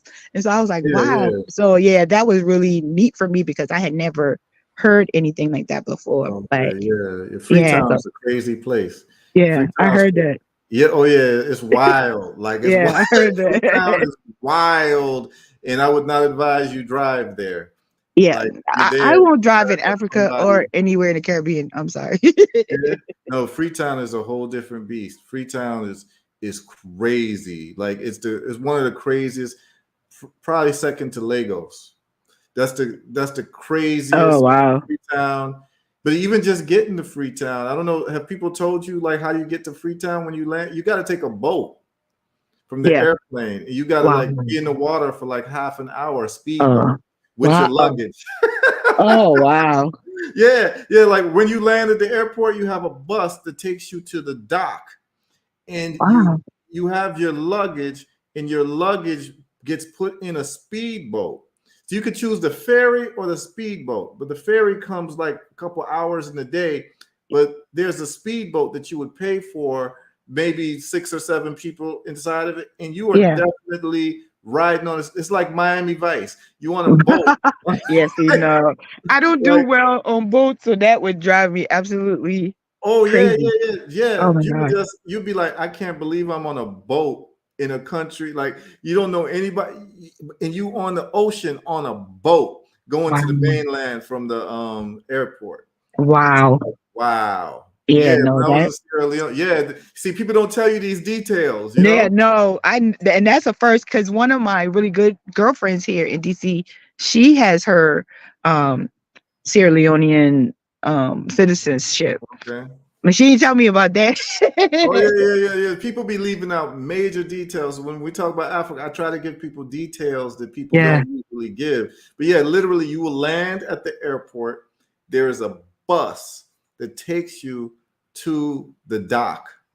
It's like a 2-minute ride from the airport to a dock. You got to wait. You can either take a ferry or you can take a speedboat. The speedboat is not very expensive. The ferry's a lot cheaper, but it's more people on the ferry. So the ferry's like packed and it's much bigger boat. But I'm talking about a small speedboat that fits like 6 to 10 people at the most with your luggage. You got to sit in there for like half an hour, literally jump in the waves to get to the Oh no. to get to the mainland. No. It's the craziest thing. It's crazy. You feel That like is wild. only in Africa, yo. This is wild. And then when Yeah, you get that's to wild. Freetown, driving. So when you're in Freetown and you're driving in Freetown, well, you've been to Mali. I don't know. You've been to the capital city. So what? I don't know what it's like in Mali, but you'll get in Freetown and you're driving around like the different like centers, like market centers. Mhm. You never seen so many black people in your life. Yeah, yeah, the Like market in Mali it's is incredible. oh my gosh. But even the airport, honestly, the airport is like crazy, crazy, crazy, crazy. And In Mali. the first time, yeah, in Mali, the first time we went was during the pandemic, and we had a whole situation at the airport. It was bananas. So they ended up taking my partner's passport. Yeah, it was just wild. And I'm trying to translate in French because they were only speaking in French, and he understood Bomana. So like it was a whole thing. But just seeing all the people at the airport in general, and like the people who are outside of the airport, because I don't care how much African clothing you wear, they know you are American. Right, right. Like it's just one of those things. And so they bombard you, everybody want to sell you everything, all the things like right outside the airport. And so that in itself is kind of culture shocking because it's just like, wait, like what's going on? And then, getting into taxis and all that other stuff. The other thing that really amazed me though about Mali is that they don't have any street names, but the drivers know exactly where you're going and Yep. everything. So I was like, Yep. wait, yeah. So it was like, yeah, our friend would translate and tell them to take where to take us, and they would know exactly where to go. And I'm looking, and I'm like, there's no building numbers, there's no signs, but I thought that was the most fascinating thing, and just another example of like black genius is like it's so bomb to be black. Like it's and to be African, this is a whole nother level. Yeah, it's Their different. level of pragmatism is so commendable, and I feel like they don't get enough Yeah. accommodations for that alone. Like just how they do things. My only con is like the trash that's everywhere. Right. They has waste management issues, huh? Oh my god, and It's it, like it, that in it Ghana. It's like that. It's I like that in know, most and it of West Africa. concerns me like when we hear about these these plagues of all these different illnesses, and I'm thinking like, how does that contribute to that? Oh, You know? absolutely, Yeah, absolutely. Because and what happens so is how to the trash yeah, fills up the gutters. So yeah, what happens is there any rainfall that happens, you get still water because none of the rainfall is moving. So guess what happens yeah, when you have still water? You have mosquitoes breeding, and that's yeah, where people's getting malaria from, and yeah. people's getting dysentery and cholera and these types of things. And it's all over now. What's really interesting is that you say you want to go to Rwanda. You ain't gonna see that in Rwanda. Yeah, Clean, clean, yeah, clean, and clean, clean, clean. that's the thing about it, because that's what a couple of my friends have been to Rwanda. It was like it's like you could almost eat off the road. Like it's just like Yeah, it's yeah, so it's so beautiful. clean, and so I just like you talk about the government infrastructure and things like that. So like just seeing that um differentiation, you know, from afar, but just wondering like if they had those better infrastructures and all of that, how the quality of life for people can change. And the other difference too, from the first time we went, France was still a part of Mali, and now they've kicked France out. And this time when we went, they had the rolling blackouts. That wasn't a thing when we were there the first Mm, time, because France controlled all of that stuff. So that part of the infrastructure was kind of like, wow, this is a huge difference. But them being as pragmatic as they are, like life still goes on. The first couple of nights for me was like, what? No power for like, so many hours, which he did tell us that before we left. So we had flashlights and solar mm, chargers and all that other stuff, but still like flicking on a light switch and the power not coming on was like, oh wow. And I say that as a person, like I said, who didn't grow up with all the things on a small island in South Carolina. So I wasn't not accustomed to it, but it had been a very long time. mm. So it's just like, man, doing things in the dark and trying to find your way, and hoping that when you get up in the morning that the power is on, so you could do some things, or make some tea and heat the water up. But but auntie will come and light up the coals for you, kind of Yeah. deal. But So yeah, that Mali is highly Muslim, yes, highly yes, Muslim. yes, that you will wake up to the call for Call prayer for at 5 prayer. a.m. Yeah. Yeah, All the Allahu Akbar, yeah, all that Bismillah, yeah, all that yeah, happened, right? yeah, yes. That and the roosters, they gonna wake Yeah. you up. Okay. Yeah. Okay. Okay. hmm What's the food like there? Um, What they like to eat there? I would say traditional West African fare, pretty much. I'm vegan, so that was a challenge in itself. And then, going to the family's house and they're eating and they're offering you Yeah. food and you're saying, "Oh no, Yeah. I don't eat that," It's kind hard of to deal. navigate that because they don't know you don't want to be rude. They Yeah, welcome but you. but we were able to explain it to them. Um, Me personally, I'm vegan for medical reasons, but um, like I said, explaining it to them, like it's not that I don't want to eat your food. It's just a health thing, that type of thing. And by like the third or fourth time we went to the family's house, Tonti was like, "Y'all gonna eat something." So she fried some plantains. So that was so funny that you brought up Okay. that thing, because Yeah. she was like, "If you gonna eat something from me, you're not gonna come to my Yeah. house and not eat something." So she would Yeah. fry plantains then when we would come, or she would mix some mixed veg or whatever, whatever. This time when we went, we hired a mama to cook, and she just kind of veganized everything for us. So like the okra and tomatoes and Okay. Yeah. um their version of like a jollof. And so yeah, it was nice. And she made this mixed veg. It was like eggplant and cabbage, and I want to say it had a tomato base too, and it was so amazing. So that part of it wasn't hard, but they eat a lot of fish, a lot of beef, you know, go things that they raise and grow. And to answer your earlier question, you were asking, was it it's all dry, but there's areas where it's really, really lush and green because there's a river that runs through Bamako. So there's people that's growing things like right off of the river and things like that. And then we went to two villages in the south of Mali, and they were, pretty green as well. It's just really dry and dusty too. So that was just the hard part for me because the dust was off the And we're chain. talking about the like it's a lot of red soil there, right? Yeah, there's a lot of red soil, Right. and then they burn everything too. So it's just like a lot of Smoke.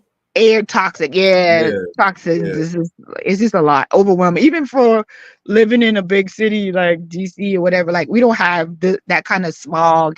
But DC's pretty green. Most people don't know that DC's really, really Yeah, green. it is. But it was like, oh my gosh, it was Yeah, and like when you go out, like if you wear something white, you come back yeah, home and it's red, yeah, basically, right? yeah. Like even wearing a mask, like your mask would be filthy. Yeah, it'll be like it'll be Even them like red. K95, it was like useless almost. Yeah. I used to when I would go out in Gambia, I would come back home, and by the time I'm home, my hair is like red Wow. Yeah. because it's got the red dust, from the soil, the laterite, all over the place. So that's something that like people aren't prepared for. Yeah. Yeah.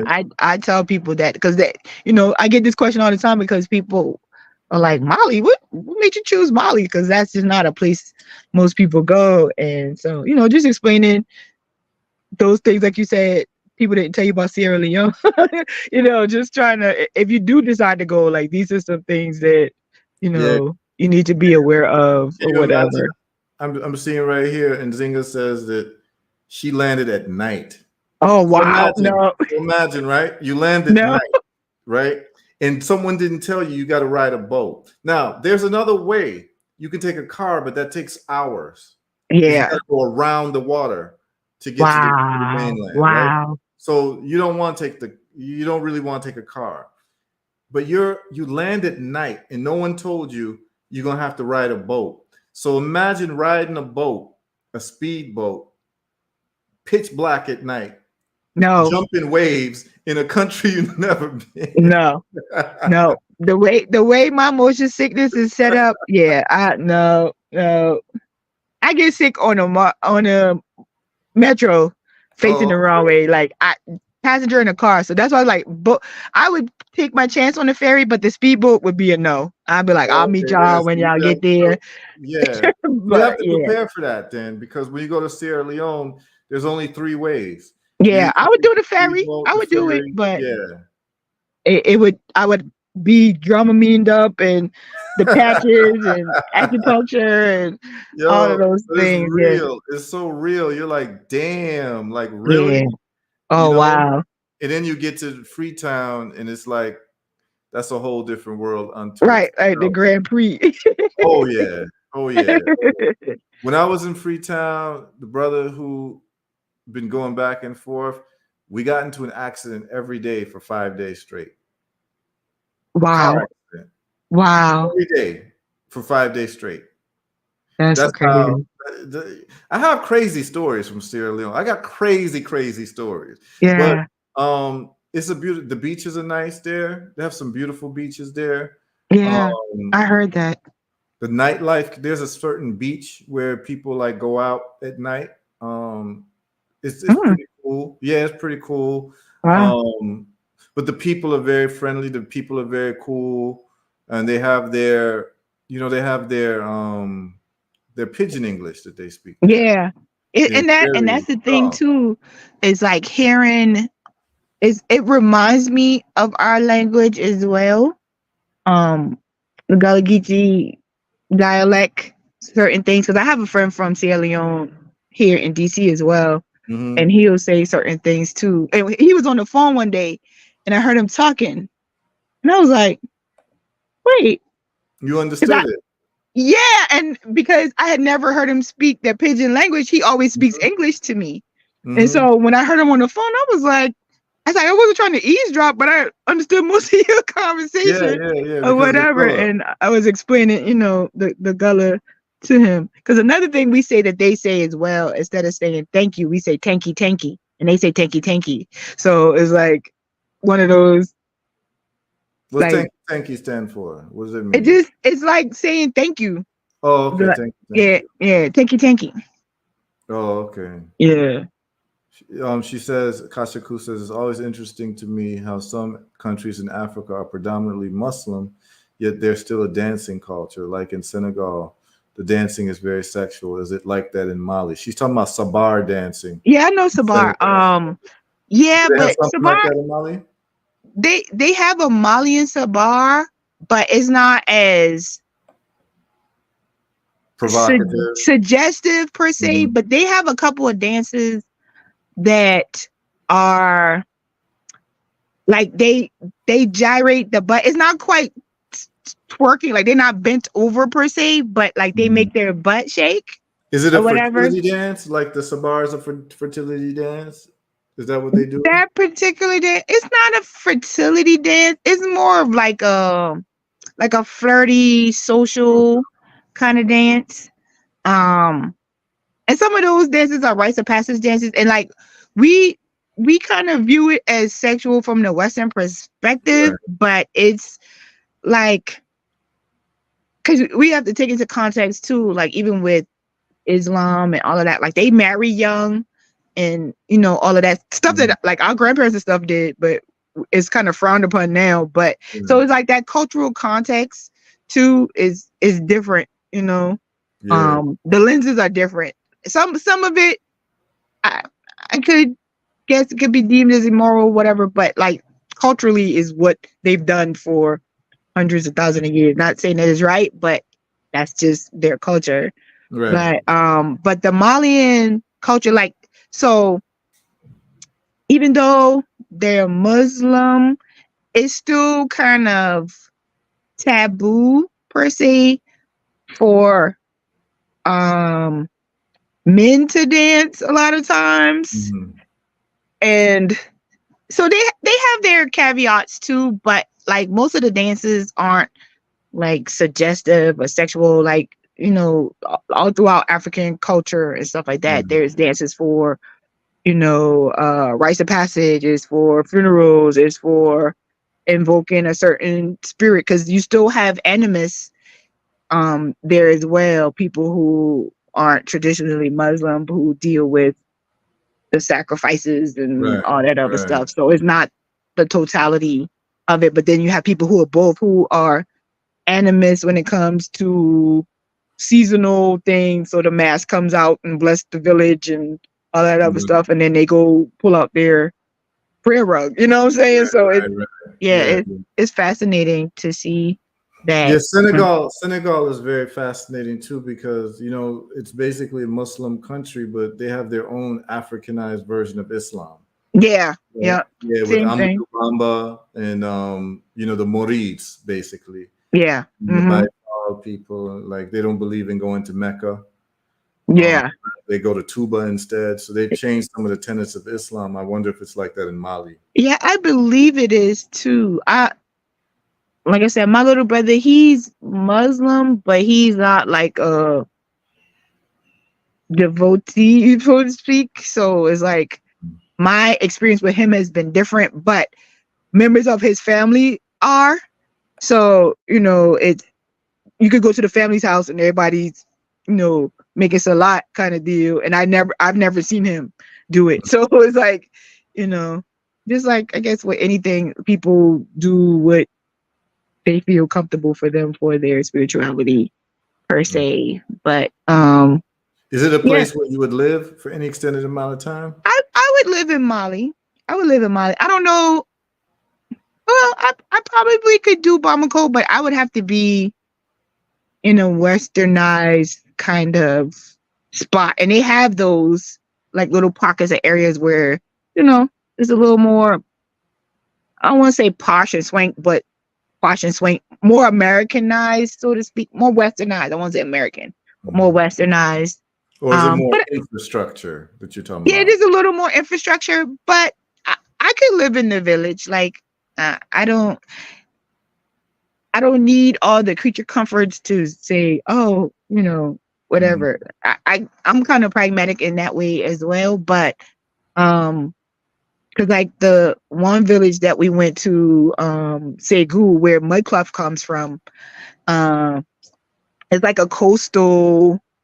It kind of gave me that islandy feel. Like I know I could live there because it's right on the water, and Oh, okay. It was they were a little more close knit. It's not as large as Bamako, so it's more of that small community feel. And the kids, you know, were waving and you know that type of thing. So that was really really neat. And we went to a mudcloth factory, and they taught us like the different meanings of the shapes in the cloth and the different herbs that they use to dye the fabric, and the how mineral rich the mud is, and that's why you get certain layers of color. And it was very very fascinating to see, and just seeing them do it right there.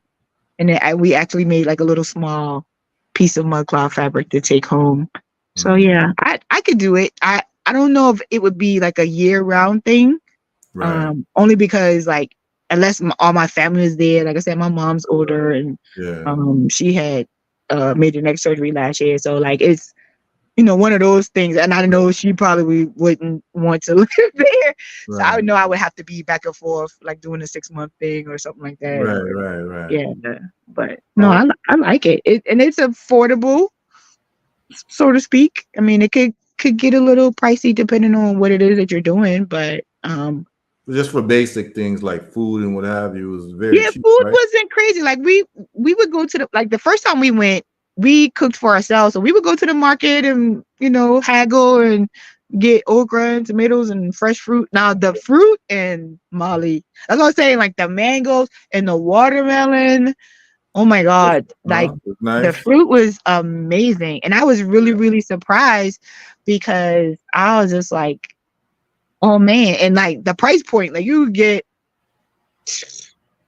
a ton of fruit for like dollars, you know, $3-4. And I'm like, we got all this 5 pineapples and 3 watermelons and 12 mangoes, and, you know, for a couple of dollars, where a seeded watermelon here would be like $15 in DC, you know what I'm saying? So crazy. Yeah, it's highway robbery. But especially growing up in South Carolina and growing up on the farm picking things, I'm like, I cannot believe I paid as much for a watermelon. Right. But yeah, that part was really really cool. And so you said Mali got a decent mango game. Oh yeah, really? Their mangoes were amazing. Amazing. It wasn't quite Julie for me, but that's what I was going to ask. You know? Yeah, no, I knew that was coming. Yeah, it wasn't quite Julie for me. And like I said, I like Francique, and because when I lived in Miami, I had a Francique tree in my front yard, and I can't think of the type of mango in my backyard. I had a different type of mango in the backyard, and an ackee tree, and an avocado tree in my backyard. So, but I used to rent from this Haitian Baba, and his family lived in the front of the house, and I lived in the back of the house. Which part of Miami was this? Actually, I wasn't in Miami proper. I was I say Miami, but I was literally on that line of Miramar into. Yeah, I know it. So I was on off of University, right before it turned to 27th, where right past the Walmart. Yeah, I could see the Jumbotron from my front porch. Okay. Like I could see the screen from the. Yeah, so that's where I was, right off the turnpike, but on the Miramar side of things. Okay. But yeah, so there was that, and then I lived next door to a Trini family, and there was a Jamaican family 2 houses down. So right. Yeah, I had that experience most of my time there. But yeah, but the mangoes that was so powerful for me. But the thing was, my landlord's children, when they would come home from school, they would literally sit. They were Haitian. They would sit in the mango tree and eat the The mangoes. So if I mangoes, right? saw one that I really, really wanted, I would have to grab it and take it to work with me, kind of deal. But So the mangoes in Mali could compare to Francique and Julie in any type of way? yes, Really? yes, Okay. I like to yeah, hear that. yeah. No, I was really surprised because everybody, like you said, there's so many different variations of mangoes, and everybody think they have the best mango, and so it's like, oh, okay. And we just grabbed some because we saw them, not thinking anything of it or whatever. But yeah, that the mangoes are a must have in Mali. Okay. They had Yeah. different varieties, or did they have one main variety that they were dealing with? That I'm not sure of. I didn't really dig that deep into it. Okay. But the ones Yeah. that you had was good. Yeah, the ones that I've had, both trips were very good. Yeah. Okay. They All even right. had kiwi, and I was really surprised. I was like, Yeah, but kiwi. Interesting. yeah, they had kiwi fruit, but it's imported from, Morocco. I want to say, yeah, I think they get it from up north somewhere. Okay. Yeah, they had things. I was really surprised. Like the kiwi really, really surprised me. I was like, I never expected to see kiwi in Africa. Yeah. But yeah, certain things were imported in. Like I said, they had a lot of modern things. They had almond milk and soy milk and in their little convenience store things I because they bet don't you really it have was like expensive. I bet you it was their expensive as version of grocery stores. Yeah, I bet you it was expensive as hell. it was expensive. I mean, Yeah. even it was cheap for compared to American prices, but still, I Right. was just like, this is wild. And it was like stuff from Costco, like it Right. was like the Costco Right. brand stuff. Right. I was Right. like, that is so deep. Yeah, they had ashwagandha. The ashwagandha there too. Yeah, yeah, Okay. ashwagandha and things like that. And both me and my partner, we're herbalists as well. And the first year we went, they have a botanical garden in Mali, and we did go to the botanical garden, and then we met with a local herbalist, a mama who's she deals more with, I mean, all the things, but more so with children. And so I got to watch her. I'm a massage therapist by trade, and I got able to watch her massage babies, and she would like she would put herbs in the shea butter, and then she would massage them with the shea butter, and then she would say a prayer, but it was almost like she was spitting on them when she was praying for them. It was really, really fascinating. But like she specialized in like colic and gripe and those type of things when babies are dealing with that. And like it would be like a line of mamas with their babies waiting on her to open. And so her assistant was showing us different herbs that they use for different things. And they powder it more than just using like the actual leaf.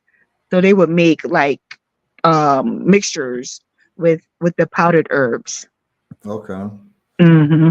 Interesting. I got a question for you. Yes. Prime Lauren Hill or Prime Erica Badu? What you doing?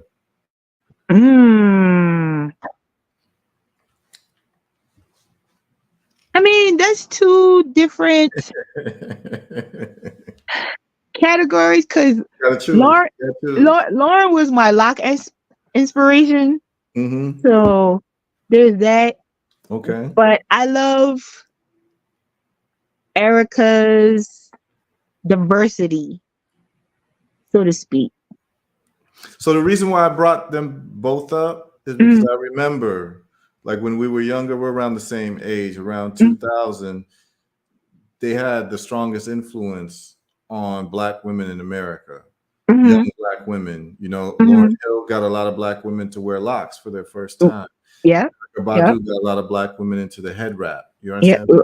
Yeah. Yeah. So, like, So when that's why I say for me, it's the same. They kind of level because they both for those two things.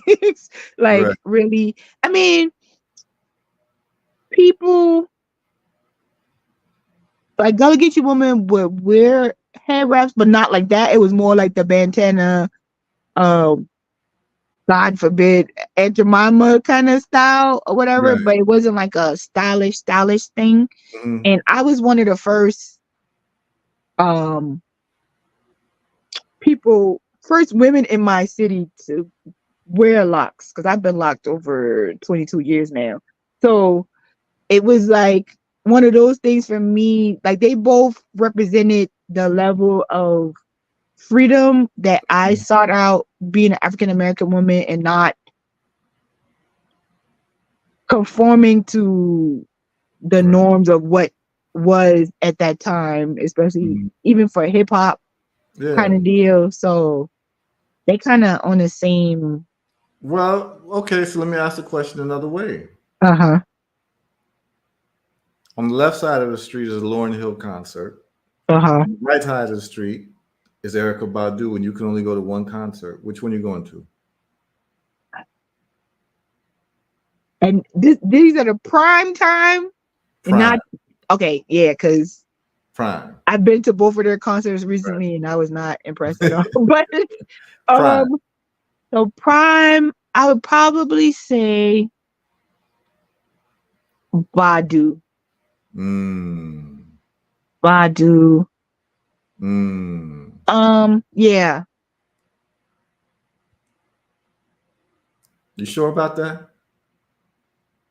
Yeah. But Yeah, only because Education was tough. Miseducation was Yeah. tough. She said she needs some reciprocity, you know? Yeah, yeah, That's a big yeah. song. That's a big song. It was. It still is. Yeah. Yeah. I don't know. Thinking back of where I was in that time frame, yeah, it'd probably be Badu. Badu. Just for the eccentricness, but also the level of African Mm. fierceness she brought. Like, Lauren was eccentric in her own way too, but it Mhm. was more of like glam girl round the way kind of hip Mhm. hoppy kind of thing, where Badu, like with the head wraps and the garb and all of that for me, in addition to what she was Mhm. saying and all of that too. So it was just You liked her aesthetic presentation. yeah. She represented culture a little bit better for you. Yes. She had the Yeah. onks. She had, Right. okay.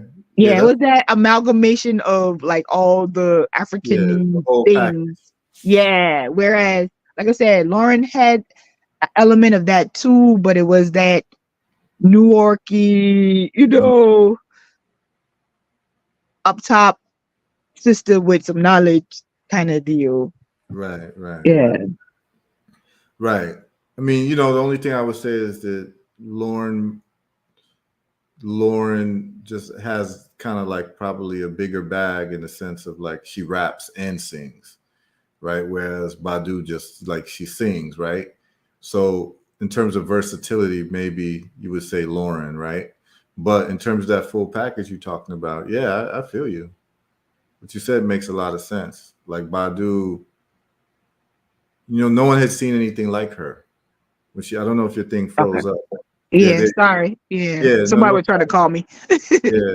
Yeah, no, I was saying that I definitely get what you're saying. The only thing that only caveat is that Lauren had kind of like a bigger bag of tools because she could Yeah. rap and sing, right? Right. Yeah. But Badu, no one had ever seen anything like her before. Right. Right? When she came on the scene, no one ever saw that before. Yeah. She was very, very unique. So so I can see where you're going with that. And Erica's a Southern girl too, so the Texas, the Oh, Southerny okay. thing, You and related with that. yeah, more so. And it's funny because, like I said, with that migration of people to the north, some of my family members went up north as well, and I took my first steps in the Bronx. So it's like that kind of thing for me too. But like I could relate a little bit more to Erica in that way. But like I said, I love Lauren too, and I love Miss Yeah, yeah. Education and all of that. And she was definitely my Lock inspiration. Like that was my first internet screen name, Locks Like Lauren. Like so, Yeah, yeah, that's what it's going. yeah. Looks like So Lauren. yeah, so I had the Yeah. picture on the wall and all the things. So definitely. So like I said, I rock with both of them, but for different reasons and Okay. everything. But yeah, it was Aretha or Patti LaBelle, what we doing? Patty. Hmm.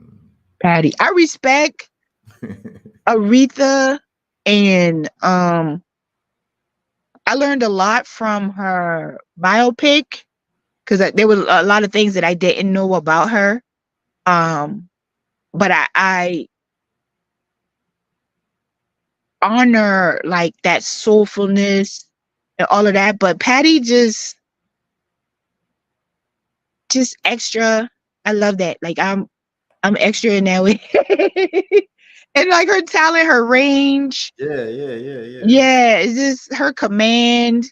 Um and just her general presence. Like I've seen uh footage of Aretha and she just seemed a little standoffish, like that diva for real kind of deal. Hmm. So like I'm a big picture kind of person. So like little tiny things for me are like okay cool, but like that overall general thing about anything is what the Hmm. culmination of all of that. But yeah, it's just something about Patty's like talent and range and her command of the stage and when she used to kick off her shoes and And then she does the bird and all of the that. bird thing and Yeah, yeah, yeah. It's yeah, no. ridiculous.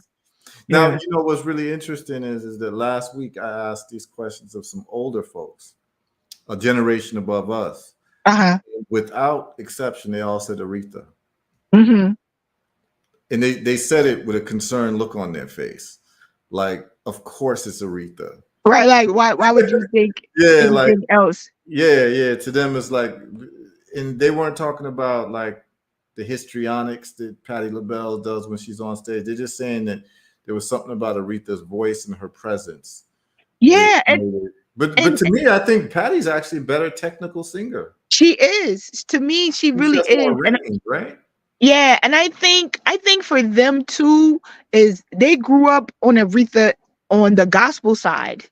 You know what I'm saying? So they had her through Mm, several genres, whereas, a lot of us, if you didn't grow up hearing, because I did hear, the gospel side of things, because I grew up in a Christian household, but whereas Patty had, the LaBelle, and I'm a big Afrofuturism person too. So, mm, the LaBelle and her and Nona Hendrix with the mm, Afro-futuristic outfits and mm. all of that. I'm here for all of that with Okay. Patty, So I think Okay. that's what I identify more with than the Aretha thing. But I liked, Aretha's activism and, you know, that soulfulness, that gospel vibrato and all of that. Like, yeah, I will not take that away from her at Right. all. But But it's Patty yeah, all day for you. Patty all day. Yeah. Okay. Okay. That's fair. So you're going with Erica Badu and you're going with Patty. Okay. Uh-huh. That's good. Um, Stevie Wonder or Prince? Oh. Ooh. I would say Stevie. Okay. Stevie only because um and I love Prince. I'm an ultimate Prince fan, but just Stevie's command of music in a different way. They both were prodigies, so to speak, in that way. But Mhm. it's just the storytelling with Stevie, the musicality, it's just something different. Something different. The extra side of me loves that side of Prince, the Prince did some good storytelling too. He did. He played all his instruments too. He did, but it's just a level of connectiveness that I have with Stevie than Prince. Okay. Okay. He said, "Who writes the better love songs, Prince or Stevie Wonder?" I have to go with Prince. Mm, Prince for the love songs? Yeah, Um, insatiable. that's not a love song. That's a love song. That's a fornication song. Fornicating in love. He said, "I got the Jones, Martha." That's Right. a big tune, you know. Which that Adore. is my It's a favorite big Prince tune. song, just so Yeah. clear. But Okay, you see, here we go. We just called out the biggest Stevie fan of all. right. Yeah, right there. Cool. I said she's on it. I didn't even think she was still on, but Wow. right when we brought up this question, she's Yes. Yeah, no, Stevie, I mean, just songs in the key of life, that whole album slaps. okay. It's just like Prince has like his Prince whole discography for me is like hit or misses with certain things, especially when he got more like that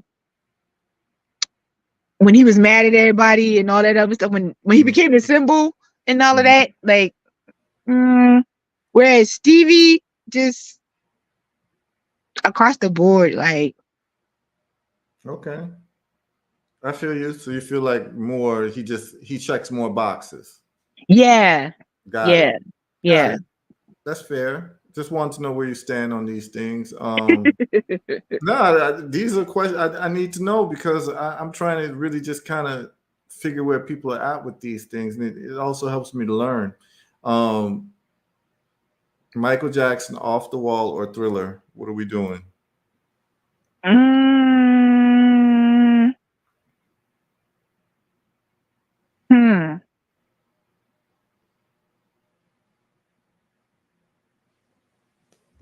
I'm gonna have to say Off the Wall. You sure about that? Billy Yeah, Joel? because I heard Off the Wall way more than I heard Thriller. Okay, I I actually heard more Jackson 5 than I heard anything else, okay. but of his. But yeah, and I feel like that was pure Michael Jackson. Thriller, don't get me wrong, is iconic album. Like just the video alone is just Yeah. breathtaking. But yeah, it's just something again that level of connectedness and that pure, unadulterated Michael with the dark skin and the save those. Right, Like, right. yeah, yeah. Less tampered with. Less tampered with, but still, learning now, hearing people tell stories about him and how blackety black he really was behind the scenes is like very endearing to me.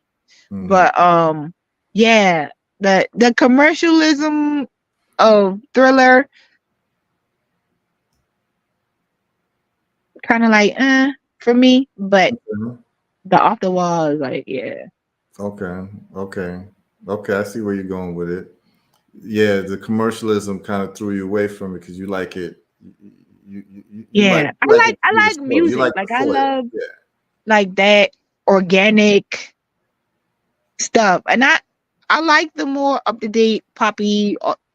Like I love all music. Like I listen to Mm. everything. You listen to reggae? I listen to reggae. You listen I to listen Bob to Marley? I listen to Bob Marley. Yeah, Or yeah, mhm, past the Legend album? yeah, Okay. yeah, yeah, So yeah. I mean, like, okay. Uh Bob Marley Uprising or Bob Marley Confrontation album. You know what's on either Mm, one?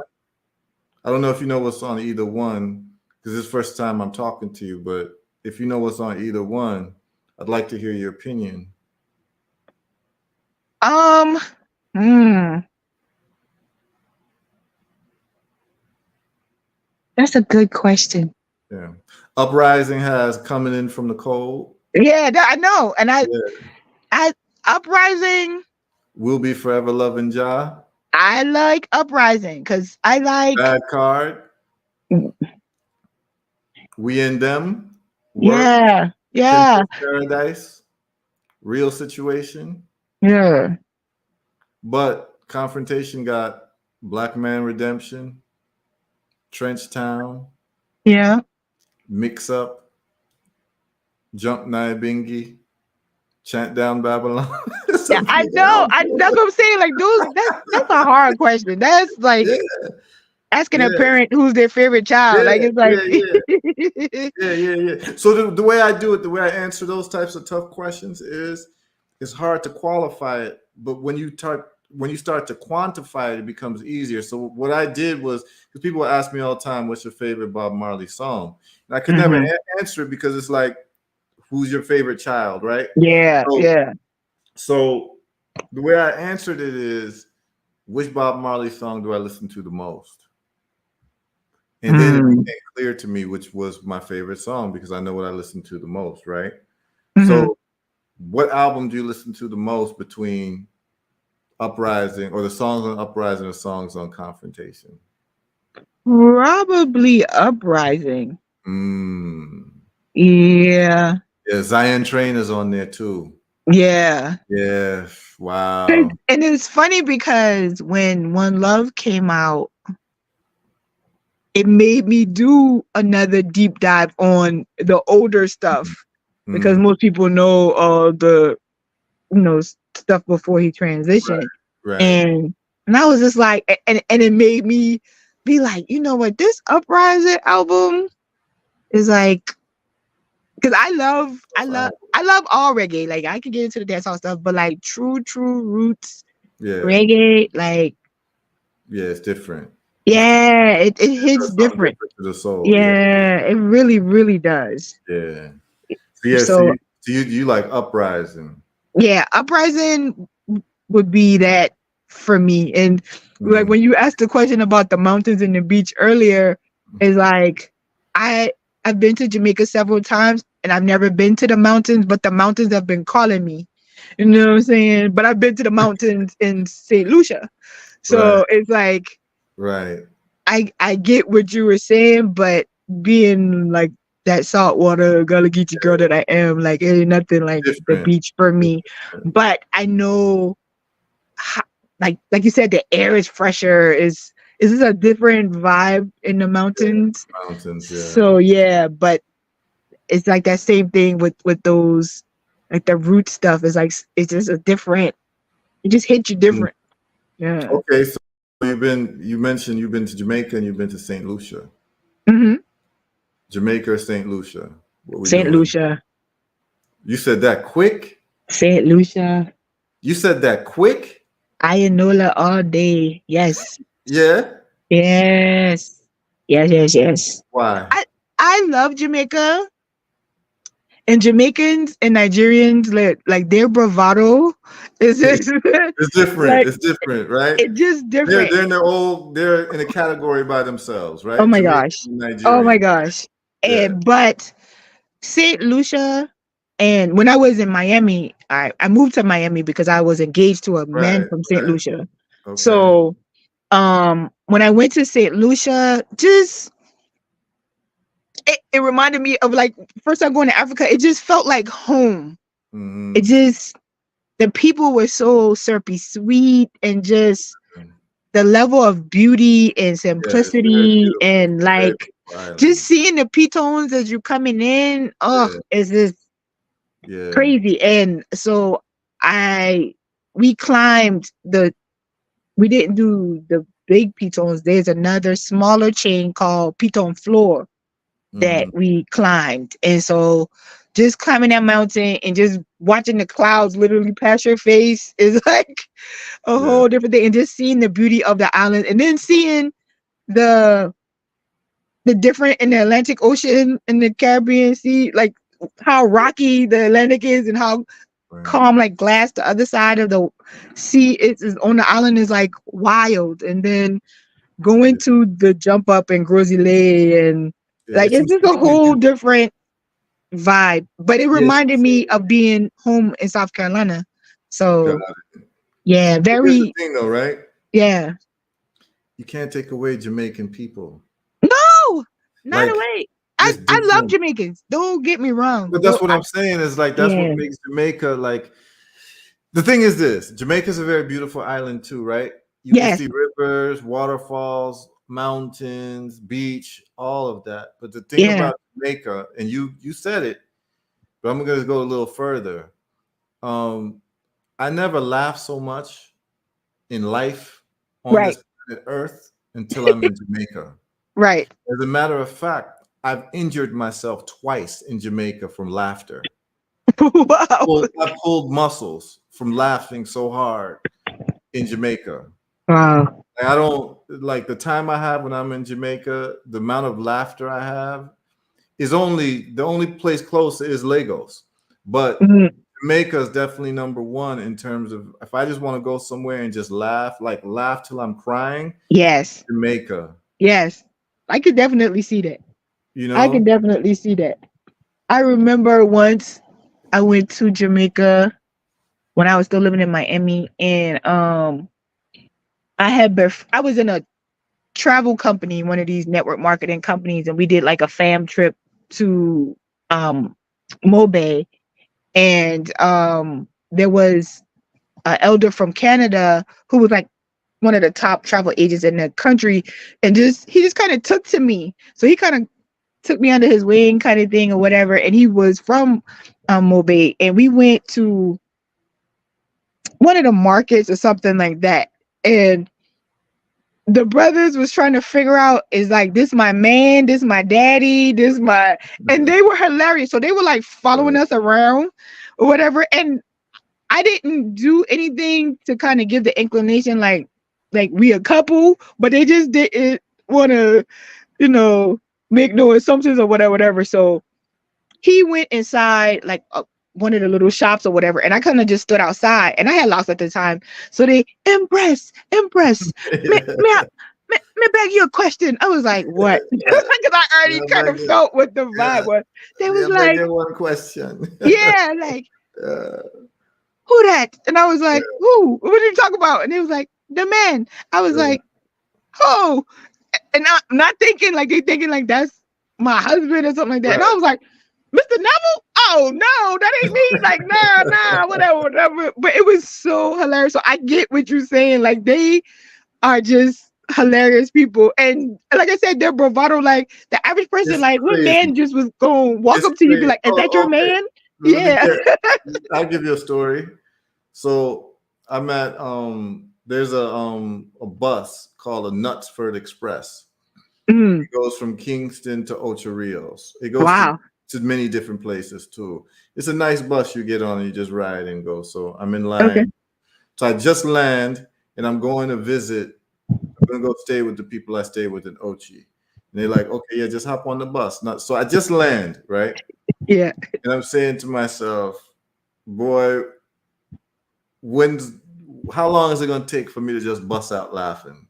Because it's just a matter of time, right? Okay, so I'm at the bus station and we're in line, right? And there's a woman in front of me and there's a man behind me. And the woman in front of me, she's waiting for a bus ticket and she's complaining about she have a headache. So, boy, me just have a one big pound in headache, man. Just a headache. She just keeps complaining, right? The man behind me steps from behind me and goes, sister, you say you have a headache. Well, I am a pain reliever.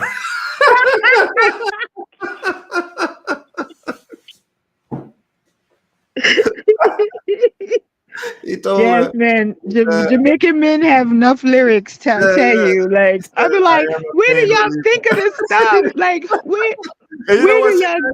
And the thing is like, you know that there's a dance that goes on, right? Yes. And of course, she just choops them. Right. Which pain reliever? It's like they go back and forth about pain relievers, you know? He Yeah, started naming pain reliever. You know, that is and she's like, "No, I don't." hilarious. He goes, "Which one you like, Motrin?" He said, "Nah, I don't." She said, "I don't like Motrin." Play one, bear. I got that. I'm all of that. I'm telling you, Yeah, just laughter. Just in Jamaica, that's you're just true. gonna laugh, laugh, laugh, laugh, laugh. That You know. that is so true. I And the went. thing is that everyone can sing. Everyone Yeah, have their song. Everyone has a song. You know. that's true. Everybody on that island That, has a song that's true. that they wrote themselves, and they Yes, don't have no problem singing it for you at any yes, moment in time. You know. yes, yes. That's Oh, that's Jamaica so is true. wild. There, Jamaica is the there. wildest place. I just saw a clip that Shaggy did recently. Is like an interview. It's been going around like last week or whatever, whatever. But he was just like, everybody in Jamaica is a star. You know what I'm Everybody. saying? And so he's like, I've seen my celebrity friends come and it's like nobody ain't checking for them or whatever, whatever. He was like, yeah, because everybody in Jamaica think they're a star. Everybody. You're not a celebrity. I'm a celebrity. You came to Everybody. Jamaica to see me, Right. Right. not Right. vice versa. And I thought that was so hilarious because that is so true. That is so Yo, true. Jamaica's the it's they got the most standout people on this planet, man. They do. They You really, know, really do. it They, is like thing is, it's like, you know what's so funny, when Americans go there, like Black Americans go to Jamaica for the first time and kind of navigate the conversations and every, like there was a yeah. sister. I was staying in Mobay, Hmm. and on Facebook there was a sister who got introduced to me who was visiting Jamaica, and a mutual friend said, you know, could you watch out for her and like go, you know, and pick her up from like the bus station. She's been in Jamaica for about 2 weeks. She's in Kingston. She wants to check out Mobay. She's taking a bus. Can you look out for her? I was like, yeah, I'll look out for her, you know? Yeah. And she comes to me and she's like, yo, um, yeah, Jamaica's like, I'm like, how you liking Jamaica? She said, I like it a lot. But, you know, I'm hanging out with these, like, you know, Jamaicans, and I meet some Rastas and all of that. And she said, but the only thing I don't like about Jamaica is they're always telling me I don't know something. I was like, what do you mean? She was like, I'll be saying something and they'll like basically telling me that I don't know what I'm talking about. And I'm like, what do you mean? She said, just tell me the conversation. And she said, okay, so I'll say, it's hot outside today. And they'll say, you don't know. Right. And I said, oh, no, they're not saying you don't know. No, they're not saying that to you. Yes. Yeah. They're No. actually agreeing with you. And she's like, Right. really? I was Yeah. like, yeah, you know? That's so funny. Yeah, That's like man. when I went with my mom the first time, and like I had locks, and so they dread, sister.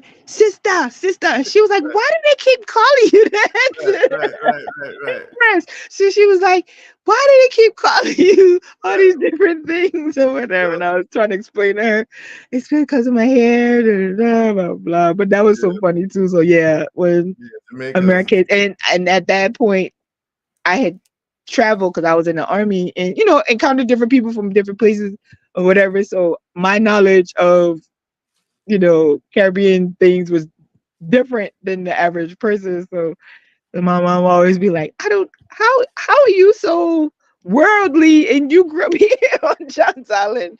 you're a But very interesting person. You in the army? yeah, yeah. So it's Damn. like one of those things. But I mean, it's amazing thing, and I'm very grateful for the opportunities that I've had and those that Mm, are yet to come. Just being able to learn and explore and experience different things and places and people, because like I said, growing up when I graduated high school, there were 80 people in my graduating class. So mm. it's like, to say I'm from a small island and have done all the things and experiences Yeah, that I had yeah. is like, You've seen a lot of the world. That's beautiful. yeah, yeah, A lot of it's a people huge blessing. a lot of people don't get to leave their local, Yeah, surroundings. like I said, a lot of my family members, they have never been out of the country for a while. A lot of them hadn't left South Carolina. So like a couple of family members moved to different places and they went to go visit them for the first time. And, now they're venturing out of the country a little bit more, outside of cruising, type of deal. Okay. But yeah. But that So time I went to the Bahamas, my family took a cruise. And so it was like 40 of us. And when we got off the ship in Nassau, I remember we had got off the boat and we were standing in the middle of like right where the dock is or whatever. And we was supposed to do a family excursion, and then they got off the boat and was like, I don't want to do that again. It's hot. But how black folks go. And people were walking by and they heard us talking and arguing, they hearing these accents and this. So one guy was like, where y'all from? Freeport? Yeah, y'all from Freeport? And we was like, what? Like, no, we're American. He was like, no, man, y'all sound like my cousin from Freeport, type of thing. Right. And we explaining to him, like, no, we're from South Carolina. We're from America. We're from South Carolina. He was like, no, man, y'all sound like us, whatever. So it was funny. And then when I first moved to Miami, everybody thought I was Bahamian. And I was like, why y'all think I'm Bahamian? And then when I really heard Bahamian people talking, I was like, I can see it. I can see it. A lot of Bahamians in Miami. Yes. And a lot of them are Haitians too, who went to Bahamas, Yeah. I learned that. Yeah. So, and like so I said, let me ask you something, right? Mhm. I was gonna say, no, you can continue because I was gonna ask you about your massage business and how people can reach out to you. Because there's people who tune in from the DC area. Yeah. And I'm sure that they would love to, get a massage every now and then and find someone good, and just from you talking, I'm sure anybody watching this right now knows that you got great energy. You know what I mean? Like I'm talking to you like I've known you for a long time. You know what I'm saying? Like, yeah, it's an Irie sister. You know what I'm saying? Yeah, So yeah, man, you're Irie. You're well Irie. So I give thanks. So how can people reach out to you in terms of finding out, how they can get a good massage therapist? Yes. The name of my company is a Soulful Touch Wellness. Okay. I'm on Instagram. I'm on Facebook. My website is asoulfultouch.com. It's a little antiquated, but I'm working on that. Okay. And but yeah, so I am a massage therapist. I'm a herbalist. Okay. Full spectrum like doula. what services do you have? Any products that people can buy? I have products. I have my own line of artisan herbal teas that I make. Nice. Where can they get it from? On my website, asoulfultouch.com. All right, let me go to your website right now. Yeah, so there's that. I have books. I started an apparel line. It's kind of defunct right now, but it's on the website as well. Okay. And I'm also, like I said earlier, I'm the founder of the Gullah Geechee Herbal Gathering, which is a herbal conference for Black and Indigenous herbalists and community that takes place in South Carolina, on my family's property, and it's happening October 11th through the 13th, 2024. Mm-hmm. Yeah. Nice. And we're gonna run to your website too. You got some messages. People say they're in DC, that you're Irie. Yeah. Someone said they know you. Peace, Nefer. Peace, sis. Hey. Oliver. Yeah. Shouting you out. Let's just run to your website right now. While we got you here, you could just run us through it. I love to do these things. So people who've come on the show, we just kind of chop it up. Yeah. But one of the things that I like to promote is for us to start dealing with what I call velocity of money, which is making money move with us. You know what I'm saying? Mm-hmm. Between us. So what I'm going to do is I'm going to take us off the screen. We're going to go through your website. We want to promote what you're doing. They say, can you post a website? Yep, I got it right here. And it's a Soulful Touch. Wow. So if you look at the screen, soulfultouch.com. Yeah. Look through the screen. Check out our new apparel line in the online store. She's got home, about me, services, blog, store. Let's go to Yeah. services. Yes. So with her services, okay, she's doing. You do Reiki? Yes, I'm a Reiki Okay. master. Okay. Like I said, my site hasn't been updated in a while, and I've gotten several certifications since I last Oh, updated my okay. website. So I also do corporate and event massage, so like chair massage, Okay. retreat services, sound therapy. I'm a certified sound therapist using gongs, crystal bowls, tuning forks, Oh, nice. as well. I also do auricular therapy, which is ear seeding, which is similar to acupuncture but without the needles. Um, Oh, really?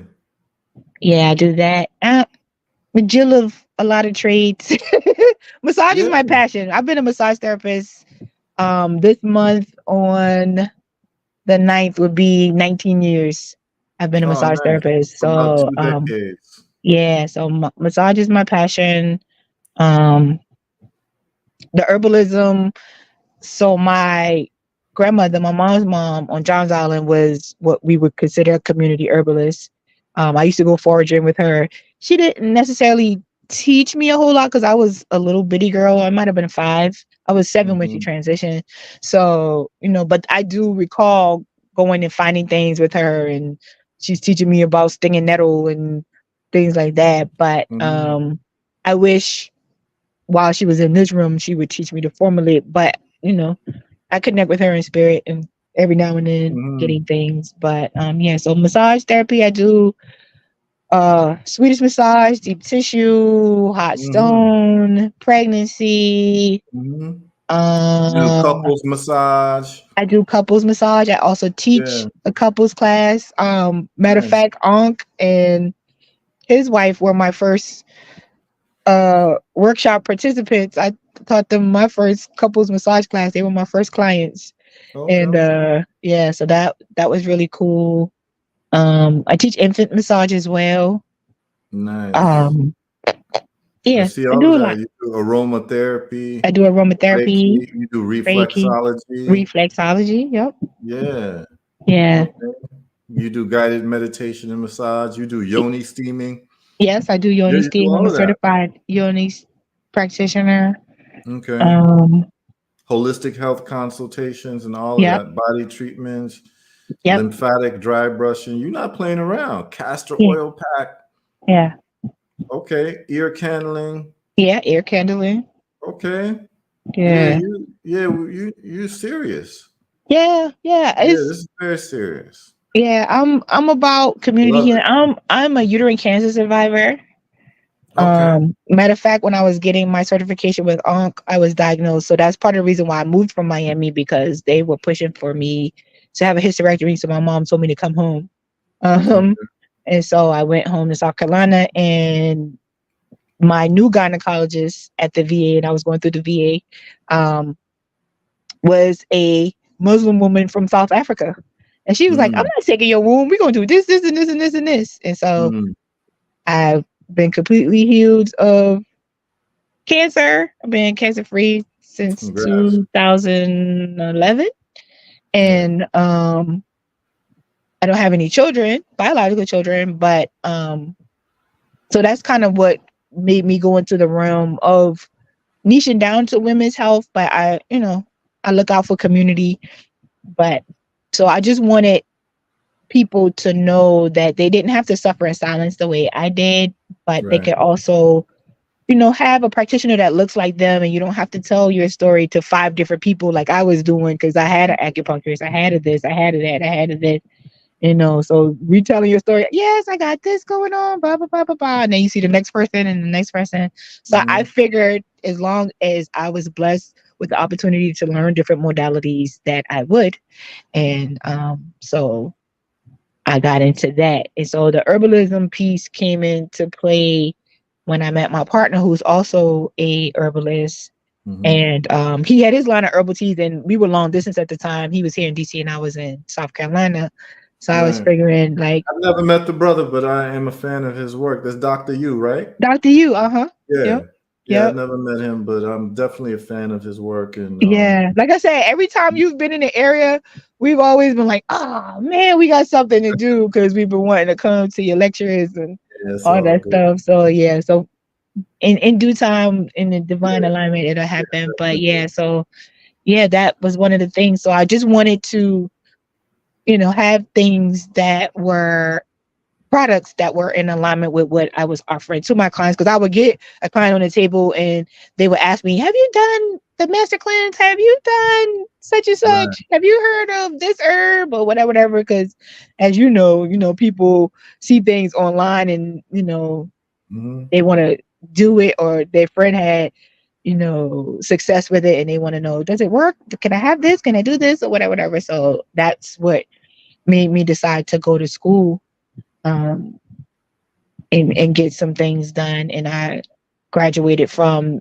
what was then the Australasian College of Healthcare Sciences, which is now the American College of Healthcare Sciences, that was started by a woman from New Zealand who was Maori. So it was like, I'm getting this indigenous information, you know. I had stalked the school for years to the point when I finally signed up, the admission counselor remembered me. She was like, "Oh, finally, you stopped kicking tires and you signed up for school." So very Hmm. comprehensive thing, and so it kicked off from there. And Beautiful. just want to do things for the community. Yeah, it's I had great. I mean, you got some great stuff on your website. I love it. thank you. You got a lot of these herbs and teas. People, please pay attention. Go to asoulfultouch.com. Go to the store. She's got aches be gone, inflammation tea, ambrosia tea, anemia tea. So if you got anemia, you know what I'm Yeah, saying, low iron, you might want to check her out. yeah, Carolina Dreams, I guess it helps you sleep, right? yes, yes, yes. Carolina Zinger. Yeah, Carolina Zing is my version of like a tummy tea, Okay, because it has the ginger base kind of got deal. it. Got Yeah. it. And ceasefire, stop smoking tea. Yes, I've had people stop smoking weed taking their tea. Okay. They was Okay. like, I was trying to stop smoking cigarettes, but you cut my herb consumption too. Cool. And then you got Flow Ease, a menstrual tea. Yep, Yep, Acidic tea, which we use for cancer. yep. Um, Headache away tea. Hmm. All type. You got Happy Heart tea, Heru Beauty tea, Hormones and Harmony tea. I love it. I Yep. love Thank you. it. Yeah. And I'm so glad I asked you this question, because we would have been remiss for you to leave and not break down what you're doing, because Yeah. there's other people. Let me tell you the thing that I saw. I didn't know that you made this, but now I'm going to refer people to you, because I refer people to this product all the time, but I refer them to Jaya Herbs. I'm going to refer it to you, but let me wait till I get there. You've got Hot Mama Menopause tea, Uh-huh. Kupenda Love tea. What's this Kupenda Love tea? So that's my version of an aphrodisiac. Okay, for males Yeah. and females. Uh-huh. Okay, Yeah. and the way you said it sounded very sure. Yeah. So Oh yeah. Yeah. Yeah. okay, all right, and then you Yeah. got I've got some great testimonials for that, but I told him, I was like, I'm only community auntie. I'm not babysitting. right. But you want to be responsible for the outcomes, right? Yes. Yes. All Yes. right. Mucus Buster, you got Yeah. that. That's my top seller actually, and Okay, that helped a lot of people doing the C the word. whole pandemic thing, Yeah. right? And then you Yeah. got the simple detox tea, peaceful mind tea, pick me up tea, Yeah. secret garden tea. What's the secret garden tea? What's that about? It's just a nice smoothing, but it's a relaxing tea. So it's kind of, because it has a lot of nervines in it. Just want to, because some people don't like teas and they drink for taste. So Mm, I tried to formulate too where it's healthy but it tastes good. So that Secret Garden is kind of that, my version of like a floral kind of right. tasty tea, but it also has that like take the edge off your day kind of deal. Okay. And you have Sea Island Serenity Tea, Yeah, it's Summertime Tea. sort of the same thing. Hmm. And you Yeah. have the Waterfalls Womb Detox Tea.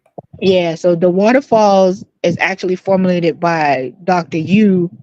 And I just decided to carry it because it's such a potent womb detox. And I actually Mhm. use it in my yoni steams minus the African bird pepper.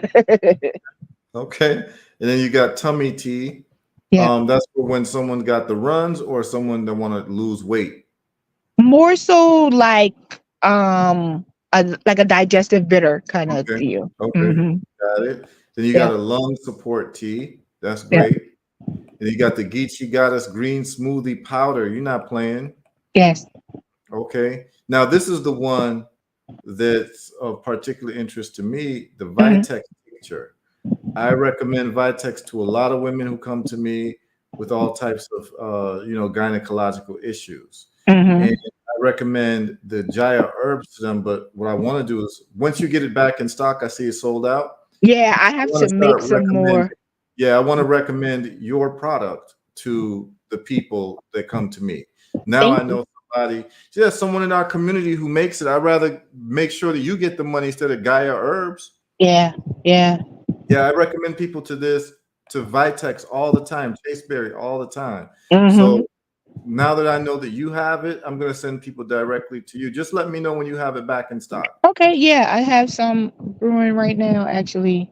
Perfect. Because I had stopped making medicine for a while because 2 years ago I was hospitalized and diagnosed with lupus, Okay. and I almost lost my eyesight. I didn't lose my vision, but I almost lost my eyesight, and just ethically, I didn't feel comfortable making medicine when I wasn't feeling optimally well, and I really Mm, couldn't see well anyway. But now I'm in a much better space, and actually, I just saw my rheumatologist on last week, and I don't have to see them for 6 months. Um, so just being a product of my okay. products and having an amazing master herbalist at my Mhm. disposal as well. So it's been a really beautiful journey. So now I'm in that process. I actually just made some peaceful mind tea for some nurses in Baltimore for Nurses Week. I just donated that to them as a thank you for being nurses, So yeah.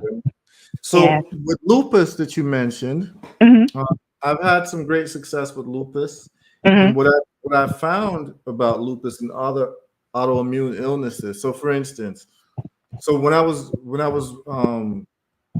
let me get us back on the screen. So when I was doing research for my book on eradicating cancer and Hmm. finding the connection between parasites.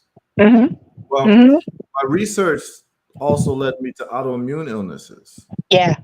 And what I found out was there was a few doctors from the research that I was doing it. They would, so for instance, like people with multiple sclerosis is Hmm. another autoimmune disease. What they would do is he would take the cerebral spinal fluid from people with multiple sclerosis. And what he found in Hmm. every single case, without exception, when he looked at the cerebral spinal fluid, all of them had intracellular parasites.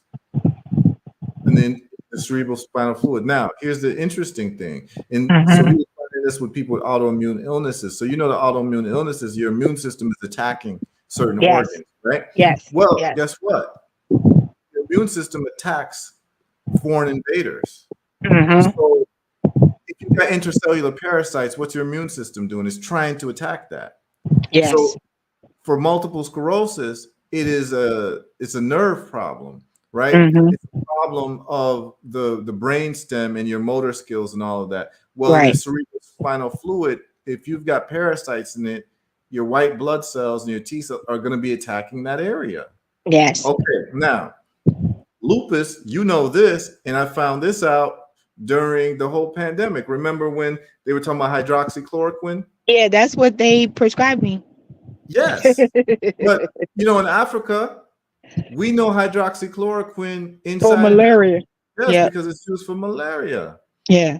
So when they were starting to say that, oh, you shouldn't take hydroxychloroquine for this pandemic because it'll kill you, I knew that they were lying because I know that we use hydroxychloroquine freely in Africa, like freely.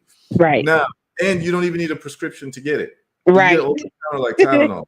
I knew that they were lying. So when I started looking further in it, then I started seeing that they prescribe it for people with lupus and rheumatoid arthritis, Hmm. which are all autoimmune illnesses. Yep. But hydroxychloroquine is an anti-parasitic. So what I found was is that with these autoimmune illnesses, you can actually treat them like how I've been successful in reversing cancer is one, you starve the body from what parasites like. So that is the white flour, the Yes. white rice, all those things with sugar. Sugar. Yeah. Right. Well, you know that for inflammation as Yep. well. And then you take antiparasitics, but you take a combination of antiparasitics. So sometimes the hydroxychloroquine is not enough because Yeah. there's different parasites. There's like 4 main parasites that attack intracellular bodies. So the thing is that one antiparasitic has a certain mechanism of action while another has a different. So for instance, fenbendazole, one of its main mechanisms of action and why it works so well against cancer is that it actually starves parasites of glucose intake, which is their main intake. Whereas Yeah. ivermectin actually paralyzes them Right. and they die through paralysis. So what I'm saying to you is, I don't know if you've tried it, but if you can try a combination of antiparasitics for your Yeah. What lupus, yeah, that works. what I've been really successful with, because it kind of goes with the same vein, is with the gut flora stuff. Mm, So mm, treating those parasites with the gut, got and so even just doing kombuchas, right. doing different herbs that are good for that, Yeah, and also probiotic. yeah, so and doing a really good liver cleanse. So I was doing some serious liver cleansing, and that has really helped along the way. Because the crazy part is I don't have the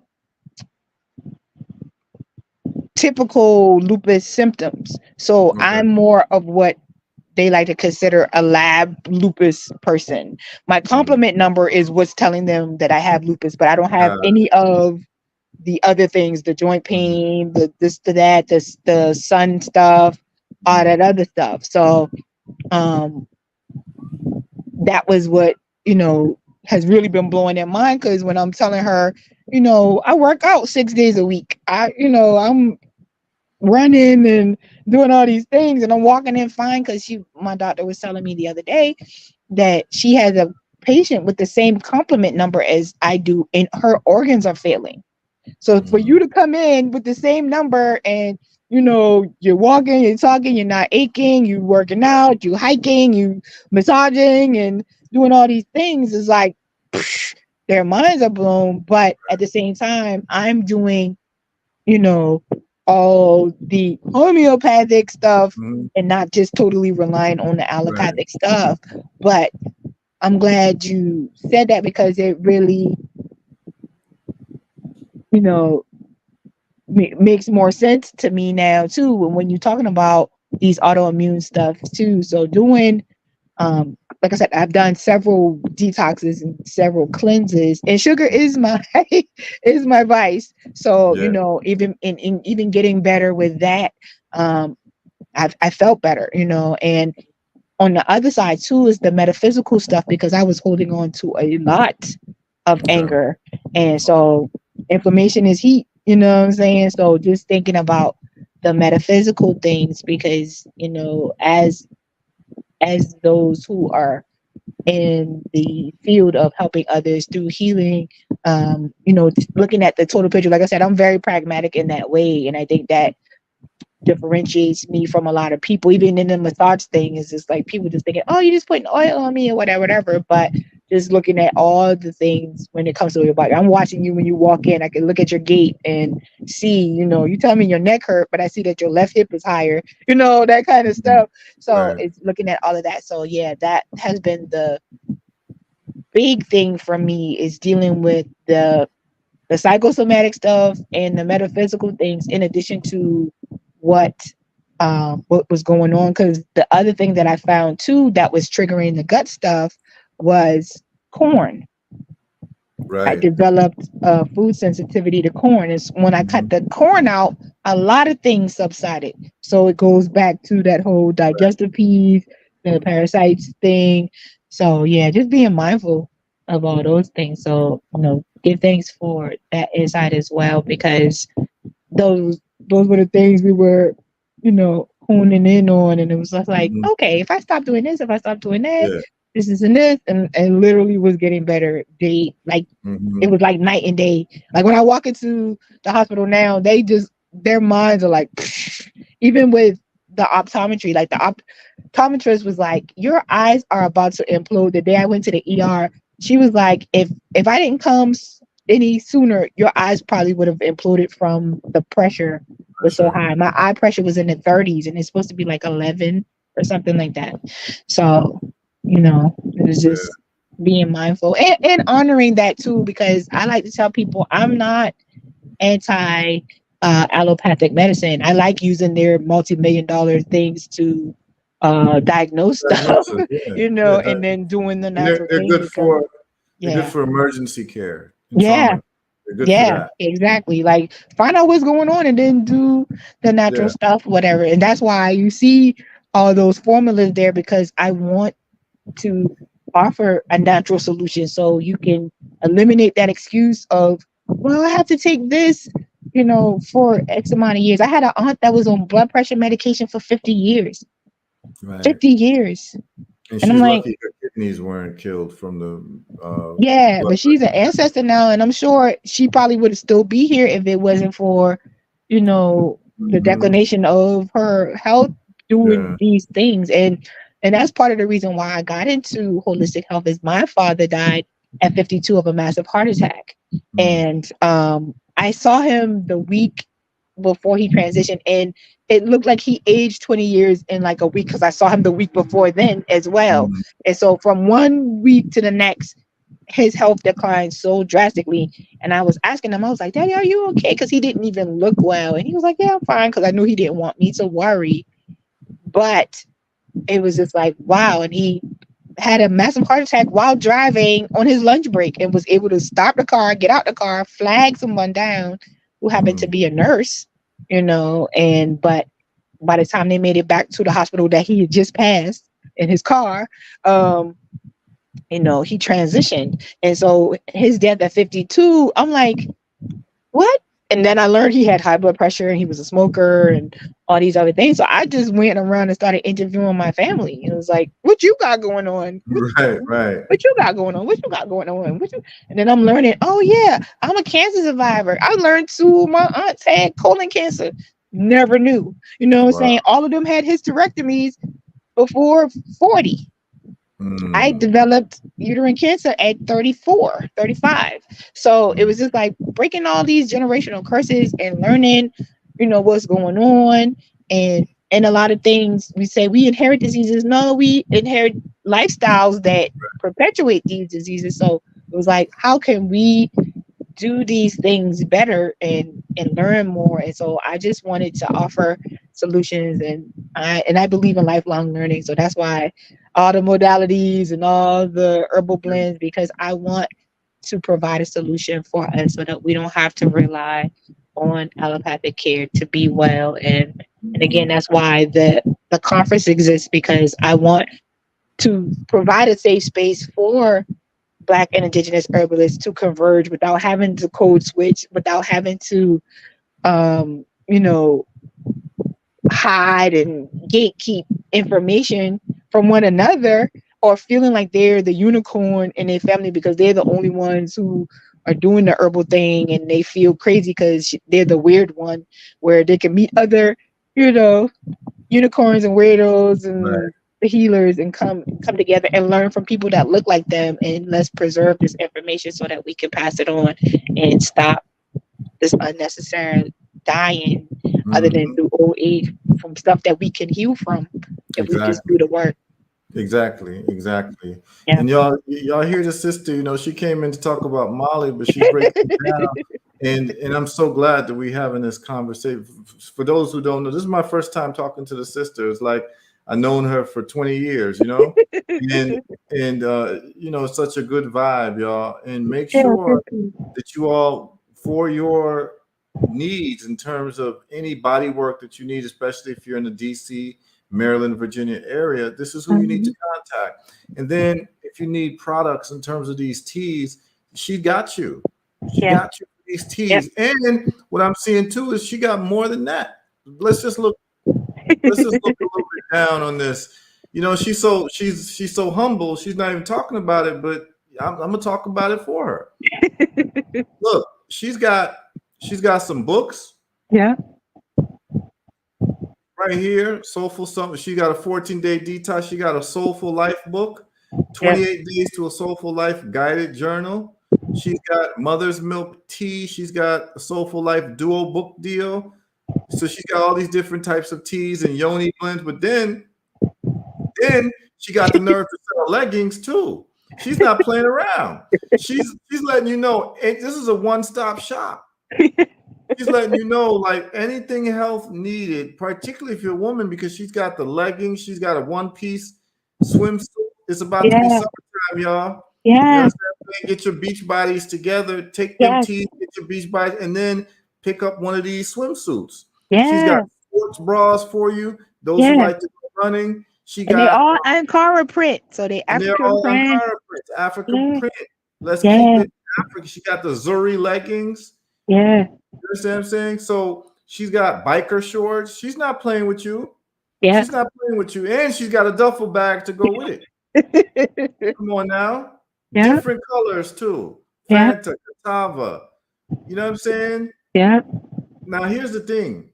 People who call in, now people who tend to watch my show tend to be dynamic people. I probably have some of the most dynamic listeners and people who've actually produced and have been productive with their lives. That's why they like to tune into a show like this. Most people, you know, are not going to tune into something like this unless they're a certain type of a thinker and a doer.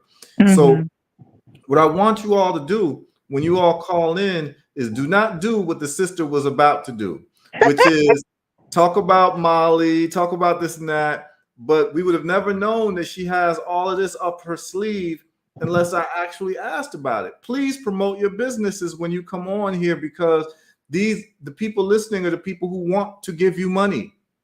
Trust me, everybody listening who's a business owner, you come on my show, promote your business. I'm going to ask you about your business because this is all about us being better, us making more money, us being able to live where we want to live. Because I live where I want to live. I travel when I want to travel. I sleep when I want to sleep. And I wake up when I want to wake up. And I want this for everybody. And I want this for everybody tuning in. And the only way we do this is if we know about each other's businesses. Like I said, I'm sending everybody who needs Vitex straight to you, sis, whenever you have it ready. But she's got leggings, y'all. She's got sports bras. She's got backpacks. She's got flip-flops. She's not playing. You understand what I'm saying? Like, it doesn't stop. She's really about that life. She's about that entrepreneur life. There's nowhere else you all should be getting leggings. Who's making Ankara lemmings? Lululemon? They're not making this stuff. No. You understand what I'm saying? So y'all gotta holler at the sister. You know what I'm saying? These yoga pants, all that. Pick one up for the woman in your life, brothers, or the sisters. Pick one up for yourselves. It's all here. It's all here. She's got it. She's got yoga shorts. Anything you need, just go to the website. The website is asoulfultouch.com. Yes. There's, you know, this exists for us. And trust me, you all can see from the sister's energy, this is the person you want to give your money to. You understand? So many times we give our money to people we don't know. We don't know what their attitudes are. We don't know who their energy is. You get an opportunity now to actually see the proprietor of these beautiful products. And you get a massage while you at it. Yes. How about that? Yes. So yeah, I'm feeling it. I'm feeling it, sis. And I just want to tell you, I'm so proud of your work. I'm so proud. This is my first time meeting you, but I am very impressed with what you've done. I'm impressed with your life story, the things you've been through. I mean, this has just been such a pleasurable conversation, you know? Oh, likewise. And I was just laying here. I'm crazy because I'm freaking out because I'm in my bathroom talking to you this whole time because I was on the bed just chilling. It's been a long day. And I saw, you know, the post pop up on Facebook. So I was just like, oh, let me check out what the brother got going on. And never foresaw all of this Right. happening. So, but thank you Yeah. so much. I thank you for the work that you're doing, and thank you for this show and the opportunity to share my work. Because as you say, I'm very humble. I just love what I do, and I'm very community oriented. I believe in walking my talk. So this Mhm. isn't an act for anybody. Those who know me that were on the call earlier and all that other stuff, they can tell you this. What you see is what you get. I don't have an internet persona and then you get a different Right. Right. person. That's just not how I operate. And Right. I'm very grateful to be in community with amazing brothers like yourself doing the work and uplifting us and educating us so that we Mhm. can, like you said, lead these lives that we desire, but also we deserve. You know. Exactly. So yeah, thank you. And please do not be shy about promoting yourself and your product, sis, because I, you got great I'm not. stuff. Please I don't was be shy just a about it. little apprehensive because, like I No, said, the website needed to be updated. But I was no, like, your this website looks beautiful. It looks beautiful. The images look beautiful. Sometimes we're too hard on ourselves, but true. more importantly, though, understand this: the block needs to be fed. Yes. You Yes. feeding the block. Yes. They need them yoga pants. Yeah. They need the swimwear you got, the Ankara prints. You feeding the block. Yeah. The block is hungry. You Yeah. understand? So when you Yes. come on, let the block know that you got what they need. You understand? Feed the block. The block Yeah. is hungry, you know? Yeah, you Message got received. exactly the block needs to eat, and you got what they need. You definitely got what the block needs, you know? So Okay. y'all please tune in, check out the sisters website, asoulfultouch.com. It's Yeah. summertime, summertime is coming. This is Yeah. exactly what you need. You need these teas, you need these books, and you Yeah. need these pieces of clothing and fashion. It's very fashionable, very Yeah. beautiful pictures. Yeah, and your website looks just fine, sis. It looks Thank great. you. You know what I Thank mean? you. Yeah, we be just too hard on ourselves. But no, I'm so glad that I'm able to see this, but especially with the Vitex, trust me, because I think over the last 3 years, I've probably sent $10,000 worth of money to Wow. Gaia Herbs for Vitex. Wow. Because when I Yeah. lecture, I talk about Vitex, and people, ask me about, most of these women are estrogen dominant. And Mm-hmm. they don't have any progesterone to balance it off, and so the Yeah. Vitex brings everything back into balance. And Yep. there's a lot of sisters I've recommended Vitex to. They thought they could never have a child. They got pregnant within like 30 days. Yep. And Yep. I've tried to Yeah. tell them about the Vitex. If you ain't trying to get pregnant, don't let a brother look at you too hard. I know that's right. Yeah, Vitex and Maca will do it for you. They will Real definitely talk, hook you up. you Yeah. know? So Yeah, yeah, no, I appreciate that. Yeah, I will definitely um let you know. Like I said, I just started a new batch, so um Yeah, getting just holler getting at me. things back in the order. Yeah, so I Yeah, would holler at definitely. me whenever you got it, just so I know. And I'll just tell people to go to your website. That's Okay. exactly what I'm gonna be promoting that Yeah. for that link. Yes. Yes. Yes. Yes. Yes, sis. And it is almost 1:30 a.m. Yes. Yeah, we're gonna sign out, but this has been a great conversation. That's Yeah. what happens whenever we do this or that.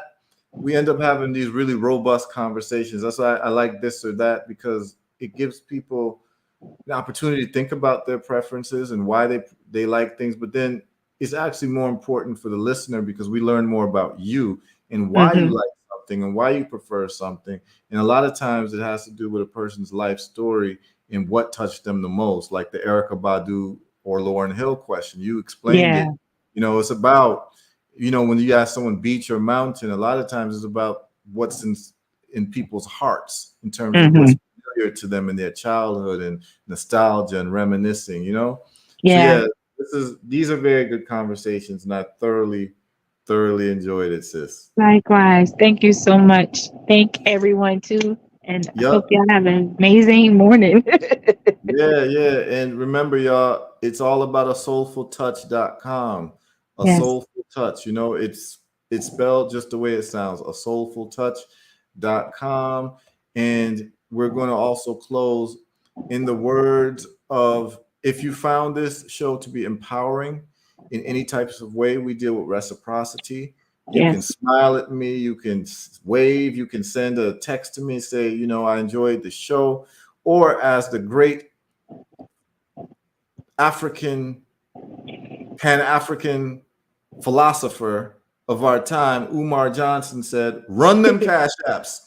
Run them cash apps. You know what I'm saying? So if you like this, you can cash app $herbal results. And it will be appreciated, because what it does, it shows me that you're voting with your dollars, because that's the voting that counts in this world. You're voting with your money, you're voting with your time, and just let me know that this has been something that has been useful to you in any way. And I can tell you right now, for the people who tuned in early, if you got the ism I gave y'all about the black soap and the black soap and shea butter links, that you basically can get a year's worth for about $36. You know, you just saved a lot of money by watching the show. If you missed it, just go to the beginning. The links are there and all of that. So we saved money today, and we about to, the money that we saved by buying black soap and shea butter, 10 pounds each for the whole year. You don't have to buy Dr. Bronner's no more. You don't have to buy Dove, Ivory, none of that. Dial, you don't got to do none of that. You can get your soap and you just soak it in some hot water, and it will liquefy, and you will have liquid soap, and that'll last you, your household, for a whole year. You're going to save about $1,000. With a percentage of that, I'm asking you, with that savings, to go to asoulfultouch.com and bless the sister up and bless yourself up by getting what you need there. Just let that place be the go-to for your teas. Let it be the go-to for any yoga pants. I know that the people listening, that's what they'll do, because the people are serious people. We don't have to convince them. They understand the importance of the velocity of money and money circulating amongst ourselves to create the lives that we want. So take whatever savings you got from the knowledge you got today and redistribute that wealth towards sisters like Ketnu Nefer, who's really, really putting in that work and keeping it humble and maintaining just a positive Irie vibes. People like that. These are the people we want out in front. These are the people we want. That's who we want out in front, speaking for us. People who are well-adjusted people with great personalities and a great disposition, and people who have lived life and have wisdom. This is what we want. This is all we ever wanted. So to the people listening, thanks for tuning in. Salute to everybody. Enough love to everybody. And Sister Ketnu, it was an honor and a pleasure meeting you. Likewise. And hope to meet you and the brother Dr. Yu at some point in DC. Yes, looking forward to it. Thank you so much. Peace and blessings. All right. Peace, everyone. Bless.